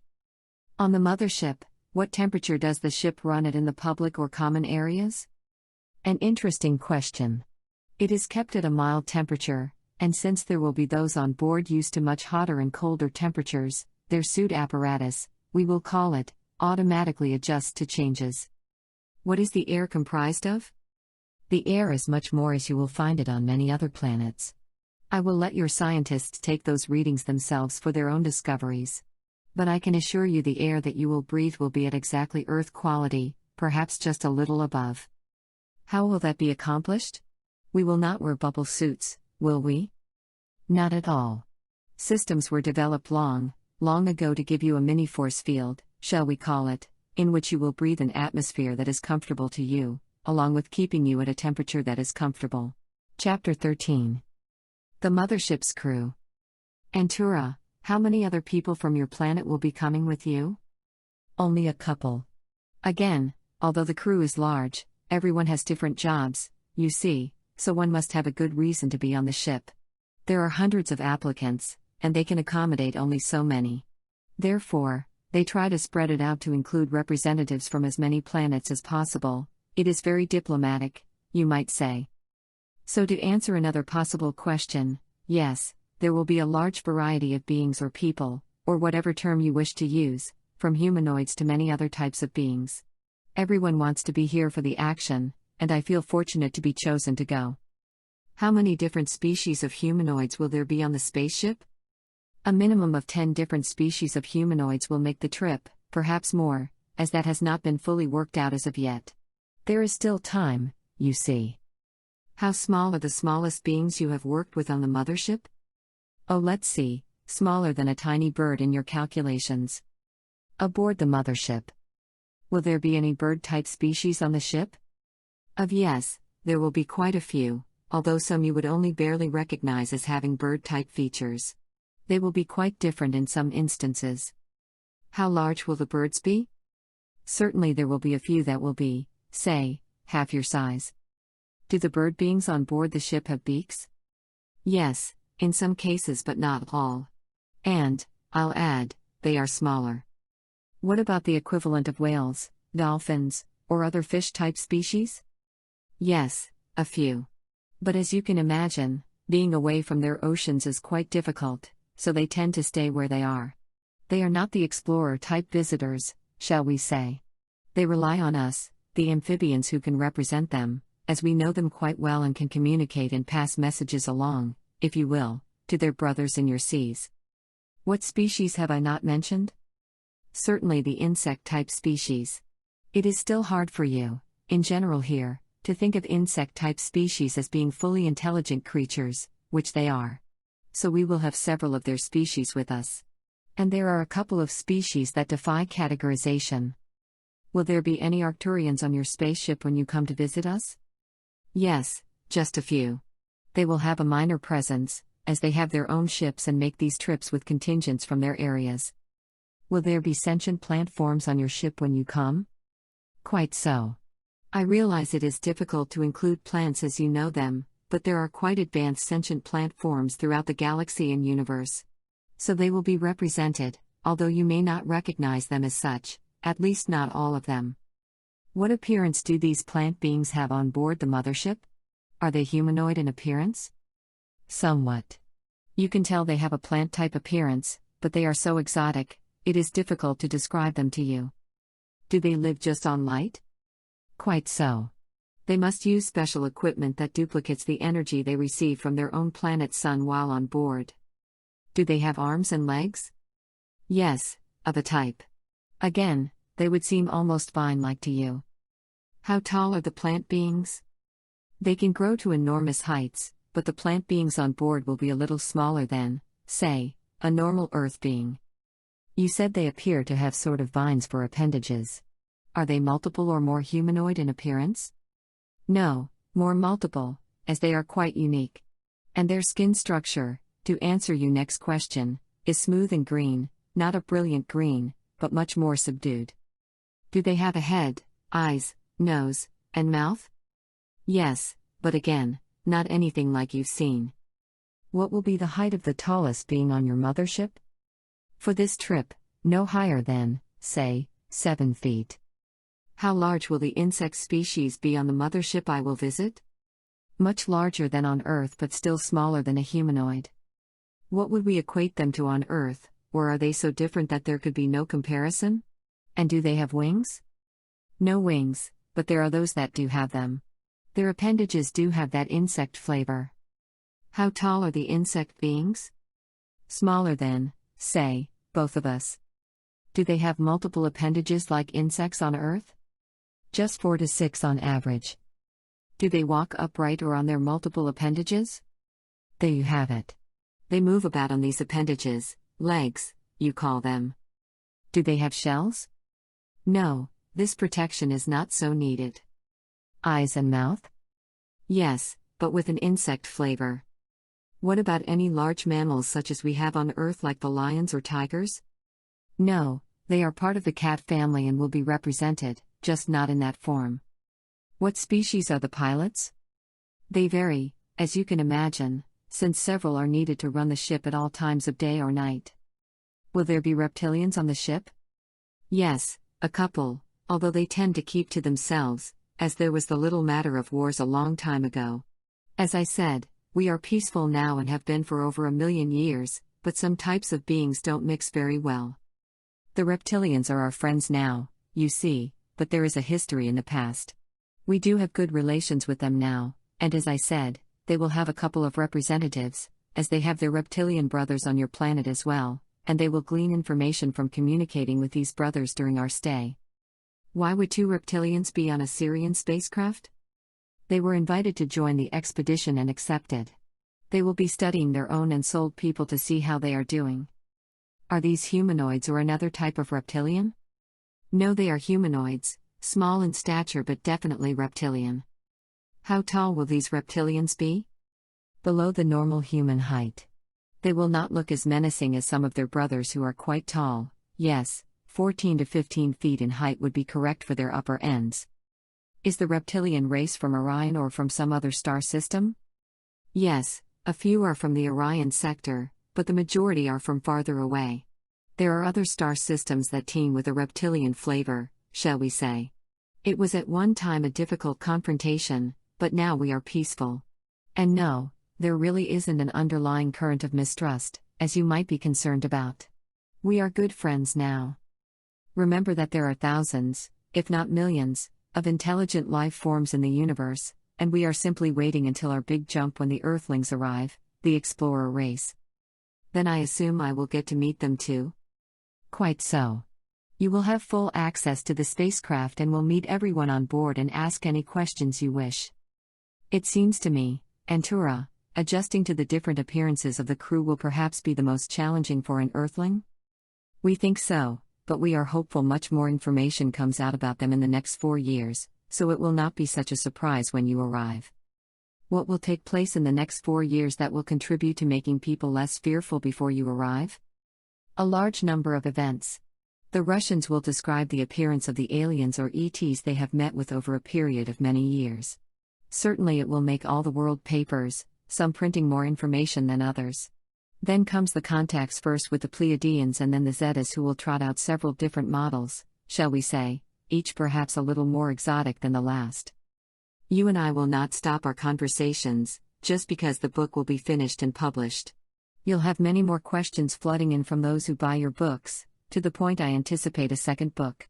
You will be receiving me much better over that time period, so I'll be able to give you better details on what your readers ask.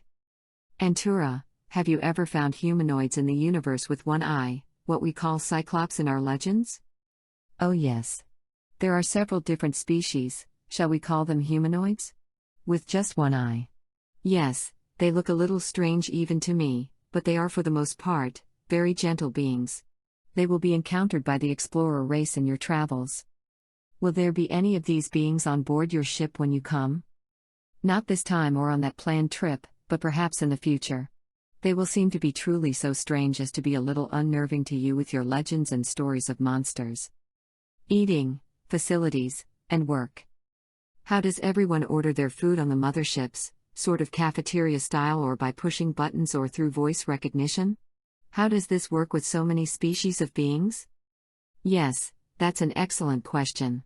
Each being is served through what we will term for now voice or sound or tone recognition, although it might have to be physical contact with a special ordering board. That's the best way to describe it. We do tend to have centers to eat, share stories and comradeship, and develop friendships with all manner of beings, you see. However, there are personal issues here, and some species of beings prefer to eat by themselves, but they will come and be cordial during other parts of the day. So there are a wide variety of eating styles and modes, as you can imagine, and even well beyond your imagination. Some do not even partake of food. They receive their sustenance through light and various rays that they must absorb. And some of the eating methods might not be too appetizing to all those on board.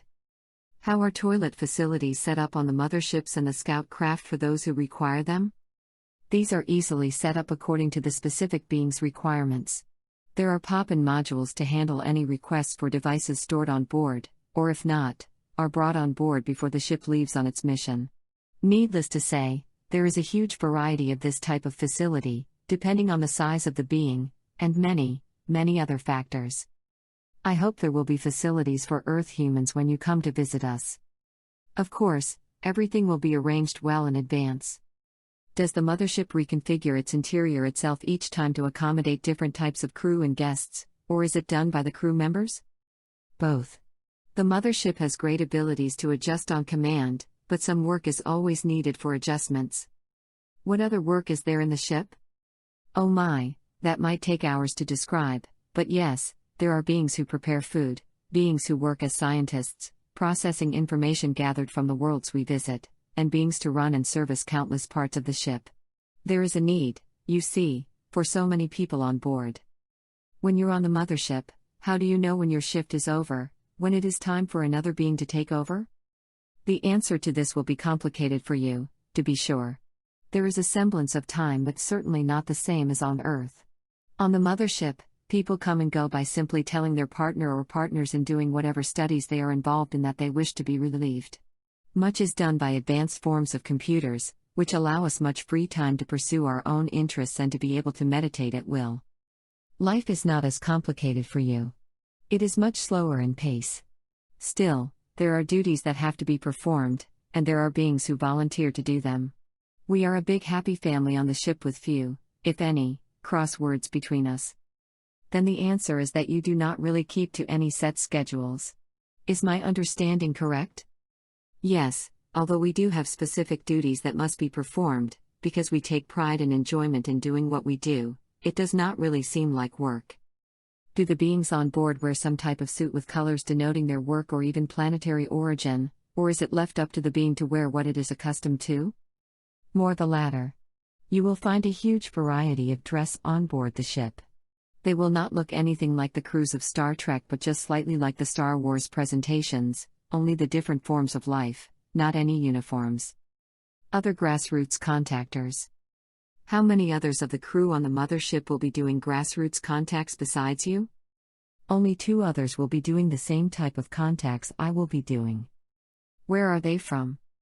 They're also from the Sirius B star system. They are humanoids like me and have close relationships with several people on Earth from the standpoint of soul clusters and such. Are these land people, or are they water people, amphibians? No, as you guessed, they are land people. Will it be 2 or 3 humanoids? Unless things change, it will be 3. I was going to ask you to describe the 10 humanoids on the ship coming with you, so let's start with these 3, if you will. I'll try. Your reception is pretty good this morning. So is the first one tall, medium height, or small in stature? Yes, fairly tall, but not the 14 or 15 foot height. This one would be closer to 7 feet in height and have a fair complexion. This one does have hair, more reddish-brown in nature. He has wide eyes, a little smaller ears than those you have on Earth, a prominent nose, a smaller mouth, and yes, 5 fingers and toes, a little more to what a normal Earth being would look like. What about the person's skin? Yes, it is thicker than yours, and it has to be because of the sunlight. Did I ask what type of planet this contactor is from? No, you didn't. The one we previously spoke about comes from a land planet certainly more barren than this one, but people live underground much of the time to protect themselves from the sun's rays. You will find that, throughout the universe, people or beings adjust to their living conditions, just as they do here. But life is just not as hard overall as it is here on Earth with such extremes. This makes the Earth humans hardy, adaptable to all conditions. This is something that will come in handy when you begin your travels, first to the surrounding planets and then to the stars. So let's take the next contactor. Is it a male or female? Female, in this case. This is a job shared fairly equally between males and females, although there are categories that are neither.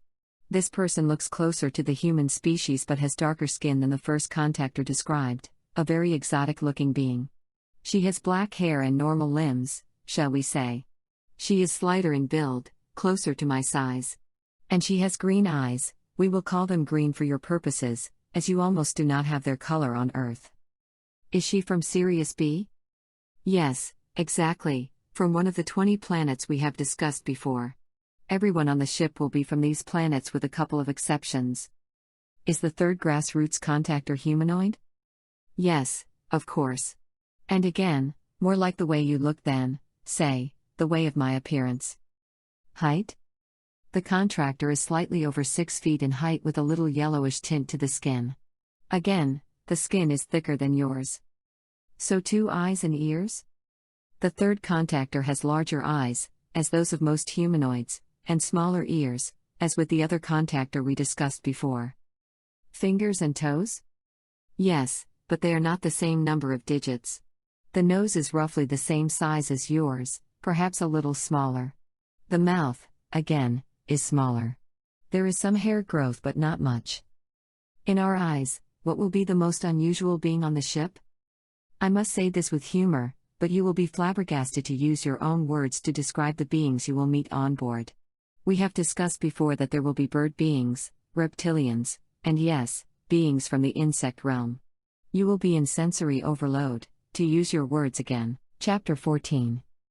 The Mothership's Scout Craft.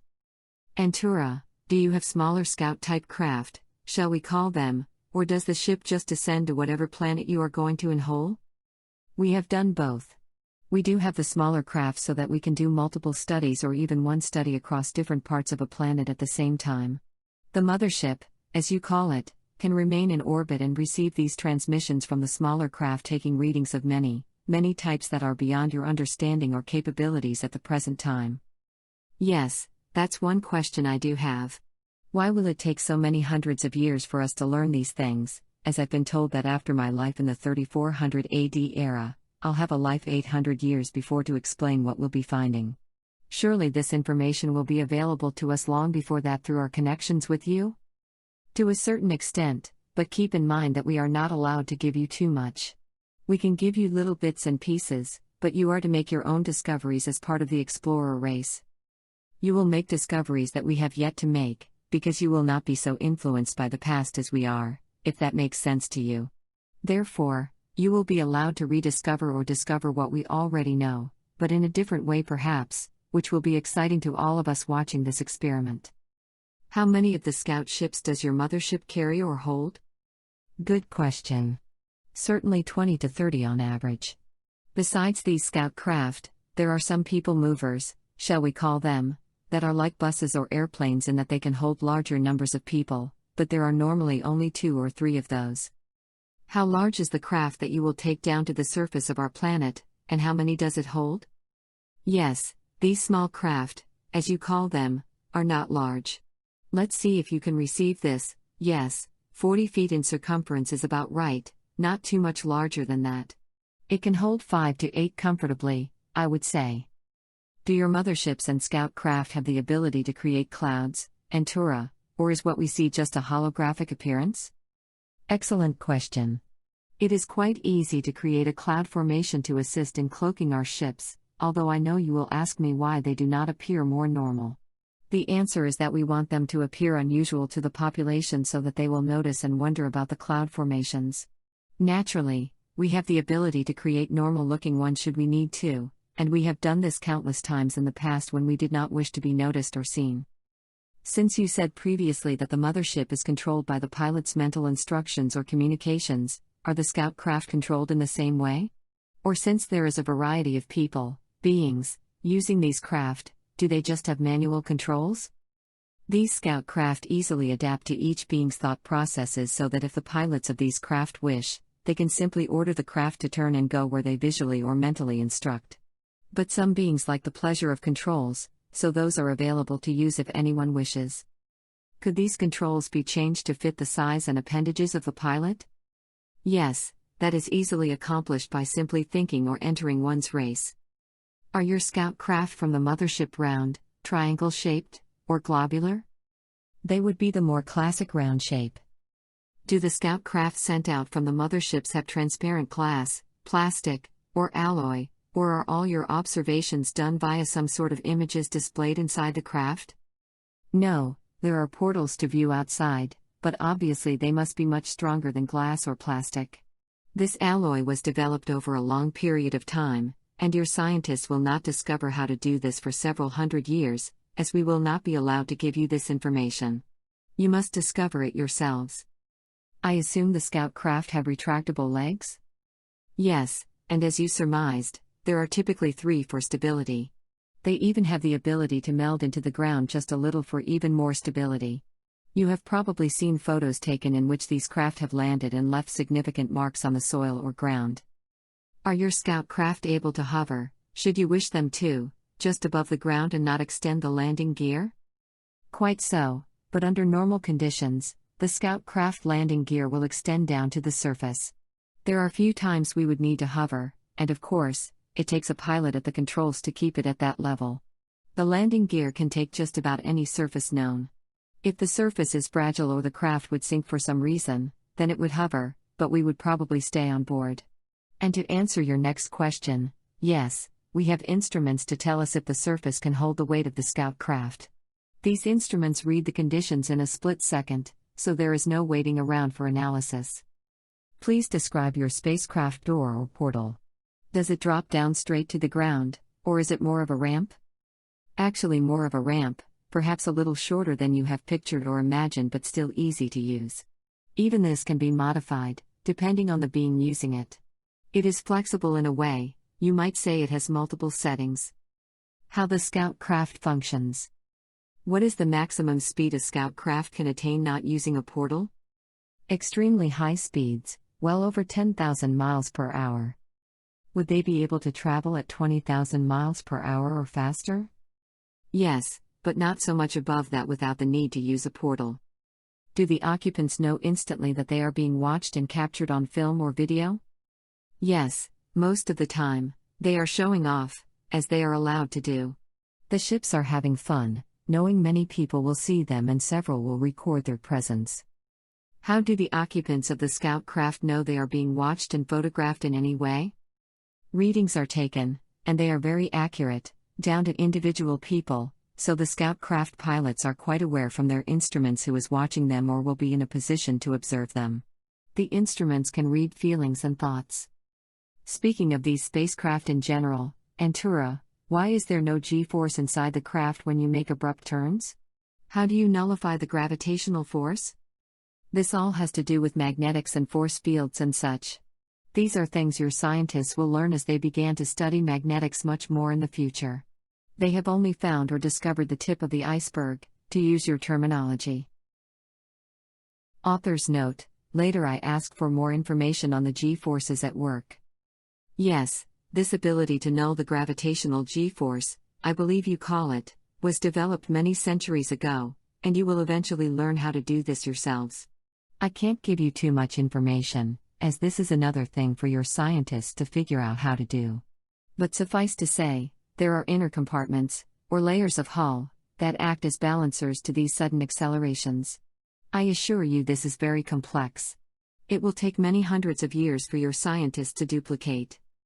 How does the scout craft, and I'll add in mothership, avoid all the space rocks, meteors, space garbage, and even satellites? There's an easy answer for that. We certainly have equipment on board to avoid these objects, an advanced form of radar that automatically guides the ship to and from its destination. Keep in mind that we can also move up or down in frequency quite easily to avoid objects and even to avoid those who desire to chase us and shoot us out of the sky. So we have a variety of ways on board the spacecraft to accomplish this, and if the ship is in mortal danger, we can even use a portal to escape. Antura, when, at what age, were you taught to pilot any sort of spacecraft, or is this something simply downloaded into a child's brain? Good question. The information is initially downloaded through those skull caps, but this is not done very early, because there is no pressure to do it. The child must want to learn this, and many have no interest in learning it. So after the information is downloaded, the children then take a short course in piloting the craft, hands-on experience, if you will. But this can come at any young age, say, from 10 or 20 years on up to 50-ish. Again, many are quite content to simply live and eventually work in the sea, and they have no interest in going to even a nearby planet. Which mountain? Is the size of the scout craft depicted in the movie Race to Which Mountain the same, larger, or smaller than those carried by a typical mothercraft? There are actually a variety of sizes, depending on the origin of the mothership, which star system, galaxy, or even universe it came from. Keep in mind that you have visitors from other universes who wish to observe and take readings of this successful experiment, as it is called. So I can only answer that the craft you saw in that movie is somewhat smaller than the ones we use in our own mothership. You thought that I would say it was larger, but no, The scout craft have to be a little larger to hold sufficient personnel to accomplish whatever missions they are assigned. In the movie, the girl could move objects mentally. Do your people do this? Only rarely, as it is not necessary. Certainly you will find other civilizations, especially the Arcturians, who have developed that ability. Anything is possible, you will discover. Does that include the ability the boy has in the movie to dematerialize? Yes, quite so. That is normally done through the use of certain devices, but it is not something done every day by the normal being, say, at least not in our star system. Again, I return to the statement that Creator likes variety. Each of us develops abilities according to need. There are beings who develop this ability through necessity. Was there any ET influence on the making of this film? I thought it was a good preparation for landing film, since it showed the alien kids as sweet people, although of course it had to have the hideous-looking bounty hunter. Yes, they were depicted well. Our only influence was to mentally encourage those people in the film industry that now would be a good time to do a remake of the original film, as yes, we thought the same as you, the children were portrayed not as monsters but more like what you'll see when the Pleiadians arrive. How did you know the size of the spacecraft depicted in Race to Witch Mountain movie? Did you scan my memory bank, or were you able to somehow see the movie? Good question. Yes, I used a simple method to scan the image of the spacecraft that you were thinking of during our conversation. I honed in on that image. It is much easier, as we've discussed, to do this on a fifth-dimensional level than it is on a third-dimensional level. Will Earth be given a small craft to practice with, and if so, when will that occur? Not for some time, it won't be for quite a few years. Certainly it will be after our visit to you. It will depend on how we feel you are progressing in your acceptance of us. But yes, that time will come. At first, after you have gotten used to us, we will take those scientists and such to our worlds. Then there will come a time when we loan fairly simple craft to you. Soon there will be the next stage in which you construct your own craft, using principles that you have learned or were taught. Again, everything will be done at a fairly slow rate, as we wish to see what you might come up with that we have not thought of. Chapter 15. Translation and Force Field Devices. When we meet, Antura, will you speak with a voice, mental telepathy, or the translator device you have previously described? It will be the device, as you call it. It will seem as if the words are coming out of my own mouth. These are very sophisticated translators that will allow the first contact people to communicate effortlessly with beings on a much lower developmental scale than Earth so that they feel as if they are speaking with a person from their own planet. We can take on the image of that being. Are these devices external or internal? External. Are they the size of a computer chip, shall I say, or larger? No, but you have the basic idea. They are quite small, as obviously over time, devices of any kind tend to grow smaller. Are they self-sufficient, or are they connected to some type of computer device on board either the mothership or the spacecraft? They are connected to both. Do they operate via audio, brain waves, both, or in some other fashion? They are capable of absorbing brain waves or functions, but they are also capable of interpreting any form of verbal and nonverbal communication. That includes clicks, whistles, and other sounds of all types? Quite so. Keep in mind that these devices, as you call them, have been developed over millions of years. How much of a language must the translator capture before it is translated? Again, this goes back to reading a being's brain waves. From there, it is simply a matter of identifying the syntax. When the translator is capable of translating millions of languages it has built up over time. Does it feed brain waves to you, or do you hear it as audio?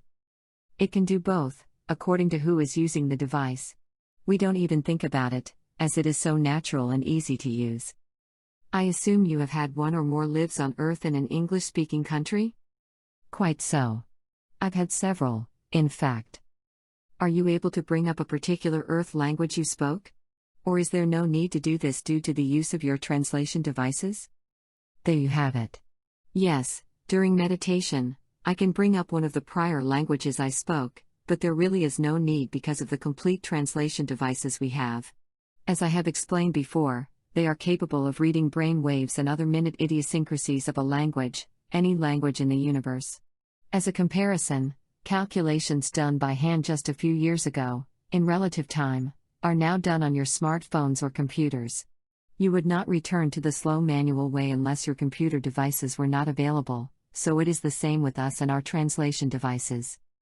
When you use the translation device, do you continue to hear the sounds the being makes, or are those sounds muffled so that all you hear are the words verbally, or are they thought packets? Certainly it would be distracting to continue to hear the other being's sounds, so we hear only words we understand. They are conveyed via a sound system, we will call it. And yes, the words are also received as thought packets. So it is a multi-listening device. It would be very difficult to concentrate on what is being said if you could simultaneously hear the other being speak while you were hearing the translation. I am using a simplified description here. It would be quite disconcerting unless you practiced using it this way, as was done in the distant past before the translators were more fully developed.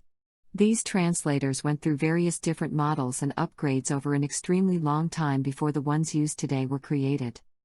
Then is this accomplished mentally or physically? An excellent question. It is more mental, in a way, yet still physical.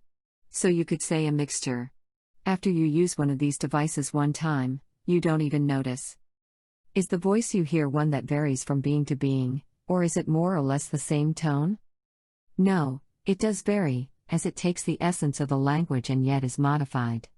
And yes, if you are speaking to several members of the same species, you will be able to tell which being has spoken. Is there any society in the universe this does not work on? Not as far as we've found. Will the Pleiadians use the translator devices, or will they speak multiple languages? No, they will also use the translator devices. How does the translator work when there are beings with multiple languages altogether? If one person speaks to another in his or her own language, then that language would be the primary language. Therefore, would the other beings still hear it in their own language? Exactly. Each translating device has the ability to translate simultaneously into whatever language the beings speak. As an example, if one person spoke French and the others German, Spanish, and English, then all would hear each conversation between members of the group in their own language. These devices are capable of handling hundreds of languages all at the same time. Please explain the difference between a translation device and telepathy skills. This is somewhat complicated for your understanding. A translation device is just that, a device that picks up brain waves and all sorts of audio and visual stimulus, as we have discussed before. The skill of telepathic communication must rely on two people, and there can be more that tune into the conversation, as you are well aware, who transmit these thought particles to each other over any distance, even across the universe. And yes, this leads to your next question about inner space and hyperspace. This is the space those thought particles travel through instantly on their way to and from these individuals, just as you and I are doing right now. It will be many, many years before your Earth scientists are able to really understand this inner space and the voids, we will call them. I assume this is the same space a spacecraft travels through when you go through a portal and come out a long distance away? Quite so, but it is not exactly the same. This is very difficult to explain in three-dimensional terms, but as we have discussed before, there are limits to these portals that make it impossible to travel across the universe in one jump. It must be multiple jumps, similar to your Southwest Airlines that I gave you as a comparison before. There are no limits on thought particles being transmitted across the universe. This gives you a little hint that there are different forces at work here. Force field devices. I assume you have some advanced device that will allow you not to have to wear a spacesuit here on Earth, or are you an oxygen breather? We do have devices that allow us to be present in almost any atmosphere that you could imagine. Is there something physical that you put on to adjust to different gravities and air and even to go out in space? Or is there a device that has been developed that does this for you when you turn it on? Exactly. We do not have to put on any suits of any kind, not even the type that are transparent in nature that you might have thought of originally. Our science is so developed that a device was created or invented to adjust to all conditions relative to what is considered normal to each individual. Good question. Regarding the device you wear to give you a force field and the correct air to breathe, does it act as a complete spacesuit, allowing you to exist in the harshest conditions on planets and even in space itself? Yes. These devices are so powerful that we can exist at almost every temperature degree variant there is, from the hottest to the coldest and, yes, even in what you term the vacuum of space. How does the force field device adjust for the variance in temperature at which two beings of the same species, using Earthlings as one example, feel most comfortable? This can be controlled both manually and automatically, as these force fields can detect slight variations in the comfort levels of different people wearing them. Are these tiny devices, both the force field device and, I assume, a separate device for translation, attached to your body, as you would not want them to fall off? You previously said they were the size of a pinhead? Yes, certainly it is not a glue. When activated, it naturally attaches to your body. The person who asked the question suggested magnetically, and in a way, it is magnetic. Once attached, it will not become unattached until you turn it off with a verbal or mental command. Can someone on a different world touch you with your force field on and not disrupt it? Yes and no. It depends on the action, so I cannot give a general answer. Most of the time, it would still protect us, but again, it depends on the action. Are we talking about violent actions or just a touch from, say, me laying my hand on your arm? Yes, we are speaking about violent actions, as there are some who this force field is not able to repel, but only a very few. Harsh environments are no problem for this force field. Does the force field protect you on other planets against any diseases? Yes, it completely blocks out any harmful spores, plant life, and any types of germs that would be harmful to our bodies. What about on your planet? We are quite healthy and need no special devices, as our bodies are quite compatible with our environment. Is your force field and your translation device combined into one unit, or are they two? Good question. I knew you would figure that out. They are combined into one unit, as the unit is quite capable of millions of tasks all at the same time. If you have 1 billion years on hand, you can devise some amazing devices to make life easier. One for those of you who, like me, did not know what the word syntax meant above. Webster's dictionary defines syntax as an arrangement of words as elements in a sentence to show their relationship to one another and the organization and relationship of word groups, phrases, clauses, and sentences. Chapter 16. Portals. Author note: before I ever began asking Antura about portals, or as some people call them stargates, I posed a number of questions to Gaia, the soul of Earth. As I've been told, each planet and star has its own soul to run things. So first are questions addressed to Gaia, then Antura. Gaia, are there portals on or in Earth to other dimensions or across vast amounts of space? Yes, we do have portals for those beings to transport themselves without fear of interruption, or worse, to and from Earth and other dimensions and realities. They are able to cross the timelines into other timelines and into and out of this one, plus they can physically move to and from their ships that are hovering nearby, cloaked so that they are not seen in your dimension. There is a vast amount of traffic, as you call it, to and fro. A good question for an early bird.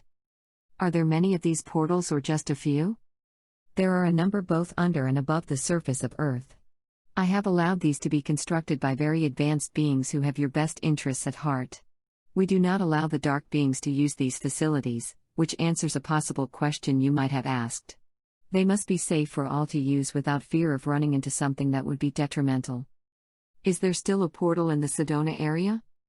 Yes, there is, in Boynton Canyon and in one of the other canyons nearby. How do portals work? This is a difficult question to answer, as it is steeped in knowledge that you as humans are not yet at a stage to understand it. A simple explanation would be that people, and obviously spaceships and so forth, go through these portals and wind up in another place. Several portals can be used to make your way across the universe. Why can't one portal take you all the way? It is like having to make stops in various cities in an airplane that is not a direct flight. There are no portals that can take you from here to the end, or the other side, of the universe. These portals connect specific areas of a galaxy so that you do not have to travel through what you call the vacuum of space. Why does it require such a higher vibration on our end, or for that matter, anyone else in the universe? It's because the vibrations of the portals are set so that they are tuned to a specific frequency that will not allow third-dimensional beings to travel through these portals. Are there souls in charge of these portals? Oh, absolutely, yes. They are the keepers of these portals and they keep them tuned, so to speak, to the right frequency so that no one is lost during their travels through the portals. I read that a portal was damaged during a war across the universe somewhere. Did that happen? Yes, quite so. The warring factions, I will call them, on a small planet decided to collect revenue for passing through their portal, which is absolutely forbidden. The portal was damaged and was unusable for a long time afterward. To make this clearer, in order to travel great distances in the universe, you have to portal hop? Exactly. These are shortcuts across vast distances of space, but they can only go so far. They have their limits, which your physicists will one day understand. If a third-dimensional soul cannot go through a portal, then how have we had exchanges of scientists in the past? Ah, an interesting question. As you guessed, their vibrational rates are raised when they enter the spacecraft that transports them to the other world. It can easily be done by these people, as they are far advanced with their technology. That is how they are able to come to third-dimensional Earth, as they must lower their own vibrations so that they can visit the third dimension. That is an easy answer when you think about what those people do in order to visit you. Are these only for fourth and fifth dimensional beings and objects, or are they utilized in higher dimensions too? They are used by higher dimensions, but not much higher, as by that point they are light beings, shall we say. Are portals utilized to travel in time, or is that only something relevant to Earth? Certainly it is much more relevant to Earth. As you have read, you have been visited by beings from the same planetary system who are far different in their time. For example, a young Arcturian as compared to an older race of Arcturians. These different worlds have their own time, even though it is different from Earth time. So once they gain the ability to jump through portals, it continues from that point forward. Did the Creator make these portals or humanoids? They were created. Or at least they were part of creation, as the Creator knew there had to be ways for people on one side of the universe to learn about others. With that in mind, are there multiple portals to the next galaxy, say, or is there just one from each galaxy to another? Ah, a deep question. I will say for the moment that there are multiple portals. But that does not cover the full implications, nor can I answer that completely for you, as there are quantum mechanics involved that have not been discovered yet by your scientists, and I would not want to take away the fun and excitement of discovery from them one day. When were they first used? Of course, it was millions of years ago in your time, as I know you knew. But your question pertains more to how they knew to use them, so I will say that their spiritual advisors passed along the information. Keep in mind that, in other societies in the universe, spirit is not separated from science, shall we say, but they work together to attain knowledge for the population. That will happen to you one day here on Earth as scientists realize that much information can be gathered from spiritual contemplation, just as I give you this information now. As I have said before, you have to ask me. I will give you knowledge of the cosmos, knowledge of creation and such, but you must ask. I cannot spoon-feed you this information, although it may seem like I am doing that even now. It is only because you asked. So their spiritual advisors told their scientists of the day what to look for and how to utilize these portals. That is correct. Otherwise it would have just remained an abnormality in the fabric of their worlds and the universe.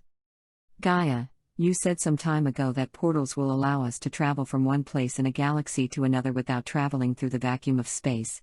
Yet don't most scientists look at space as a vacuum? Are you saying there is a difference between space in a galaxy and space outside it? Let's see if you can receive this. Space is not a vacuum. Space in galaxies such as our Milky Way is made up of a substance that your scientists will discover in the not-too-distant future. Certainly space outside this universe is a vacuum. Again, they will discover this but much later in time, you see.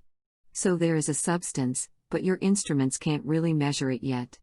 That's one of the thrilling finds for your scientists to discover, so I will not take too much away from their discovery by revealing it in advance, just small hints for you and your readers. Then when we portal hop, we are traveling in that substance? Yes, in a way. But is that substance present between galaxies? Yes, it is. It is not a pure vacuum, you see. An astronaut reported that space smells to him and he can smell it when people come in from a spacewalk. Is that the substance you speak of, and why does it smell? A good question. Yes, it is that substance, and again, Your scientists will discover in the coming years what that substance is. Again, not to give anything away, but it does have a makeup that can be analyzed in laboratories, which naturally will have to be located in space. So if I wish to portal hop to, say, the Sombrero Galaxy, as we call it, how many portal jumps would it take? Quite a few, as that particular galaxy is far away from you. It would take, let's see if you can receive this number, over 10 portal jumps to reach that faraway galaxy. Since Earth is at the edge of the Milky Way galaxy, do people portal hop through here often on their way to another galaxy or just to another part of the Milky Way galaxy? Good question. Your portals are used to go to a variety of places both in the galaxy and outside of it. You will discover in the coming years that you are a jumping-off place for those traveling to other galaxies. It was designed this way so that after you discover how to hop from portal to portal, you can say that you are in a terminal with portals going to many other locations. Gaia, are the portals here on Earth used for specific destinations, or are they used for multiple destinations? An excellent question. They go to multiple destinations with some limits. They are not programmed, shall we say, to go to every destination, but once the pilot of a spacecraft, for example, arrives at one of these portals, he has a list of destinations that are possible to travel or hop to that he can enter in the ship's computers, and then the ship will go to that destination. Is the list for each portal long, and does it vary? Will some portals have more destinations than others? Yes, the number of destinations a portal serves does vary from portal to portal. How many times on average are our portals used each day? Dozens of times, dozens. As I said before, you are a jumping-off place, so there is much traffic through here, just as there is at a train station with a large number of tracks coming in and an even larger number going out where beings are coming and going all the time. I'm not sure if I can receive this, but what about the portals associated with, say, Sedona? Where do they go? Quite far, you see, even to another universe, certainly to another galaxy and certainly to several places or worlds in this galaxy. How close is the next universe to us, Gaia? Fairly close. A few will be identified with a little help from your friendly ETs. Your scientists, as you've just read, are peering into the far reaches of this universe and are seeing that there is a gaseous substance that they are saying makes up what they call the web that holds everything together. They have many more revelations of this nature ahead of them, thanks to the work of the Hubble telescope. Back to the subject of portals, does every planet in our solar system have one or more portals? In my experience and understanding, yes. Every planet has a portal. Sometimes a planet will have many portals, as we have discussed, but certainly a minimum of one is given by the Creator.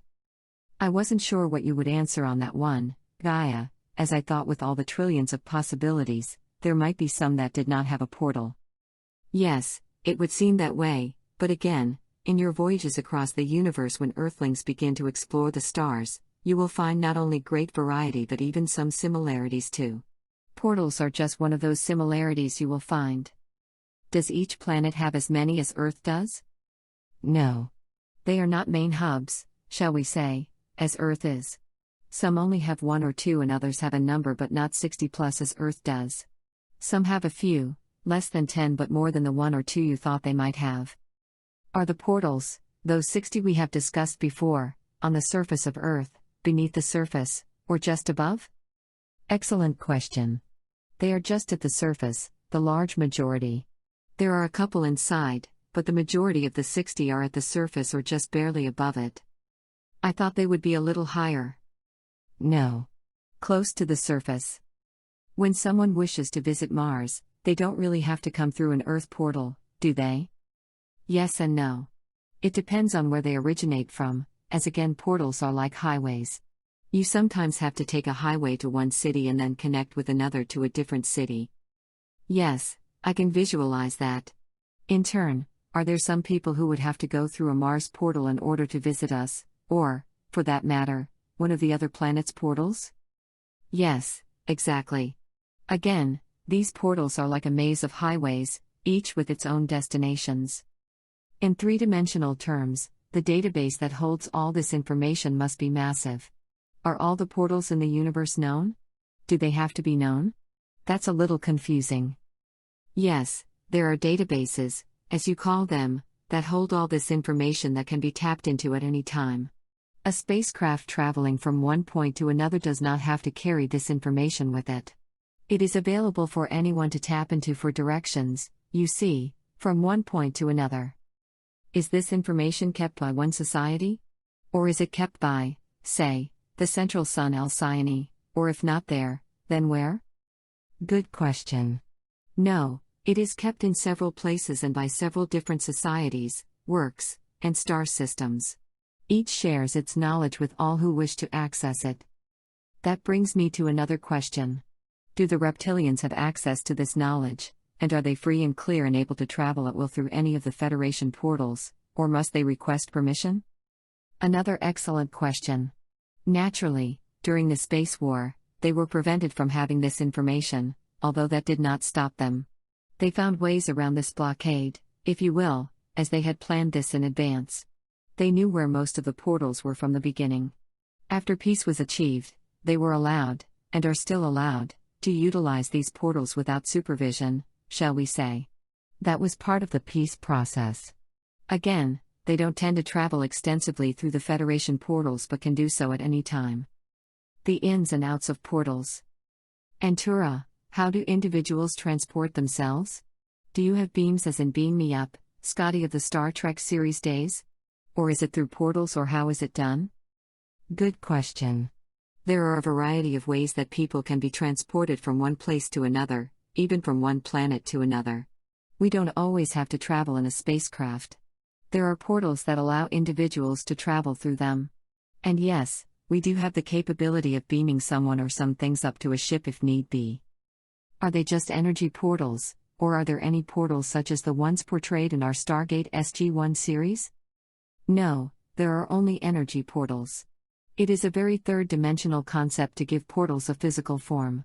The actual portals are simply a change of focus, or an energy window allowing quick movement from one side of the universe to another, although there might be several portal jumps, shall we call them, necessary to reach the particular place you are going. Are there, or were there, any portals of any kind in Egypt? Yes, there were and still are one or more portals in this ancient land. One includes the Great Pyramid, a small but significant one. Have any seagoing Earth vessels accidentally gone through a portal in the Bermuda Triangle or perhaps another location on Earth? No. As I have mentioned before, third-dimensional people and things must have their vibrations raised in order to enter these portals. That is for your protection and ours, as on a third-dimensional level, it would be very difficult for you to enter a higher dimension. Were there any ships whose vibrational level was raised enough for them to pass through?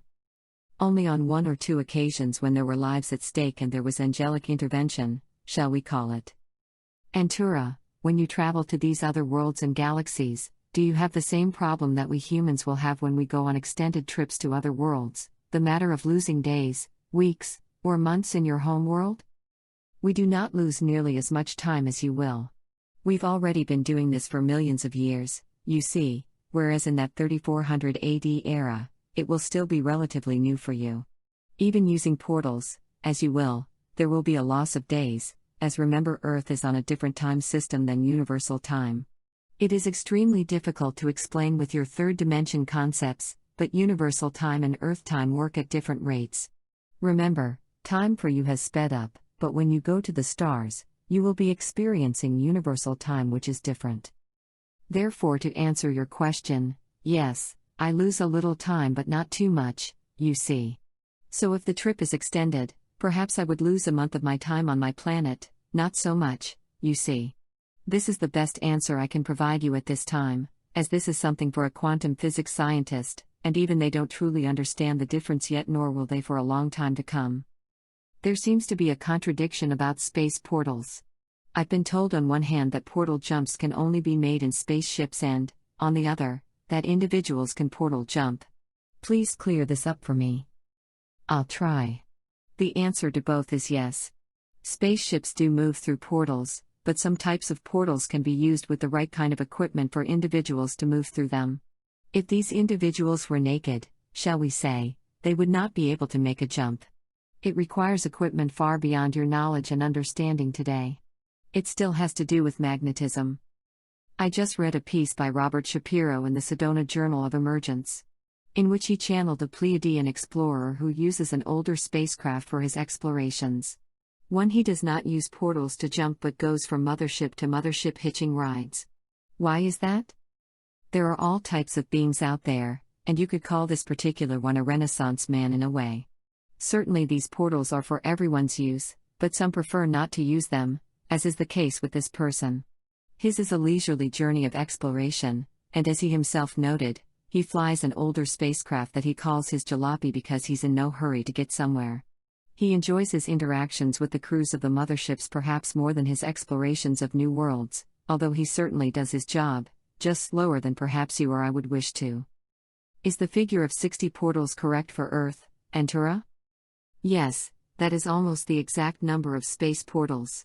And yes, some are programmed, shall we say, to go even outside this universe while others go just inside the solar system and still others go to far parts of the galaxy.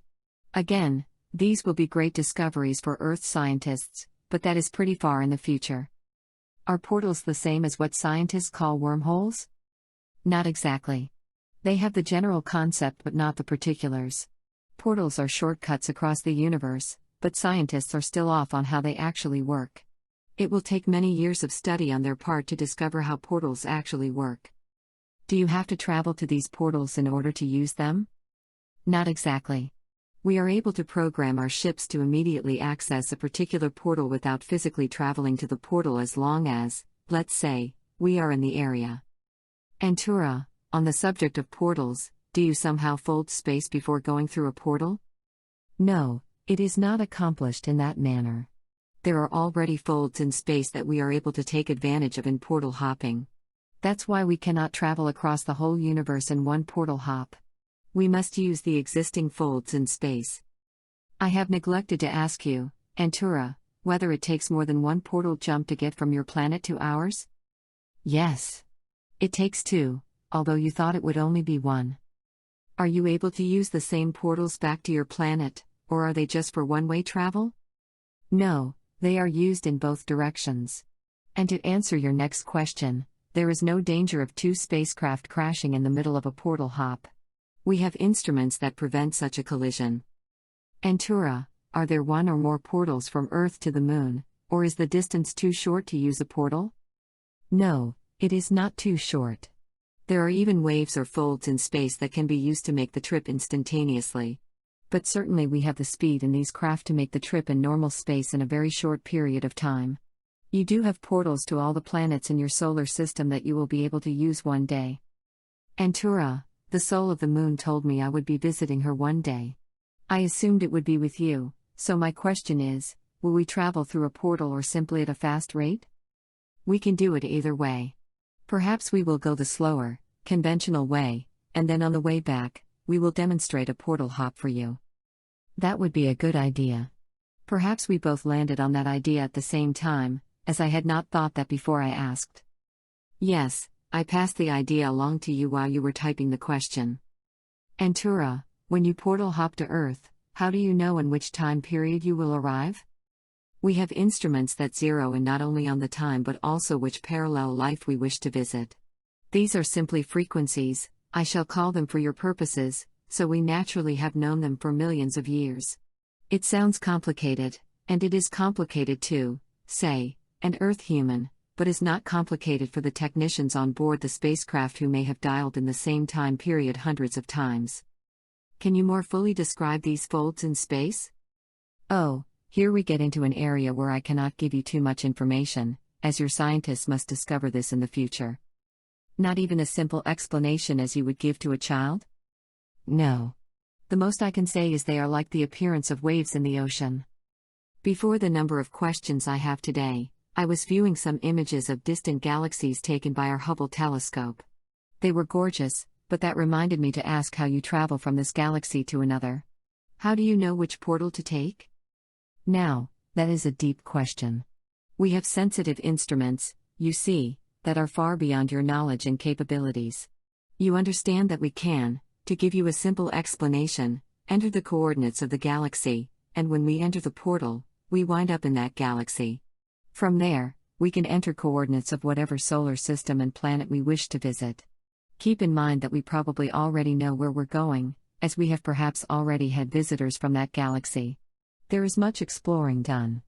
You will do the same someday, and I'm speaking of Earth people in general. Antura, when you go through a portal, do you see anything, such as a change in the color spectrum, bright colors, or just blackness? Good question. Yes, we are able to see a quick burst of light as we move through the portal, but it is quite fast, as I have mentioned before that moving from one end of the portal to the other only takes a split second. It is not some lengthy movement from point A to point B. So there are no colors? No, just the burst of light. Some time ago, you said that some galaxies were part of other universes, or did I receive that incorrectly? No. What you see are galaxies in this universe, but certainly if you look far enough, you can glimpse other universes. I realize this sounds cryptic, but universes are not separated by enormous distances between them. You might say they are kissing cousins. It is expected that there should and will be interaction. As I have said before, there are even universes much larger than this one, and certainly universes tremendously smaller too. We all like to compare notes, you might say, at times. You said there is an Earth portal to another universe. Is that correct? Quite so. Keep in mind that I have also previously stated that you cannot go all the way across this universe without portal hopping. That should tell you that the universe your portal goes to is not so far away. Chapter 17. Atlantis. I had previously been told by my guardian angel that I had incarnated on the continent of Atlantis over 180 times during a period of 50,000 to 60,000 years. I have asked many questions about Atlantis that I'll publish in a future book, or you can go to my website, www.etconversations.com, and read my archived weekly newsletters. The subject of Atlantis arose one day when I queried Antura as to the last life we spent together on Earth. This was the life where I was inspired to create the gentle way of requesting benevolent outcomes. That time period was 200 years before Atlantis completely sank into the Atlantic Ocean, but the two warring factions were at each other's throats until the bitter end. So along with several thousand of the more than 1 million people using this simple spiritual tool, I packed up and emigrated through what is now Portugal and Spain and into a verdant Egypt. This was over 12,000 years ago. Antura, when was the last Earth life we had together? Long ago. Yes, all the way back to Atlantis. I have had other Earth lives since, just not together with you. Requesting most benevolent outcomes, MBOs, is only necessary on Earth, isn't it? Yes, you are the only people in the universe who are veiled, so this special spiritual tool is wonderful for you to use. It was a great inspiration when you received the information originally in Atlantis. Were you with me in that life when I was inspired to create the gentle way? Exactly. I was one of your best friends and assisted you in the move to Egypt. There was much to accomplish, and I worked with you to help resettle the multitude. I was a good tour guide, you might say. When the experiment that resulted in what are termed the things by the Atlanteans, why didn't the ET Society correct their mistake, or didn't some other society, such as the Pleiadians or Syrians, do it? It's quite complicated. It was that society's experiment, and at that time, there was free rein to try any and all types of bodies to seek the perfect one for the Earth human. This one was allowed to go its course, as it came at the same time period the Adam man and woman were being introduced to the Atlantean continent. As you know, the Adam man and woman prevailed, and the societies involved sat back to see how they would handle the problem. It took the Atlanteans several thousand years to correct the genetic abnormalities. It was felt they should have this as part of their challenges. Antura, what purpose did the artificial moon serve for the Atlanteans? It served to transmit the crystal energy along with communications. And naturally, it lit up the sky to provide more light when the real moon was nearing its new moon phase. It existed for several thousand years before it was destroyed. Going over the details just a little more, did the pieces of the artificial moon mostly fall onto the lands and seas of the world, or did parts of it wind up crashing into the moon? Yes, the explosion caused much of it to plunge into the ocean, but parts of it did crash into the moon. And parts of it remained in orbit for quite a long time until they drifted and burned up in the atmosphere. It did cause a major rift in the relationship with the Arcturians, who constructed it. Moving to Egypt. How many people immigrated with us from Atlantis to Egypt? A few hundred or a few thousand? There were several thousand people who immigrated with us at that time.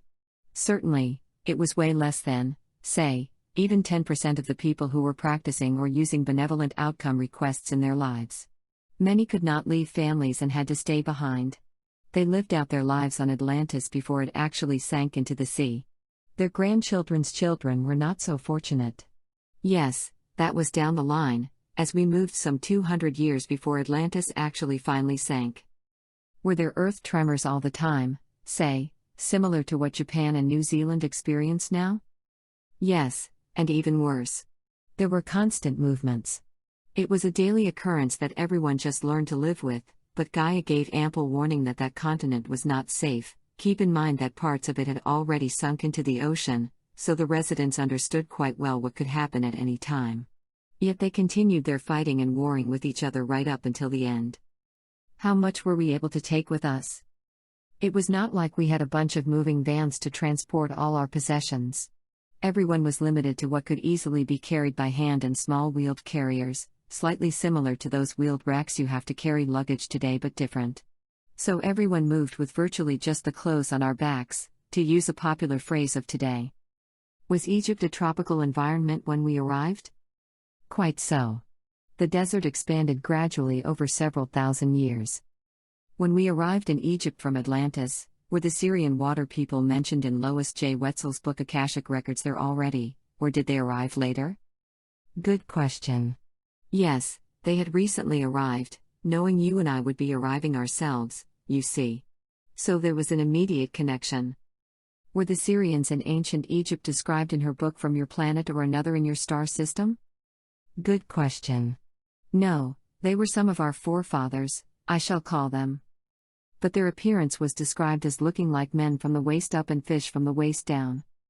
Yes, they took on that appearance for various reasons. But I can assure you that my appearance and that of my counterparts is very close to the descriptions I have given you in response to the questions you have previously asked. Why were they there at that time? They were there to assist the many refugees from Atlantis, along with the folk who were the original inhabitants of Egypt. But then the Federation directive came down, and they had to abandon their small colony. As you read, they were already causing a problem because people from another country were trying to infiltrate the caretakers so that they could either undermine our efforts or use whatever information was being passed on to their own advantage. Then it was not you and I that returned to Egypt after our Atlantean/Egyptian lives. Am I correct here? Quite correct.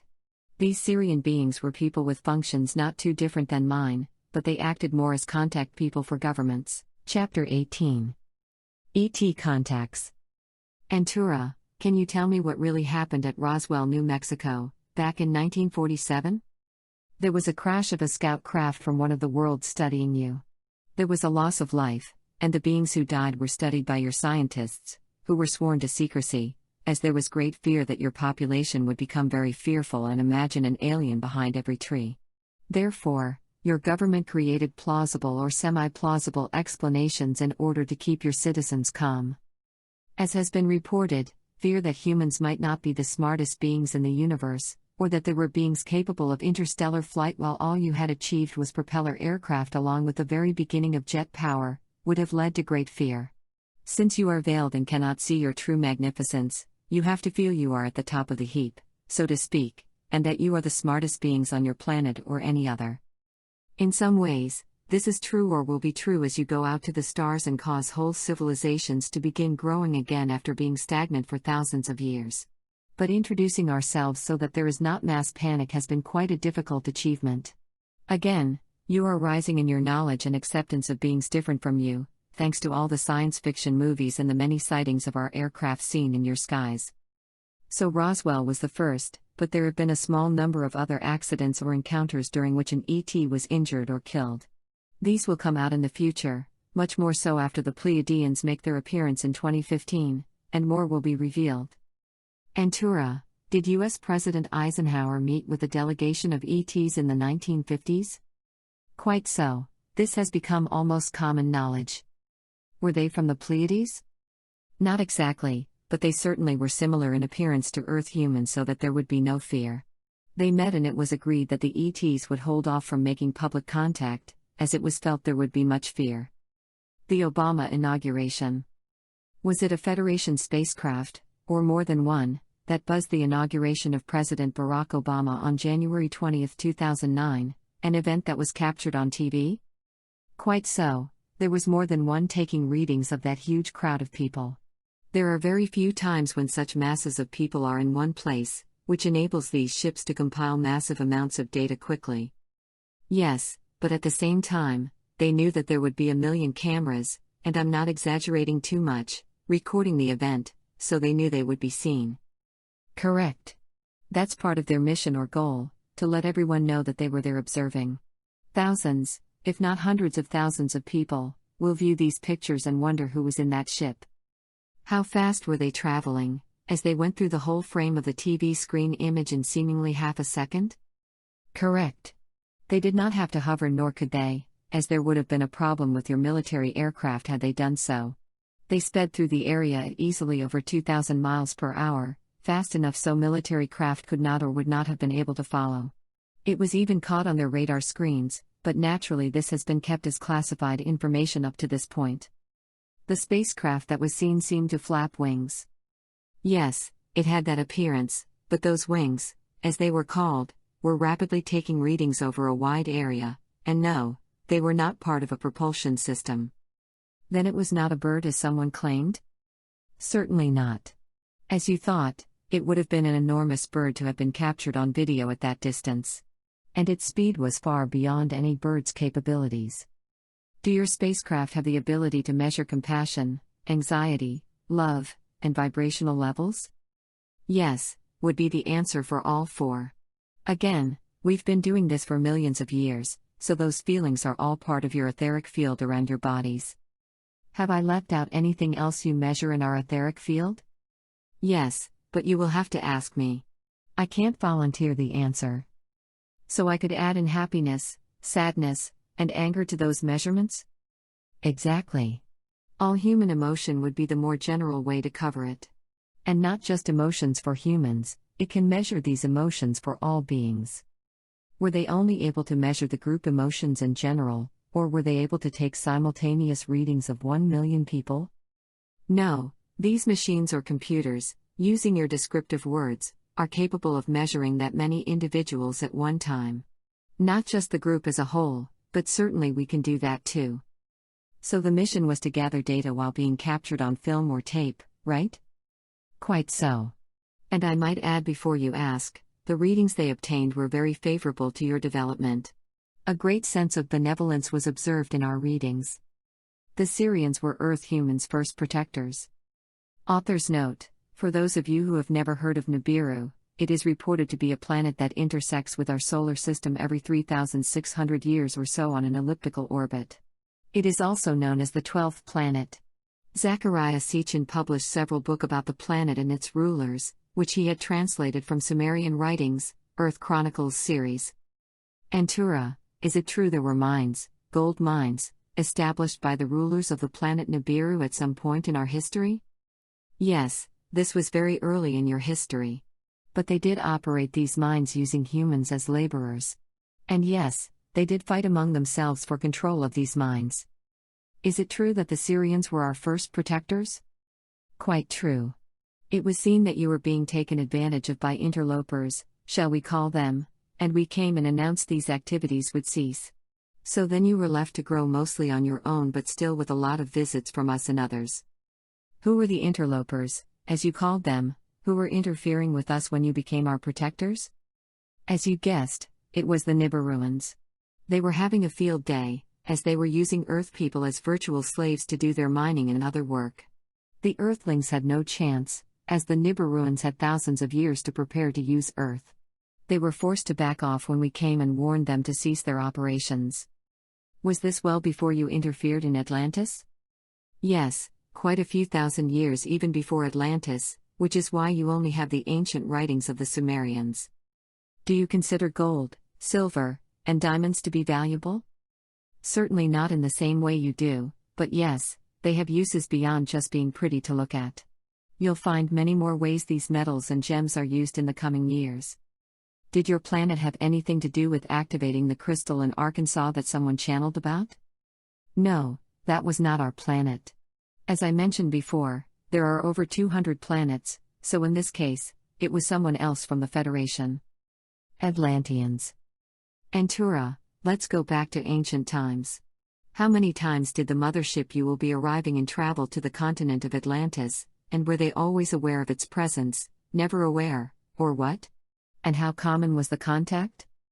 Yes, the mothership traveled many times to Earth during that period of time, but it never came down and landed, shall we say. It was much easier to deploy the scout craft and either land and visit whoever they wished or take certain individuals in these craft back to the mothership. Then was this the period of time that Master Kirill once spoke of when the Syrians were interfering when they shouldn't have been? Yes, it would now be considered interfering. We assumed, and I should say wrongly assumed, that the Atlanteans were close to making the jump, as you are now. But as your guardian angel has told you before, greed collapsed their society into violence. We learned our lesson then. It is my understanding that the Atlanteans were limited to suborbital flights due to the limits of the crystals. Is that correct? Yes, exactly. They had to have those beams of energy created by the crystals for their flying machines. They were not internal but external sources of power. So the beams had a certain range that limited their flights to the suborbital variety, as you call it. Ancient Egypt. Who built the pyramids of Giza? That is the age-old question, is it not? Certainly the pyramids were built by humans but with the technical assistance, or rather advice, of your friendly ETs. It was naturally known that these structures would last for thousands of years and would create mysteries for those who would ponder your existence and where you came from. You must have mysteries, as you are so veiled. Previous civilizations are covered up literally by the sands of time, as is shown to your archaeologists over and over again when they must dig deep into the earth or sand as they discover these previous civilizations. As the Federation of Planets, we have been with you from the very start millions of years ago, not just a few thousand as some of your religions proclaim. As your guardian angel has told you before, Egypt was inhabited over 500,000 years ago, but the archaeologists in Egypt cannot state these facts or they would be in danger of being hurt or slain due to the fundamentalist religion prevalent there. Are there pyramids on other planets, or are they unique to Earth? No, they are not unique to Earth. There are thousands of planets across the universe that have pyramids. You just have not discovered their use yet, at least not the scientific sector. This will soon be explained to you during the series of first contacts, along with an explanation of how they were built. Someone asked if the pyramids, Mayan temples, and Stonehenge are all of human construction? Yes, with a little assistance from your friendly ETs. We did not build them for you but gave technical assistance. When did the gods seemingly leave several thousands of years ago? If they were ETs, then where did they come from, and did they really leave or was that a perception? It was no perception. They did leave, but this happened many thousands of years earlier than is reported. That's why there are legends that abound. They left due to the Earth Directive, which was strengthened after the Greys began kidnapping people. There were a variety of reasons for this, as they were meddling too much in your affairs. You might say that they were forced off. Your Syrian protectors were part of this effort. Other ancient contacts. Who helped build the ancient city of Pumapunka? As you were told by your guardian angel, it was built even before most of Atlantis. It was one of those experiments that did not last. This was not one of your usual suspects, as you might call us. Again, it did not work out. What about the Nazca lines in Peru? Were they ETs or locals? Locals. Again, they had certain ceremonies and rituals and customs brought about through their contact with extraterrestrials long, long ago. It was another way to create a mystery. Why would they make such lines that could only be seen from the air? They wanted these lines or images to be seen from heaven. It has made you wonder to this day and contemplate the mystery so that on a subconscious or subliminal level, you would understand that we have been in contact with you for thousands of years, way past your recorded time. Antura, who built the Bosnian pyramid complex located near Sarajevo, and were there ETs involved? Certainly there were ET advisors, as this was and is a very important pyramid complex. As has been discovered, there is a beam of energy that goes out across the universe, And you will discover the reason why this is in not too long a time when the Pleiadians begin their visits. The concrete used to form the slabs covering the pyramids is of better quality than the concrete manufactured today, plus there are tunnels and rooms used for healing beneath the complex. Therefore, the people who constructed the complex were well assisted by their ET brothers. They constructed this complex for their religious ceremonies and practices and were told these structures would last many thousands of years. Were the people who constructed these complexes from Atlantis, since there is carbon dating pointing to a time 26,000 years ago? No, these people were not Atlanteans. The Atlanteans gave them a wide berth, you might say, as they were protected by their ET friends. They had a duty to create these structures, knowing their use, and felt quite honored to be chosen to create them. Later they would have to be sealed up to protect them from marauding bands of warriors. This was done more than once during their existence. Now they will be slowly uncovered so that many tourists and scientists can enjoy their beauty once again. 2. What is your explanation of the underground cities in Brazil? Certainly the Federation has had some there in the past, as it was pretty remote and various readings and tests were easy to take there. This is not the case now, but some will be pointed out to people in the future. Why did ETs construct Lake Titicaca in the Andes on the border of Peru and Bolivia? It was a major base quite a few thousand years ago. This was even before the time of Atlantis, so we are talking about ancient history. But as things happened during that time, they basically reduced its use. It is still used today but to a much lesser extent, simply for research. It would be as if you took over an old building that needed repairs and fixed it up and remodeled it. Dreams. Is there a way to visit Federation ships during our sleep or dream time? Yes, but it requires dreamers to be able to dream lucidly and request that they be accompanied to a Federation ship that would receive them. Naturally, it would be best if they visit a ship from their own star system or home planet. As has been reported, some people are taken there by their own people and introduced to concepts and to the ship itself to prepare them for when the Federation ships come to visit publicly. There will be much more of this during the years leading up to public contact so that the fear level of the population as a whole will not be so high. How do you manipulate us in our dream time to visit the ships? This is fairly easy to do from our point of view. In future years, you will learn much about the etheric body and eventually how to control it yourselves. This is not too far in your future, but it is far enough that it sounds like science fiction at this time. We are simply able to project ourselves, naturally, with the soul's permission, to take the place of what you call your dream angels and escort you to the spaceships. It is all done in a meditative state. We do not use fancy instruments or machines. Our training allows us to meet you on a dream level. You may also notice from reading about other close encounters that it seems like a dream to these people, as it is difficult to recall. This is all accomplished, as I said before, with your soul's permission for your learning purposes. How are souls manipulated into spaceships even though they agree on a soul level? This is a sophisticated maneuver, which again, is far ahead of you in time. Once you go out to the stars yourself, you'll see this in action with various societies. The souls are not only guided by their dream angels, as you call them, but by people on the ship in a meditative state, shall we call it. It can be an almost instantaneous process to move them to the ship and be able to work on their esoteric bodies, shall we call them. But again, keep in mind that this is with their soul's full approval, or it would not be done. Why did I have a dream about little 4-foot-tall androids? You were actually visiting a world where androids are being introduced now. You were experiencing the conflict of emotions people had in accepting these androids. Are these androids capable of having children? Yes, in this case, they do have the ability to conceive. It's less costly than having facilities to turn them out one by one. Modern-day contacts. Antura, can you tell me anything additional about the Rendlesham Forest Incident 3 of 1980? Who was there? They were Federation scout ships, or just one such ship, I should say. It was another instance when we knew the story would not or could not be buried by the government. And it remains to be told over 30 years later.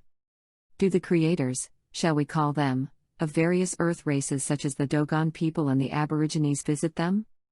Yes, they actually do visit them on occasion. They visit only the elders, who are schooled in the old stories and have been in contact with them for thousands of years. Do they remember these contacts? Oh yes, We do not do it during sleep time but as actual physical contact.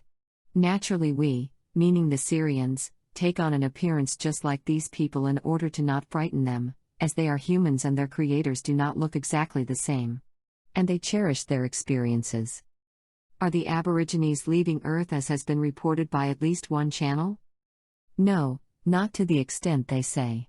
The Aborigines are here for the change, just as all people on Earth are. They will move into the fifth dimension just as you will in a short time. What information can you give me on the Russian Kirsan Ilyinov 4 who claims to have been abducted?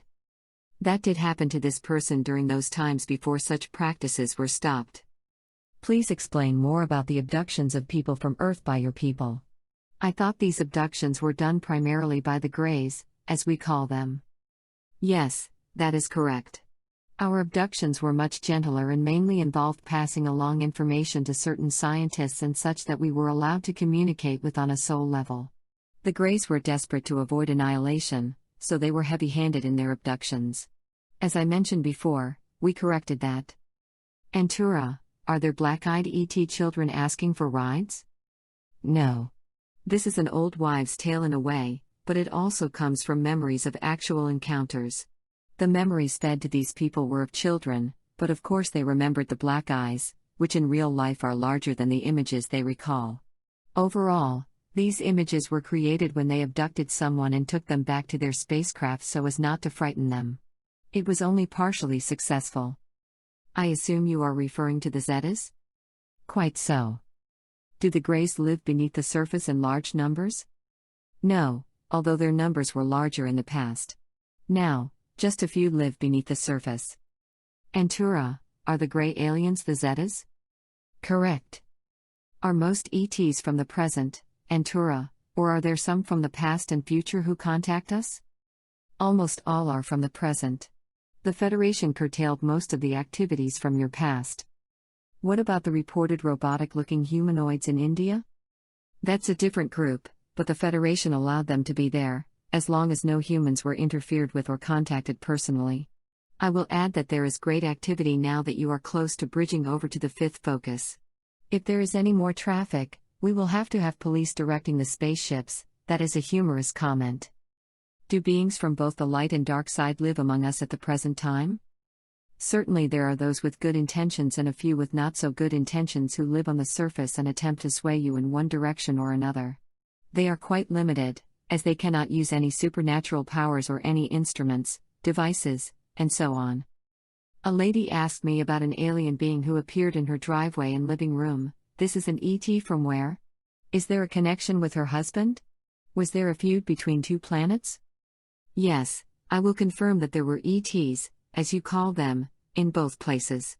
They're from the couple's home planet, and they should have been a little more discreet, shall we say.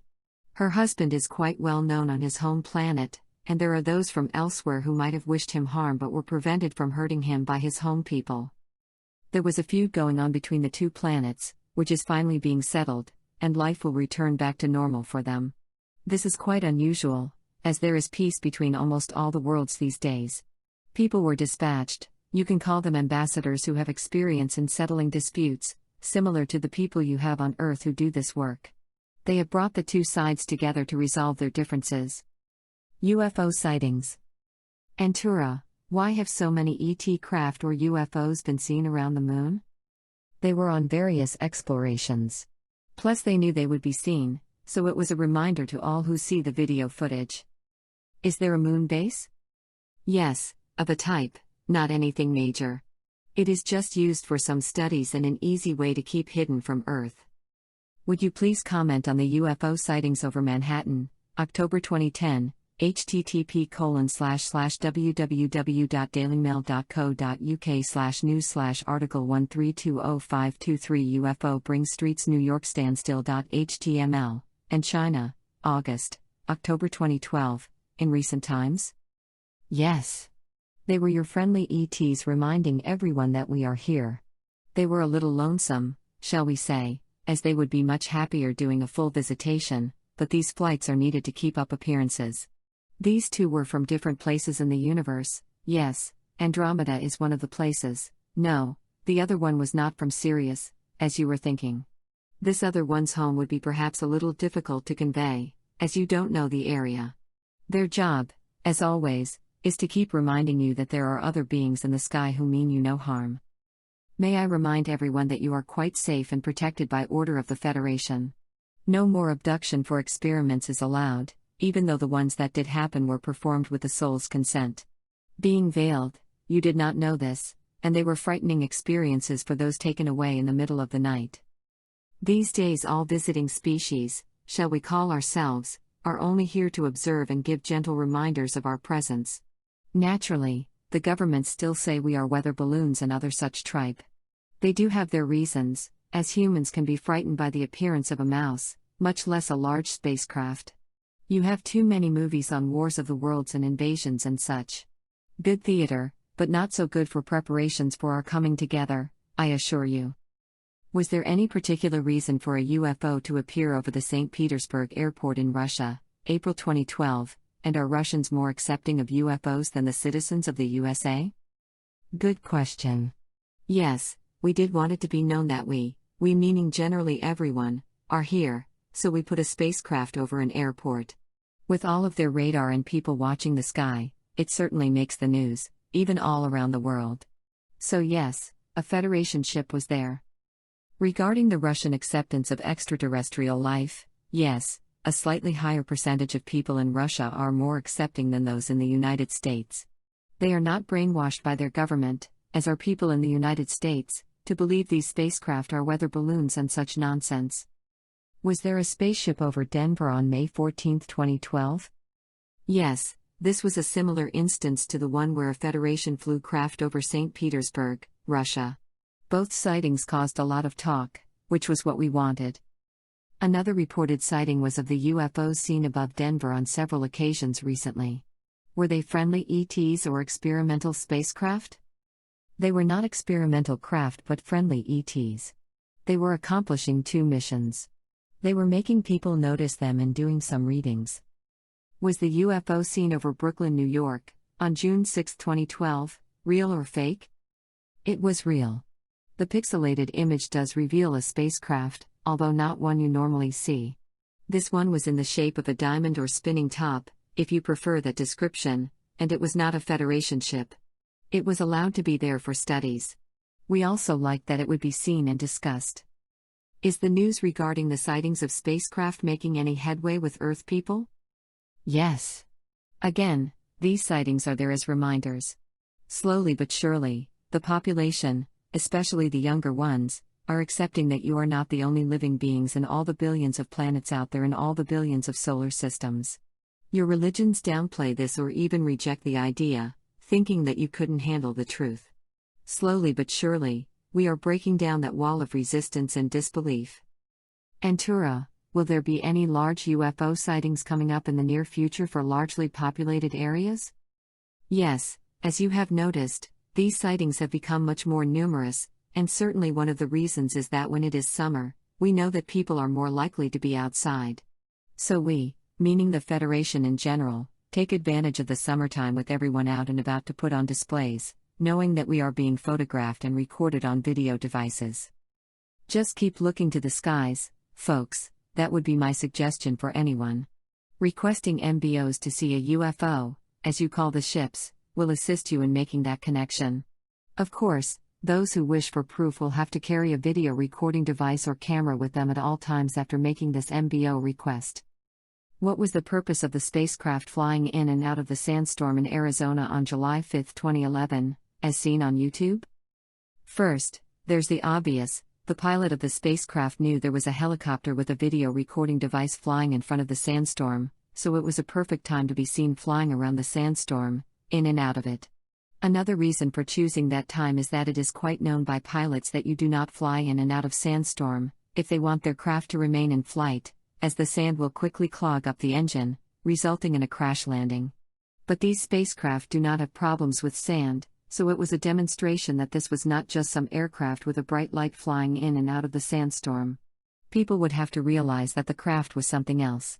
It is a little difficult for the government to claim it was a weather balloon or some light abnormality when the craft appeared at different heights and flew in and out of the cloud.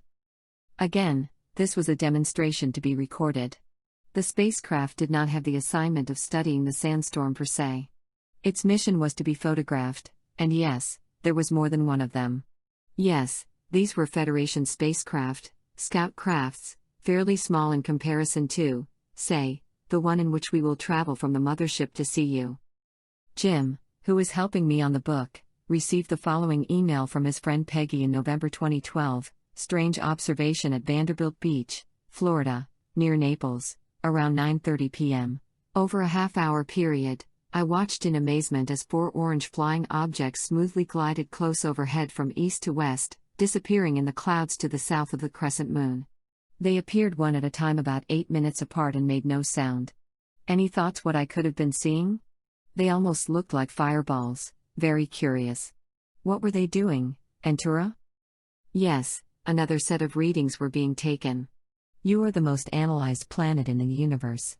These balls were placed there by another civilization that was not part of the Federation but was allowed to take readings, and they allowed themselves to be seen. The Florida people would like to interact with those in the craft they saw near Naples, Florida, that I asked you about. We are not allowed to interact under the directions of the Federation. This will change a little after the Pleiadians make first contact in 2015. Then the door will be slightly opened for other members of the Federation to send representatives, but again, it will be a slow process. Our visit there in 2017 will be one of the first allowed under the directive. By then, there will be much information conveyed to your leaders and people about the history and workings of the Federation. Is the YouTube video I saw of a UFO flying near Roswell, New Mexico, real or fake? View the video at http://www.youtube.com/watch. V equals DH5XK5M6Q? Fake. They did a good job of combining it with footage actually shot in that area. If you'll scan my memory bank, was the YouTube video I saw of a UFO landing in China real or computer-generated imagery, CGI? View the video at http://www.youtube.com/watch. V equals X_Akibnergshu. Quite the latter, but it was very well done. It had just a couple of flaws here and there. We appreciate the attempt, as it makes people think and keeps us in the news, shall we say. SETI, crop circles, and Phobos. Why don't the SETI, search for extraterrestrial intelligence, receivers ever record ET transmissions? Tom, we are millions of years ahead of you in technology. We have long since passed using the forms of communication you have now on Earth. There are much better ways to communicate, but it will take some years for these technologies to be rediscovered by Earth people. Right now, you would only have the opportunity to listen to a society that matches up almost exactly to your society's accomplishments. As you've learned from our conversations, there are many societies out there that have not reached your level of development, as well as societies that are far beyond yours. I will not call what the SETI people are doing a waste of time. Rather, I will just say that their efforts will result in discoveries other than that of life on other planets. What can you tell me about how crop circles are created? Yes, this has been recorded by those with cameras. There are small robotic craft with the simple job of causing the wheat in the fields to lay down in mathematical patterns. These are reminders, again, of our presence. Although officials have claimed these are just people creeping around creating these symbols in order to keep the population calm, there is sufficient evidence that these crop circle formations are created instantaneously, or at least in 2 to 5 minute periods, to shoot holes in these claims. These symbols appeal to those with mathematical backgrounds, artists, and even regular people who see the beauty in these formations, even though they don't understand what the symbols mean. They are difficult even for someone versed in symbology and mathematics and geometry. They are done to motivate you to consider how they are formed and by whom. Why are most of them in southern England, and can you say more about who creates them? Yes, as everyone has noted, these crop circles can be considered massive works of art with geometric and mathematical themes. Southern England was chosen due to its lack of population, yet it has just enough people so that the symbols would be quickly found and photographed. The beings who do this are your friendly Arcturians, and they do this to create mysteries and yet also point out how they are crafted by intelligent species. They have no sinister motives, they are designed to make mathematicians, along with the general population, ponder their meanings. They are created by small robotic craft that have been photographed as they create these crop circles. These symbols are used all over the universe, so they should be studied in more detail, as they are not just works of art. There are messages behind them that will slowly be discovered over time. Is the Martian moon Phobos an artificial satellite? Yes and no. Parts of it have been reshaped, and other remnants of the Martian society will be discovered. Ancient ruins exist that can be explored. Who built it? It was built in truly ancient times by the Martian people. There will be a wealth of information found on it, and it will be viewed as having had a lot of work done on it. The Earth explorers will hit the jackpot when they begin to visit this partly artificial moon. Much will be learned there. Spiritual connections. Was the mother of Jesus impregnated by an ET, and if so, by whom? Not in the least. This was not done by any ET, unless you consider Jesus an ET. His soul was quite capable of having his future mother Mary be impregnated in advance of his birth, you see. There was no need for an ET to accomplish this. Do ETs interact with the Elohim? Yes, in the concept or basis in which this was asked. We are in constant contact with our spiritual advisors who are not in physical form. This is quite common elsewhere in the galaxy as compared to Earth, where you are veiled from knowing your true relationship to your souls and think you are all alone in the universe. This has been done, as has been explained to you before, for a purpose, so you will recreate all that has been done before but will find new ways of creating never before thought of by any other race. To answer the question again, yes, we are in touch with our spiritual advisors every day through meditation. Antura, please explain who the Ashtar Command is. Here we get into a rather sensitive area, as those who claim to be the Ashtar Command are souls who know their purpose, which is to give structure and a hierarchy system to those people who feel the need for such. When you bridge over to the fifth focus, your need for such structure will be slowly reduced. The channelings will become more accurate then. Why can't Rh-negative blood be cloned? Was this from the original experiment or what? Rh-negative blood is, in a way, the original blood used, but you do not know how it can be cloned or duplicated yet. It is a mystery to you and will cause your researchers to study the differences in its DNA makeup from that of other blood types. Speculation. Antura, there is a lot of speculation about the United States or other countries and organizations having spacecraft. Is this true or not? As has been previously told, these reports have been exaggerated.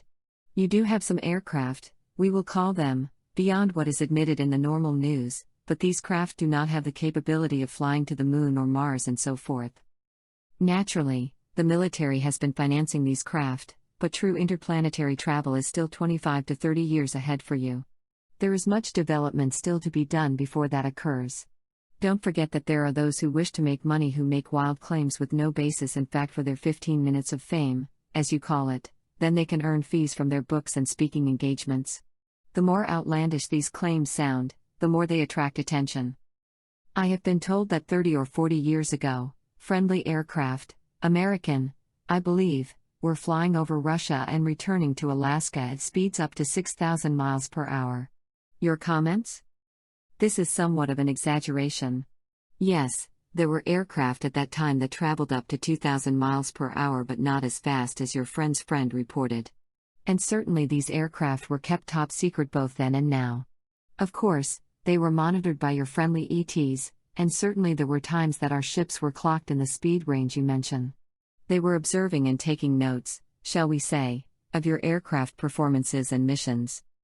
I saw a story on video a couple of days ago where a gentleman was claiming that there were top-secret U.S. aircraft capable of speeds of 12,000 miles per hour. Your comments? Yes. These look good on paper, but your scientists have yet to be able to launch such vehicles. They're still in the drawing stages. We would know immediately if there was anyone flying around in one of these aircraft, especially when they could pose a danger to us. These drawings were made up, and dummy aircraft models were even used so that there wouldn't be fear. If these are top secret, human-made aircraft, then no one will worry or ponder that there are actually intelligent beings out there. They'll just say, "Oh, there's another of our aircraft," and although amazed at the speed, they will just think, "It's one of ours." Trust me on this one.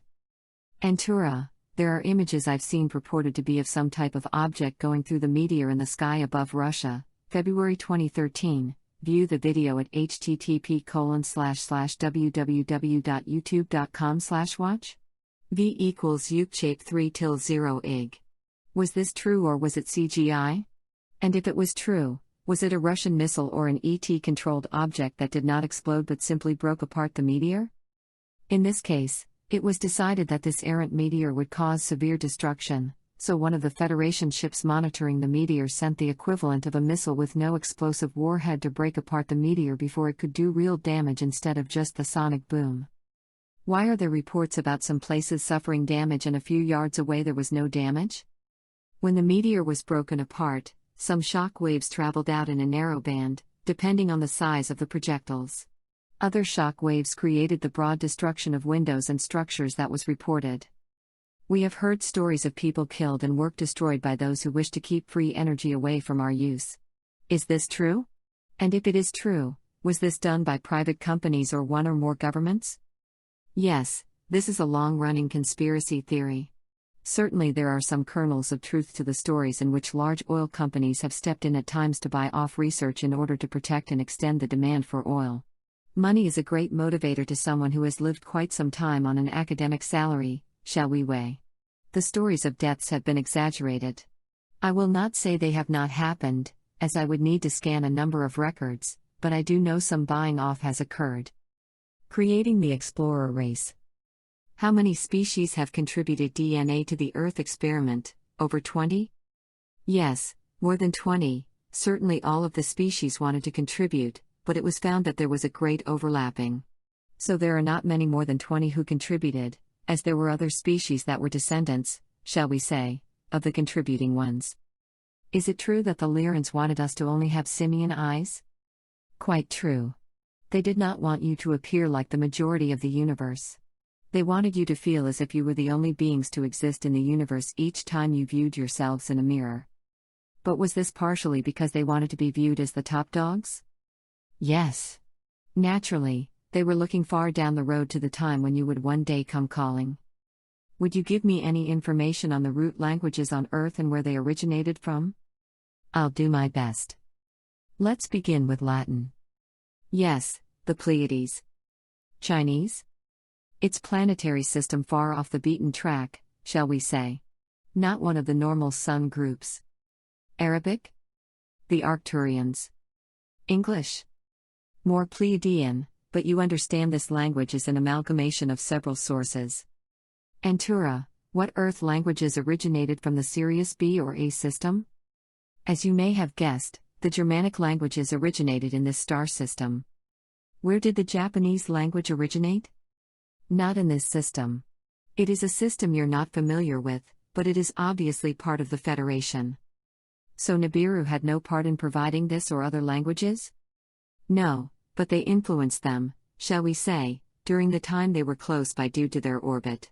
Keep in mind that each language certainly originated over 1 million years ago in Earth time. So let's go back to your star system for a minute. Did all the Germanic languages originate in the Sirius B system or did some come from the Sirius A system? There you have it. Both star systems created these languages, as they have worked together for literally billions of years. When you use those numbers, Antura, it really amazes me, first, by how young our society is here on Earth, and second, by how far you have come yet how far you still need to go in raising your vibrational levels. That is, if the 5.3 to 5.4 level you set is correct for all the universe. Or should I limit that to the Federation planets or even to certain star systems? No, you would be accurate in using those figures for the whole universe, at least for the fifth focus. Keep in mind that there are even higher focuses we work with such as the seventh focus, but the planetary societies are mired at this level in the fifth focus. As I have stated before, we look toward the explorer race's arrival with great anticipation but certainly with some trepidation as well, as we know our societies will forever change.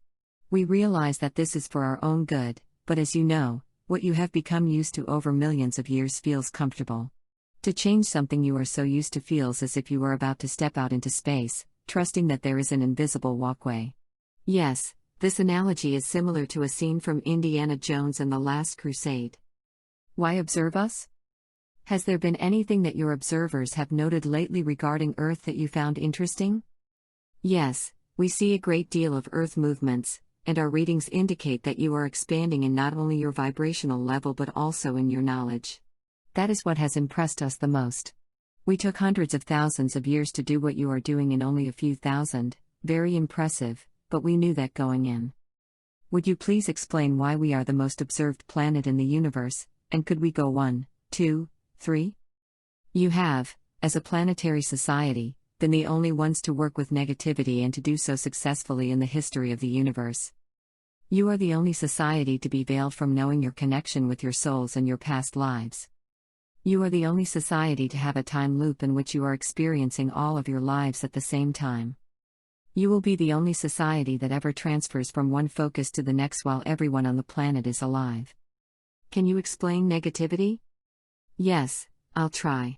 Negativity is a force or energy, just as positive energy is, it is simply the opposite energy. But it has been impossible to work with or in, so all other societies shoved it under the rug, shall we say. The purpose of the Earth experiment was to see whether somehow a society could learn to work and even thrive in extreme negativity, which the Earth Society has been able to do as a whole. Now the amount of this negative energy you work with will slowly ebb over the next 100 years, let's say, since you were successful. You are the first society in this universe or any other universe to successfully work with it without blowing yourselves up. This is a tremendous accomplishment, and everyone is amazed at your success. This is why, as I have said previously, parking is at a premium, because spaceships from all over this universe, and yes, even spaceships from other universes, are taking these very intricate readings of things your scientists would know nothing of to study. What types of negativity will we introduce to other societies, and how can we cover everyone? It seems like a formidable task, perhaps even impossible. But once you begin to introduce simple things like games that require winners and losers, they will spread, variations of these, you understand, to many other societies across the universe. We are fortunate in this federation to be the first to receive this small negativity to work with, although we are a little anxious, because these societies have been around for millions of years, so any change will be enormous for us. It is my understanding that there is nowhere else in the universe with negativity? Quite so, not even the reptilians. What about the society living on Earth on the lower third-dimensional rungs, shall we say, that is living with negativity? This society was discussed briefly in Chapter 11. I stand corrected, and yes, there is even another world being set up to have negativity like Earth but in a much lower amount. Time travel. Antura, is time travel only possible in the Earth time loop, or can anyone in the universe travel back and forth in time? Excellent question. No, time travel is only available in this time loop. This is why we can, should we desire, meet and converse with societies from the past and future. This is quite complicated, but the very nature of your time loop allows societies from any time in the past to access the different time periods. Finally, the Federation Directive has regulated and actually restricted this, so it was much more prevalent in the past, your past, than in your present. Do you, meaning other societies, harmonize with a specific frequency signature to time travel? Yes, in a way. Certainly there is a tuning into the frequency signature of a specific time period. This is so advanced that you will not learn about it yourselves until very far in the future, as you can imagine. Okay, but am I to understand that time travel is not done in the rest of the universe? Yes, that is correct. It is only done in special time continuums. Disclosures. Antura, will there be any disclosures around June 21st of this year, 2011? No. The European country that will be making disclosures will not do this for a couple of more years, I can assure you. But I can also assure you that when it happens, there will be a great tumultuous outcry, as there are those who wish to keep this information secret in the belief that you can't handle the truth, as that actor in that movie said. But it will open the door so that, as more countries open up their previously secret archives, it will become widespread knowledge. When will the European country have disclosure? Not for another 2 years, as you guessed. The time is not right yet, and when 2012 comes along, there will be the great shift. There will also be a great shift in people's attitudes and desire for more information and disclosure as we move toward that point. Chapter 19. Contacting other planets. Antura, how is contact made with other planets? Good question. Normally, we seek out the leaders of a planet after careful study from afar, or at least from where they are not able to see us and become concerned. This might also be a joint mission with beings from other planets, as we work closely with a number of other planets or societies in this federation of planets of which we're a member. People are chosen that would most relate to the society we want to contact to introduce ourselves. That way, there is no concern from those we contact that we are there for anything but a peaceful, fruitful contact in which we can offer them things that can be used by a society less developed than our own. Naturally, this is done when we feel they have reached the stage at which we can contact them and it will be beneficial for all parties. Of course, it will happen soon, and you'll get to see the process firsthand. When you visit a new planet, is there a set of guidelines you follow? And if that is the case, can you give me some examples? Yes, certainly guidelines have been used for thousands, if not millions, of years. That would include not providing the society with any weapons or high-tech devices until such time as any of them would be welcomed. We are to honor their choices of life, whatever that may be. We are to offer our assistance in the future, depending on their level of development. The bottom line is that we say we're available should they have any problems they can't solve. I would think it would be quite different for Earth. You're quite right there. We had to write a completely different set of rules to accommodate your unique circumstances. All the other rules had to be examined one by one and new ones designed for you. It did take time and effort, but those were incorporated in the Earth Directive. Do you have a favorite planet in the universe that you like to visit other than Earth? Yes. Naturally, it is another water planet, which would not be too hard to guess. It's a lovely planet in a far-off system with many unique inhabitants and beautiful underwater flora and formations. It's a very pleasant planet to swim in, as you can imagine. What about a least favorite planet to visit? Yes, there are several. Certainly, a planet with little or no water and very harsh surface conditions is not my cup of tea. We are easily able to visit these planets and survive even the harshest conditions with the spacecraft and our devices that put invisible shields around us. But those visits are short or as at least brief as possible, depending on what our mission is for that planet. What galaxy in this universe have you visited that was most interesting to you?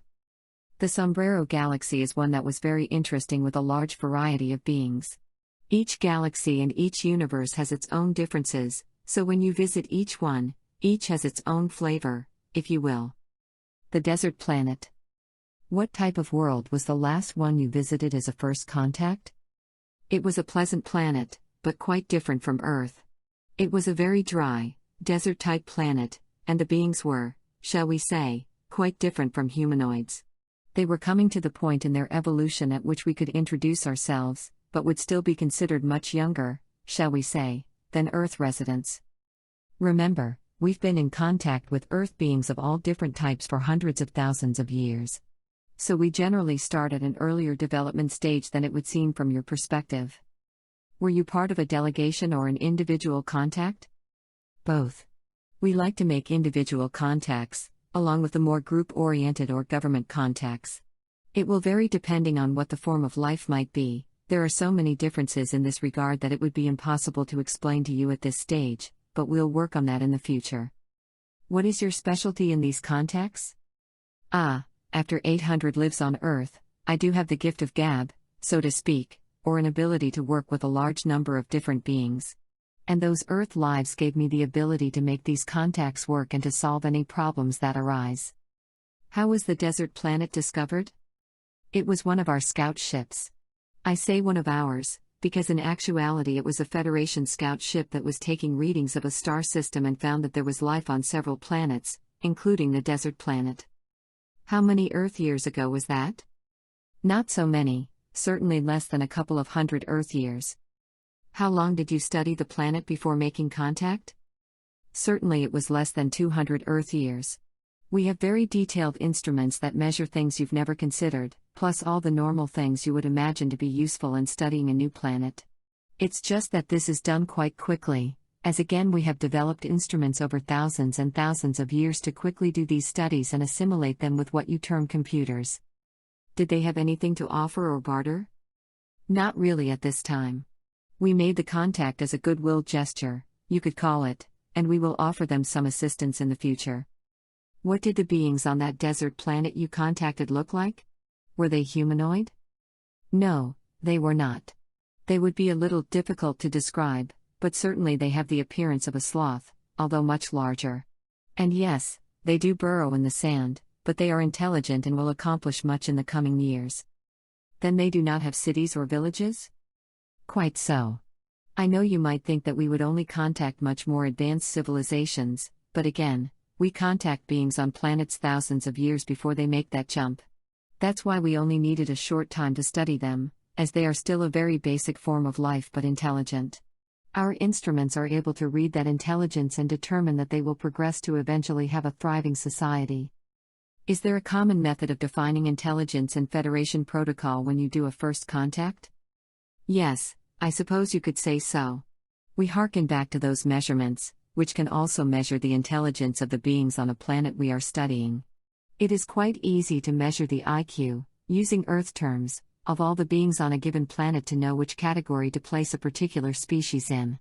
You are just in the beginning stages of doing this, and I can tell you that your scientists have a long way to go to learn how to measure intelligence. Did you have to disguise yourselves in order to communicate with them and not frighten them? Yes, actually we did. That's something we have not gotten into yet. We are able to take on a form, if needed, so that the beings we contact are not frightened out of their wits, to use your vernacular. Then you take these forms that must be holographic, or are they? Yes, there you have it. We project an advanced, holographic image to them that looks and feels like the real thing. Again, we do this to keep from frightening beings who have not even considered the possibility of beings who look different from what they are familiar with on their world. Then did you appear as a giant sloth, or did you appear as some other non-threatening creature? In that case, we appeared rather similar to the sloth beings, shall we call them, but certainly a non-aggressive sort of sloth. Yet we had the appearance of age and knowledge, what they perceived as wise, older sloths to them. When you make first contacts with other planets, Antura, are they all in the fifth focus, third focus, a mixture, or do you study them in different focuses? Very good question. Certainly, we have the ability to switch focuses at will and do so when we are contacting a planet for the first time. That way, we can study them completely. So to answer the question, we do make complete studies of a planet through which we discover life on it through all its focuses, yes, even higher than the fifth. Work on other planets. Can you expand on your job or work some more? How many planets have you visited as part of your work, aside from pleasure trips? Several. More than 10? Yes, but just barely above that number. Let's say 12 for your purposes. That's not very many considering your age, is it? No, but again we visit these worlds, stay for some time gathering information, and in my case, making contact, and then we return while others take our places, if more time is needed to study the cultures on a planet.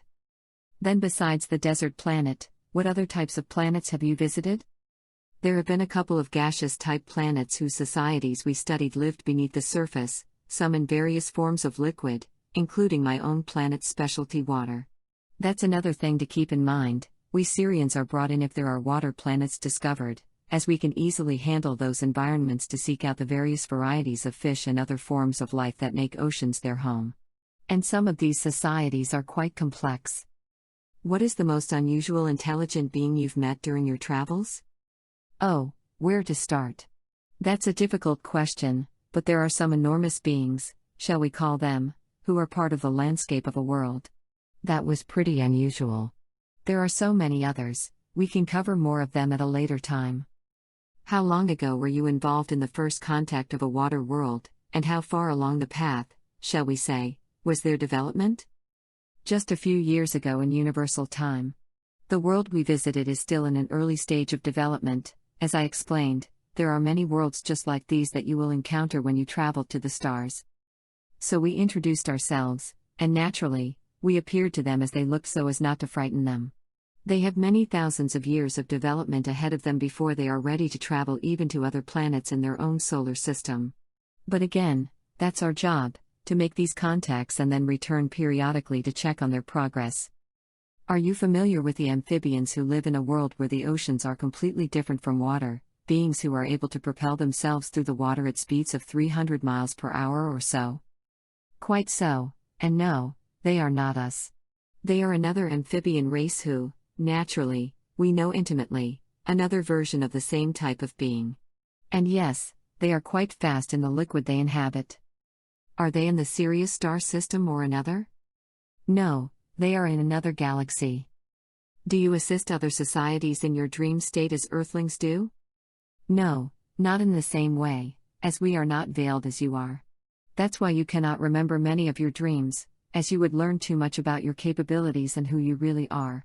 No, I am asked on occasion to consult with a society, but there are billions of Earth soul fragments on hand each night to do this work, so we are not called on anywhere near to the extent you are. How far in advance are our dream sojourns planned? Weeks in advance. As I mentioned before, you are quite in demand to assist other societies in the universe to assist them with their problems. Even people with just a few Earth lives can solve many questions and problems, but people like you personally, with many Earth lives under your belt, shall we say, are in high demand, so everyone has to take the proverbial number and await their turn. Besides good life, what other interstellar greetings do you have? Greetings such as may the Creator bring you happiness and a long life. Some of the greetings are fairly formal, as you might imagine, for occasions in which we are doing business or having some type of political or federation business in which we do not know the beings personally but are there to discuss common interests. Beings of the universe. Are you familiar with the bird people of Iglelia? Yes, quite so. They are beautiful people, as has been reported. It is my understanding that you are focused in the fifth dimension, so are they too? Quite so. And yes, the birdmen of Iglelia are focused both in the fifth dimension and in the seventh. This is all very complicated for you and people in general at this time, but in the coming years, you will learn more about these dimensional focuses. Are the Cyclops race we discussed before larger, the same size, or smaller in stature than a normal Earthling? Good question. They do have several different sizes, as you can imagine, because this race is present on different worlds and Creator likes variety. There are some much larger than you, almost twice your size, and there are some petite one-eyed beings only a little larger than half your size. And there are some who are the same size as you. So there is no one answer to that question, as there are millions of varieties of humanoids, as you will come to learn in the coming years. Who is the largest humanoid you have ever encountered? One race of Cyclops measures around 15 feet, 4.5 meters, in height.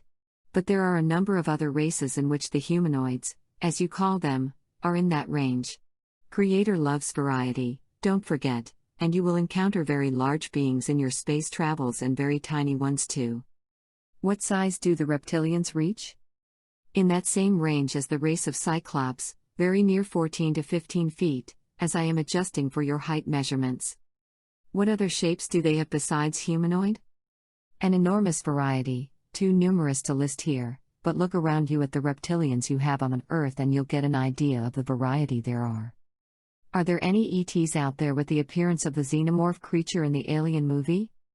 No. Certainly, there are some really different-looking insect beings, but none as hideous, at least that we've discovered so far, as the one portrayed in the film. This creature was concocted to scare people in a movie theater and has little basis in fact. Do you have a supervisor, committee, or council that you report to? Yes, we have discussed this a little in the past. I normally report to a sort of council, but I also make the findings of my visits public to other planets and galaxies and even universes. Any of our citizens may read the reports and view what you call videos of these planets. That's my job, to disseminate this information for all to see. So I may report to a council or committee, using your terms, but I don't actually have a supervisor whom I must report to and work directly for, as you meant. Our structure of government is quite open and gentle. This information is shared with our spiritual leaders, as they like to be able to view or learn or see anything we do on demand, you would say. They really do not have to ask for it, as it is there, the information, I mean, on their viewing screens.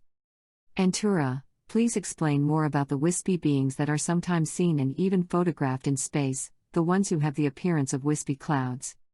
Yes, These are actual beings who spread themselves over several focuses or dimensions. They are souls, but their interests are in experiencing this space, this substance, which your scientists will discover and learn about in the coming years. Each soul has its interests, and they have theirs. So do you communicate with them or just leave them alone to their own pursuits? There you have it.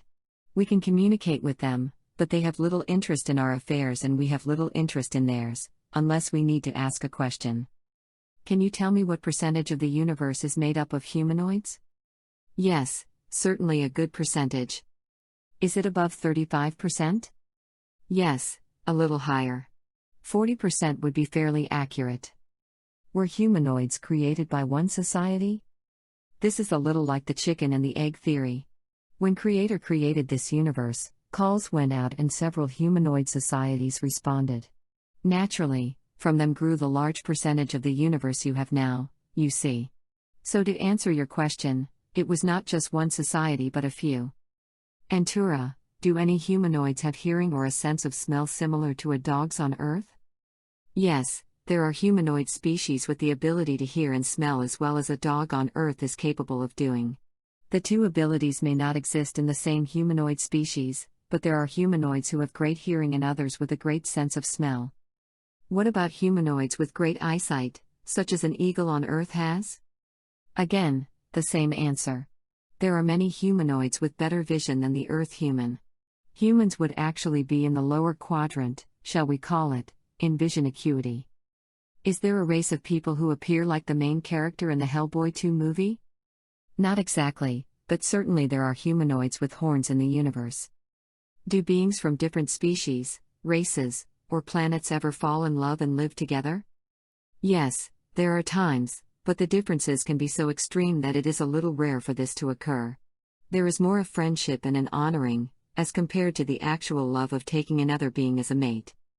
How populated are the planets that dogs, cats, and cows originated from, and where are they located? These planets are generally fairly populated but not overrun with these beings. There are a few million on each planet, and yes, they do tend to live fairly long lives there and do not really look quite the same, as you'll see. They were asked by the Creator's emissaries to take part in the Earth experiment, and as I've said before, I've never known anyone to turn down a request from the Creator. Where are their planets located? They are spread out in different star systems. They did not originate from, say, the same spot in the sky. I will leave some things to be discovered by your explorers and scientists. What do the dogs and cats look like on their home planets, and are they from the same soul group? Contrary to what you have read, dogs and cats come from separate soul groups, each has a distinctive mindset, shall we call it. They certainly balance each other. Regarding their appearance, cats certainly have a feline appearance but are humanoids, along with the dogs. Again, dogs have aspects in their personalities you can recognize. You might say, I recognize that personality from somewhere, if you are not aware of who they are. Antura, do any planets have as large a population as does Earth, or would this be like comparing apples and oranges, since there is such a variety of life around our universe that we cannot begin to fathom yet? In our experience, by limiting the discussion to humanoids, Earth has by far the largest population. Starting next year, Gaia will make adjustments, as you know, to reduce the population a little, but the major reduction will come from rules and laws your countries implement in the coming years to make it a priority to have fewer children. What is the next most populated humanoid planet, Antura? I would have to say its population is less than half of Earth's and possibly only 1/3. And I might add that this planet is much larger than Earth, so keep in mind that size does make a difference in this instance. Then would a planet with intelligent insect species be off the chart in numbers, or are there planets with other types of beings who would be quite large in population? The intelligent insect species can be quite large, but then their sizes can be much smaller than a humanoid species. And we must not forget the reptilians, who can really proliferate with the laying of eggs rather than womb births. So again, there is so much variety out there that it is difficult to give you the short answer needed for your newsletter and book, but feel free to visit this topic again and we will cover more species. What percentage of the universe has vegetation of some sort or another? Easily 90%, although you would not recognize it as such on planets that are, say, more gaseous in nature. That seems rather high. Did I receive this number correctly? Yes. Again, you have much to learn about plants and plant organisms.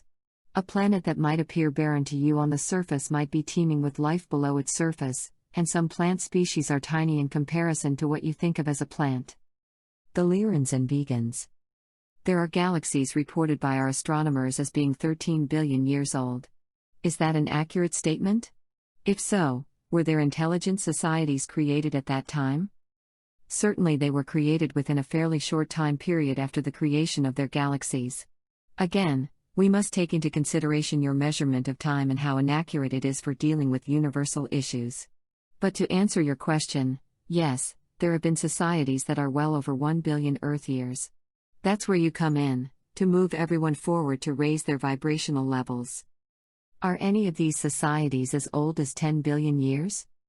Yes, believe it or not, there are a couple of societies even older, not quite dating back to the beginning of this universe but certainly within a few million years of it.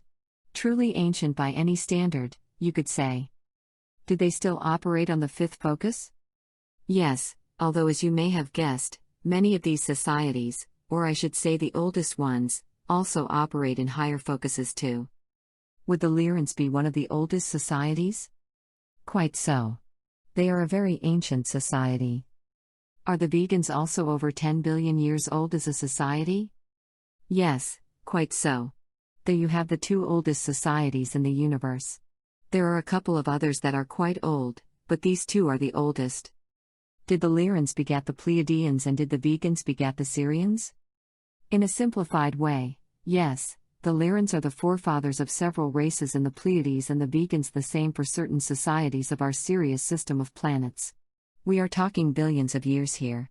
And yes, to answer your next question, our amphibian society is a mere child in age compared to the Lyrans, vegans, and even the rest of the Sirian societies.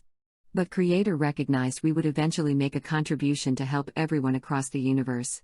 We are catalysts, you might say, as the explorer race certainly is. Why do the Lyrans and vegans operate on more than one focus? A deep question, that one. Because there are those in their societies who were able to raise their vibrational levels to a point at which it was more comfortable to experience life as light beings, or very close to that, shall we say. How many millions of Lyrans are there in the fifth focus? Quite a few million, well over 100 million. Over 200 million? Quite so. Needless to say, in 13 billion years, they have been able to expand as far as they wished, populate as many planets as they wished, and created as many different types of people as they wished. Does the Federation have relationships with these societies, or are you left pretty much to your own? Do they send representatives, or are they somehow involved with the Federation? Good question. No, we do have friendly relations with both societies. They certainly are looking on the Earth experiment with great anticipation, as we all are. During the Star Wars with the reptilians, did the Lyrans give you assistance, or did they sit back and say, "This is not our fight"? Much more the latter. They did attempt to mediate the situation, but we were finally able to come to a peaceful solution ourselves. Why didn't the reptilians attack the Lyrans too? That would have caused the reptilians a great many problems, as the Lyrans are far beyond them in development. I'll add that the Lyrans are far beyond our development as well. The reptilians knew the Lyrans would not interfere as long as they were not personally attacked, you see. Globular star cluster Antura. What is the globular cluster of 100,000 stars known as cluster M13 that the Hubble telescope took a photo of? That is a unique cluster of stars. There are many planets revolving around those stars, as I'm sure you can appreciate. There is a unique magnetic force that holds all of these stars together. Have you or your people visited this cluster of stars? Oh, yes. And to answer your anticipated question whether any of the planets there are members of the Federation, no, they are too distant. As you can imagine, they have their own federation of planets within that cluster, as their wants and needs are similar in nature.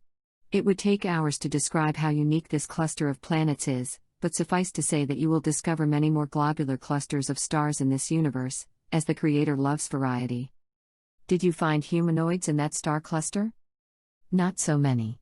Again, they are quite unique, and the life forms we found there are unique too.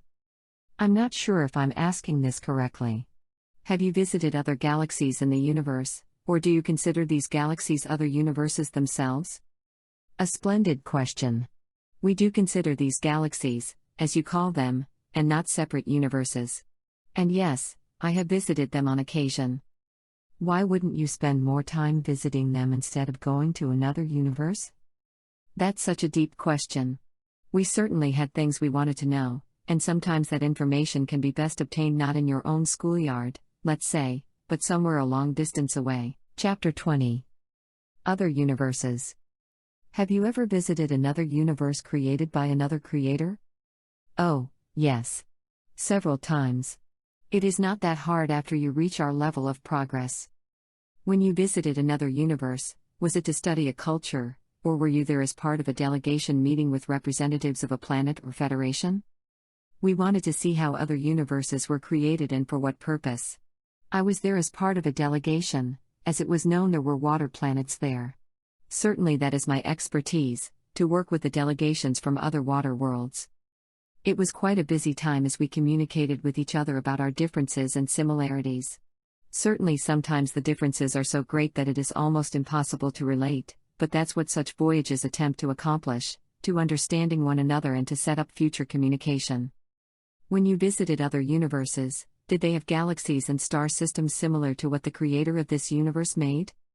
Yes, similar but different. It would take a very long discussion to go over the many differences, but some of the universes are quite a bit smaller than this one, easy to navigate around, shall we say, but quite interesting. One universe that I'm sending you an image of was just one big enormous galaxy with millions and billions of star systems and truly unique people or beings inhabiting them. We could go on and on with the differences, but yes, they are somewhat similar while completely different in other respects. Because you have not been to the stars yet, it would be difficult for me to describe all the differences.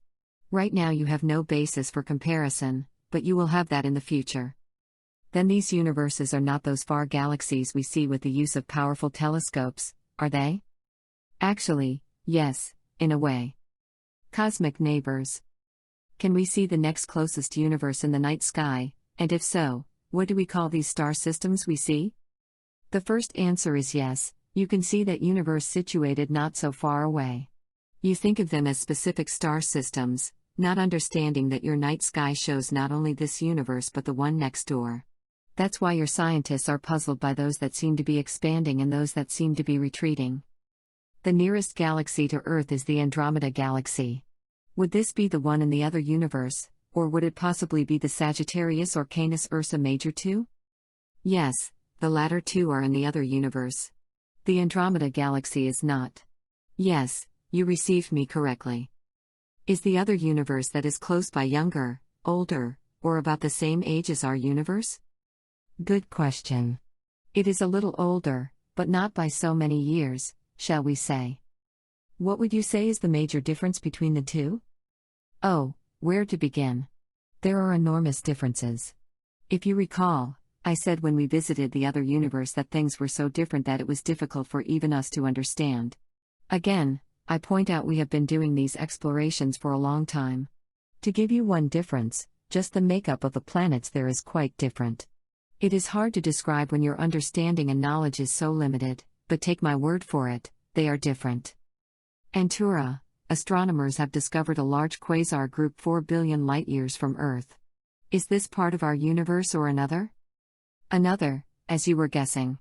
With billions of other universes, one has to consider the possibility of a few of them being within the proximity of our universe. In the coming years, astronomers and scientists will narrow their definition of our universe as they recognize the possibility of other creations. They will see they are nowhere similar to this one and work on different dynamics, different laws. Chapter 21. Moving a planet. Antura, has the Federation of Planets ever been asked to assist societies on planets that are about to be destroyed due to collisions with other planets or stars or some planetary imbalance?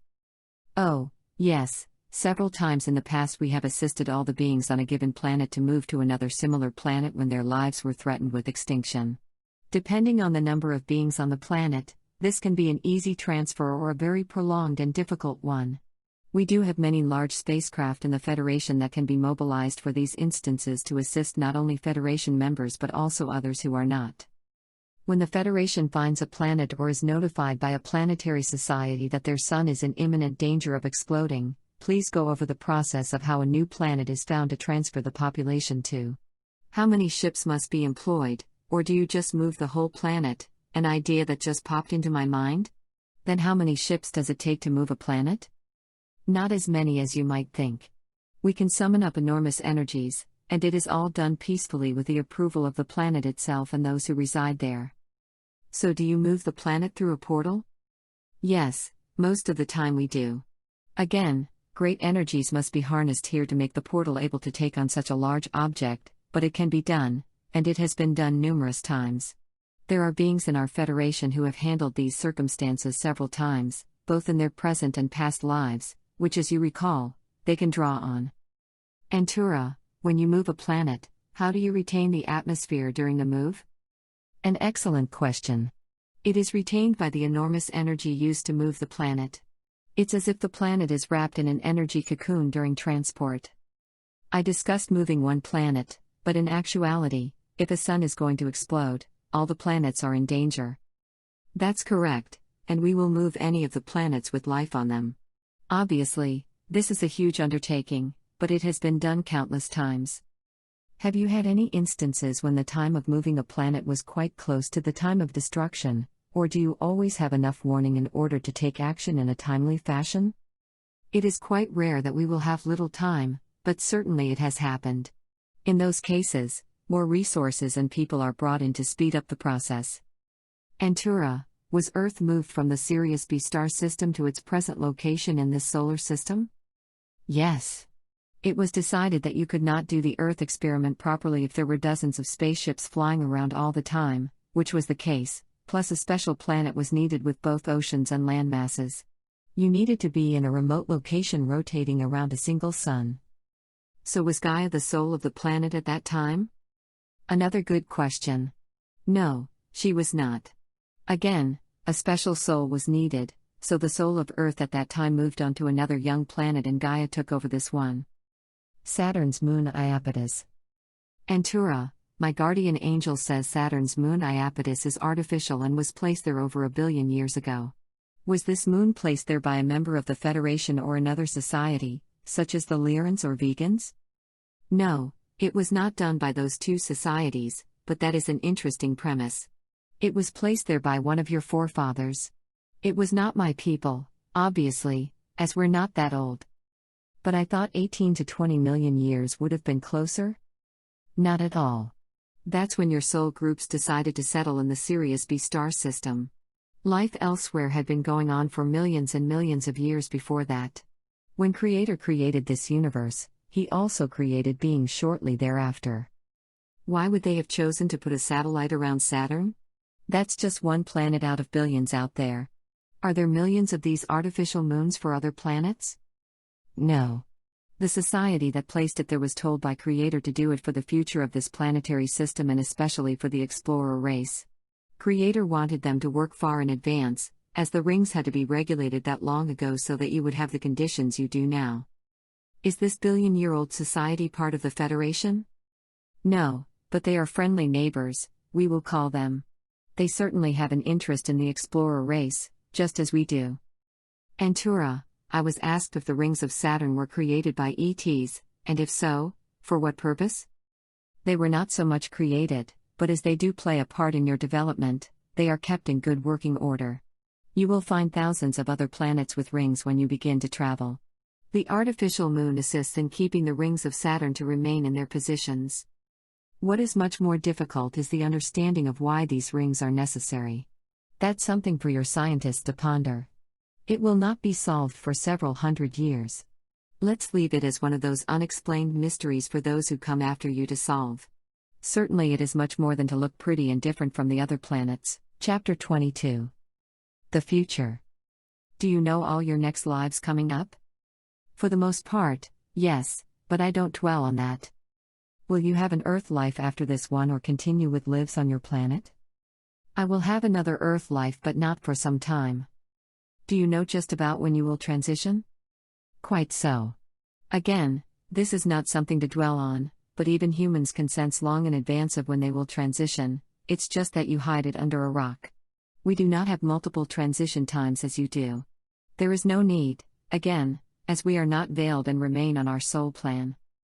I do not see too many forecasts of changes after those years you list as visits. Why is that? There will be many discussions, and we will explain great knowledge about your past to you. As far as your daily lives will go, there are not going to be any great advances in technology. Therefore, the changes will be more of an understanding of your past and what your future potentials are. It will give you direction, but we will not direct you, only explain where you fit in this great experiment. How will science fiction films change after first contact? There will be great changes, since the storylines will adapt to your actual history and the history of this Federation and universe. In the films you will make about being on a mothership, the beings on board will be created through CGI. Naturally, there will be a great desire to see these documentaries all over the world. That we're sure of. Tom's return. Antura, how long ago was my last life on your planet, and how many of your years did I live? It has been a few hundred years since you were last incarnated here, so there is great anticipation of your next arrival. I know that is hard to understand from your point of view, but in the past, you have brought great change to the planet and even to the universe. You'll see. That's why your return is looked on with great anticipation. You are coming to help us deal with the Earthlings, and at the same time, you will be of great service to our communities with your wisdom, not only your wisdom from your many sojourns on Earth, but also from your thousands of lives on our planet. You were one of the first to come to this planet, just as you were one of the first to have a life on Earth. How many years did I live? A good number, well over 1,200 years, more on the order of 1,400 years. When I'm born on your planet this coming round, what sort of life am I supposed to have? An interesting question. I can't give you a lot of information yet, but I will in the future. You will be a Grand Master of sorts. I know that does not have any meaning to you yet, but your life will be very important for changes that need to be made here. As you know, you always act as a catalyst. You've even seen that in your earlier days, you bring change wherever you land. Antura, how old will you be when I am birthed on the planet? Not too much older in terms of our years. More on the order of 500 or a little more, perhaps. Will you be my father? No, I will not. I will be a close family friend who will see that your instruction and learning will proceed in a fast manner so that you can begin your work at a fairly early age. No playtime for me, huh? No, there will be plenty of time, but you will be aware of why you are there and the things you need to accomplish. Working with negativity. Antura, where does the negativity come from since you've said all the other societies have pushed it away? Because you are veiled, you have no way to sweep it away or any of the other terms we can use to describe something almost indescribable to you. The negativity is simply allowed to happen. In fact, you attract it to yourselves planet-wide. Those who oversee the Earth experiment know how much you can live with. Currently, that amount is beginning to decline, as you have handled the maximum amount and still raised your overall vibrational level, quite remarkable. Will we be working with any negative energy? Yes, to a certain extent. Not nearly the amount we worked with on Earth but a little. You will need to assist our people in moving forward in preparation for the arrival of the Earthlings, shall we call them. You will be able to relate to them much more easily than most of the population here, having lived so many lives on Earth. You will be a great asset in this regard. You will also have work with our people too. It will be quite an active and productive life, I assure you. Why, when you know Earthlings will introduce small amounts of negativity in the future, would you not go ahead and do this yourselves? Good question. As we have never done this before, all our societies are keeping it hidden away, this negativity, until we are forced to confront it by you Earthlings. By the time you are able to travel to the stars, you will have learned much about negativity and will know what each society needs to kickstart their own programs. As you know nothing about our societies, I will tell you that introducing games and such is a delicate affair and must be handled with kid gloves, at least that's what all the societies in the Federation firmly believe. Naturally, they want to believe this to delay as long as possible the inevitable result. Our space explorations. Antura, What type of life will we find on Venus and Mars, if any? There is life on both those planets, but it is on a more cellular basis. There are no physical beings you can interact with. You will learn much from your studies of both planets. There are billions of other planets in the universe just like Mars and Venus. Your studies of both will come in handy when you go out to the stars yourselves. Will there be any connection of the mission to the asteroid Ceres and the first contact with the Pleiadians? Not at all. That mission will certainly be allowed to continue, as it will let you learn more about your solar system. You will have various missions over the next few hundred years as you explore more and more of this solar system and actually have colonies not only on Mars and the Moon but elsewhere as well. Why would the Creator, the Federation, or other societies want the rings of Saturn to be in good working order for us? You will find, your scientists of the future, that when you begin to explore the solar system, the rings play an important role. I can't say any more, as it would be a spoiler, as you say, and would not allow your scientists to have those wow moments. I just read a channeling that said the first 100 societies we meet in our space travels or contacts will be comprised of beings very similar to animals we know on Earth. Would you say that is accurate? I don't see any animal that would represent your species. It might not appear that way, but yes, that is a fairly accurate statement. Most of the beings you will meet already have their ambassadors, shall we say, lives on Earth so that you will not be so surprised when you meet them in the future. Including birdmen? Oh yes, quite so, but obviously quite different from the actual birds you have on your planet. Again, there are characteristics that you will notice: birds, reptiles, ants, and mammals of many types. They are all out there but in different forms. They will not look exactly like they do on Earth. They just want you to understand their flavor, attitudes, and characteristics in a subliminal way. Antura, would you say that virtually no society in the universe has disabled beings, as Earth does, or can that be said just for advanced societies? While there have not been advancements made in other places to the extent of what has taken place on Earth, there can be accidents and disabilities until these societies learn or are taught how to correct them. So you cannot make a general statement about this except in the case of the advanced societies who learned how to correct disabilities millions of years ago. By the time you reach the stars, you will be able to assist societies that are behind you in development to learn how to treat these disabilities. Is the newfound planet inhabited? Quite so, but again it is just one of billions of planets. The beings located there are not really taking part in all this. This will remain one of your explorations for the future. One day you will discover exactly who and what they are. Antura, does the planet GJ667cc, recently discovered by our scientists, actually have sentient life? Yes. It is one of those planets that has not risen to the level of your planet. This will happen fairly far into the future for its inhabitants.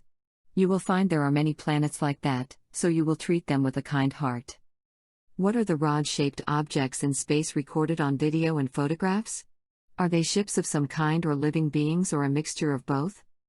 Good question. Yes, for the most part, these are living beings. There are even larger ones who can be seen in the sky, but they are not spacecraft.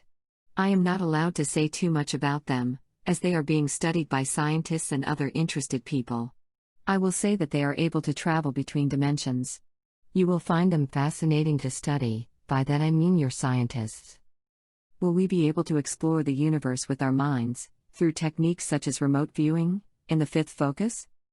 You will find it easier to connect with those from your home planet in the fifth focus, and they will be able to feed you images much more easily than you can receive now in the denser third focus.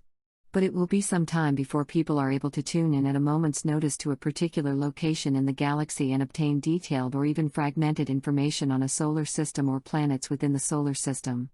I won't say it is not possible, but it will be something that a person would have to really want to do and then put in the practice to achieve it.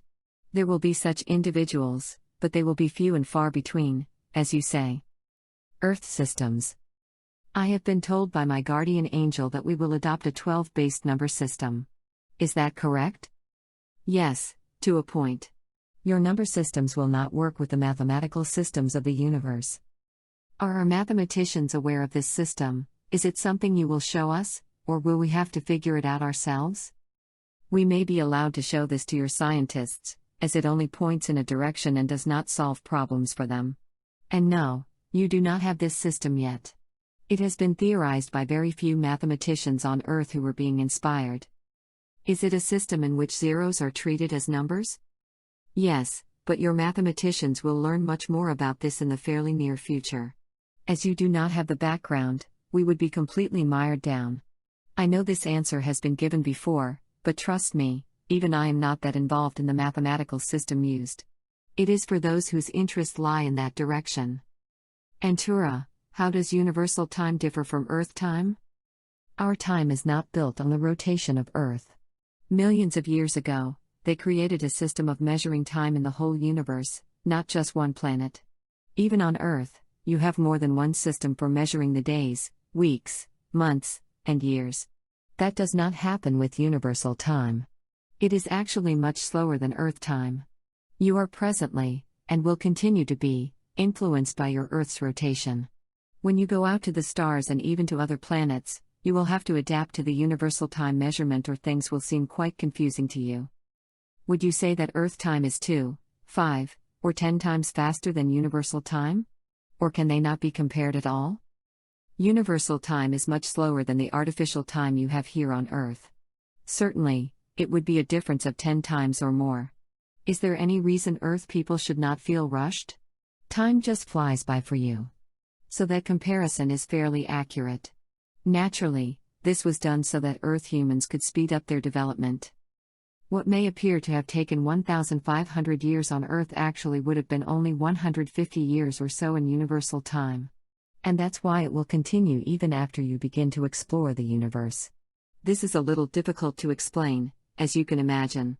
When you go to space, you will begin experiencing universal time as you move away from Earth, but Earth will remain in this loop of time created for the Earth experiment. Time was sped up so that you could learn to make these quick decisions and advance at a rapid rate while handling massive amounts of negativity at the same time. The whole universe and even other universes are amazed at how you've adapted and overcome such great barriers. I can look back and see how you have brought me along at more or less a steady rate of revealing what was going to occur, Antura. Do we still have more major revelations to go? No, not really. You have the whole concept of what we wish to accomplish before you now. Certainly there are more questions you will think of to ask, but we have the core of the project ready, and soon you will share it with a much wider audience. Chapter 23. Conclusion. I believe we're in for some exciting times during the next 4 years. Will these events all take place on time? I don't know, as I'm just the messenger passing along what I've been told. I also wish to remind you that no one who does this work is perfect, I've been told. My reception is around 80 to 90%, so I know there will be corrections made in the future, since it will become easier and easier for me and everyone who wishes to try this as we settle into the 5th focus. Just before I turned over my manuscript to my editor on February 1, 2013, I asked the following questions. Antura, do the 2015 and 2017 dates still hold for the arrival of the Pleiadians and then your Syrian group? Absolutely. Those dates are pretty solid now. I would say the probability is now 90%. Earth continues to progress, and we are excited, even more than you are, that our mission will in fact take place. It hasn't always been an absolute certainty, especially back during the time we first spoke, but each year that probability has risen. What about for later in 2013 for the Russian announcement? I have found in the past that these dates can really slide for humans. Yes, but we think it will still be this year. There is some contact going on now to explain the advantages of being the first. Will I ever meet you again in this life after our visit to the mothership? Perhaps. There have been discussions regarding you acting as sort of a liaison or ambassador to assist the contact team in meeting with not only governments and scientists to ease their trepidations in coming to meet with us but other grassroots contactees as well. We would like to see the reactions to your visit and the documentaries you will release in the following year or two. I'm sure you will volunteer if needed. Has the number of crew members been solidified? Quite so. The number will be close to 850, as there are now others who see the significance of this particular mission and wish to be part of it. Of course. So, as we say on Earth, may the Force be with you. Author note: If you wish to read more questions asked after this book was finalized, please go to my website www.etconversations.com, where all my weekly newsletters are archived. You can sign up to receive them if you wish.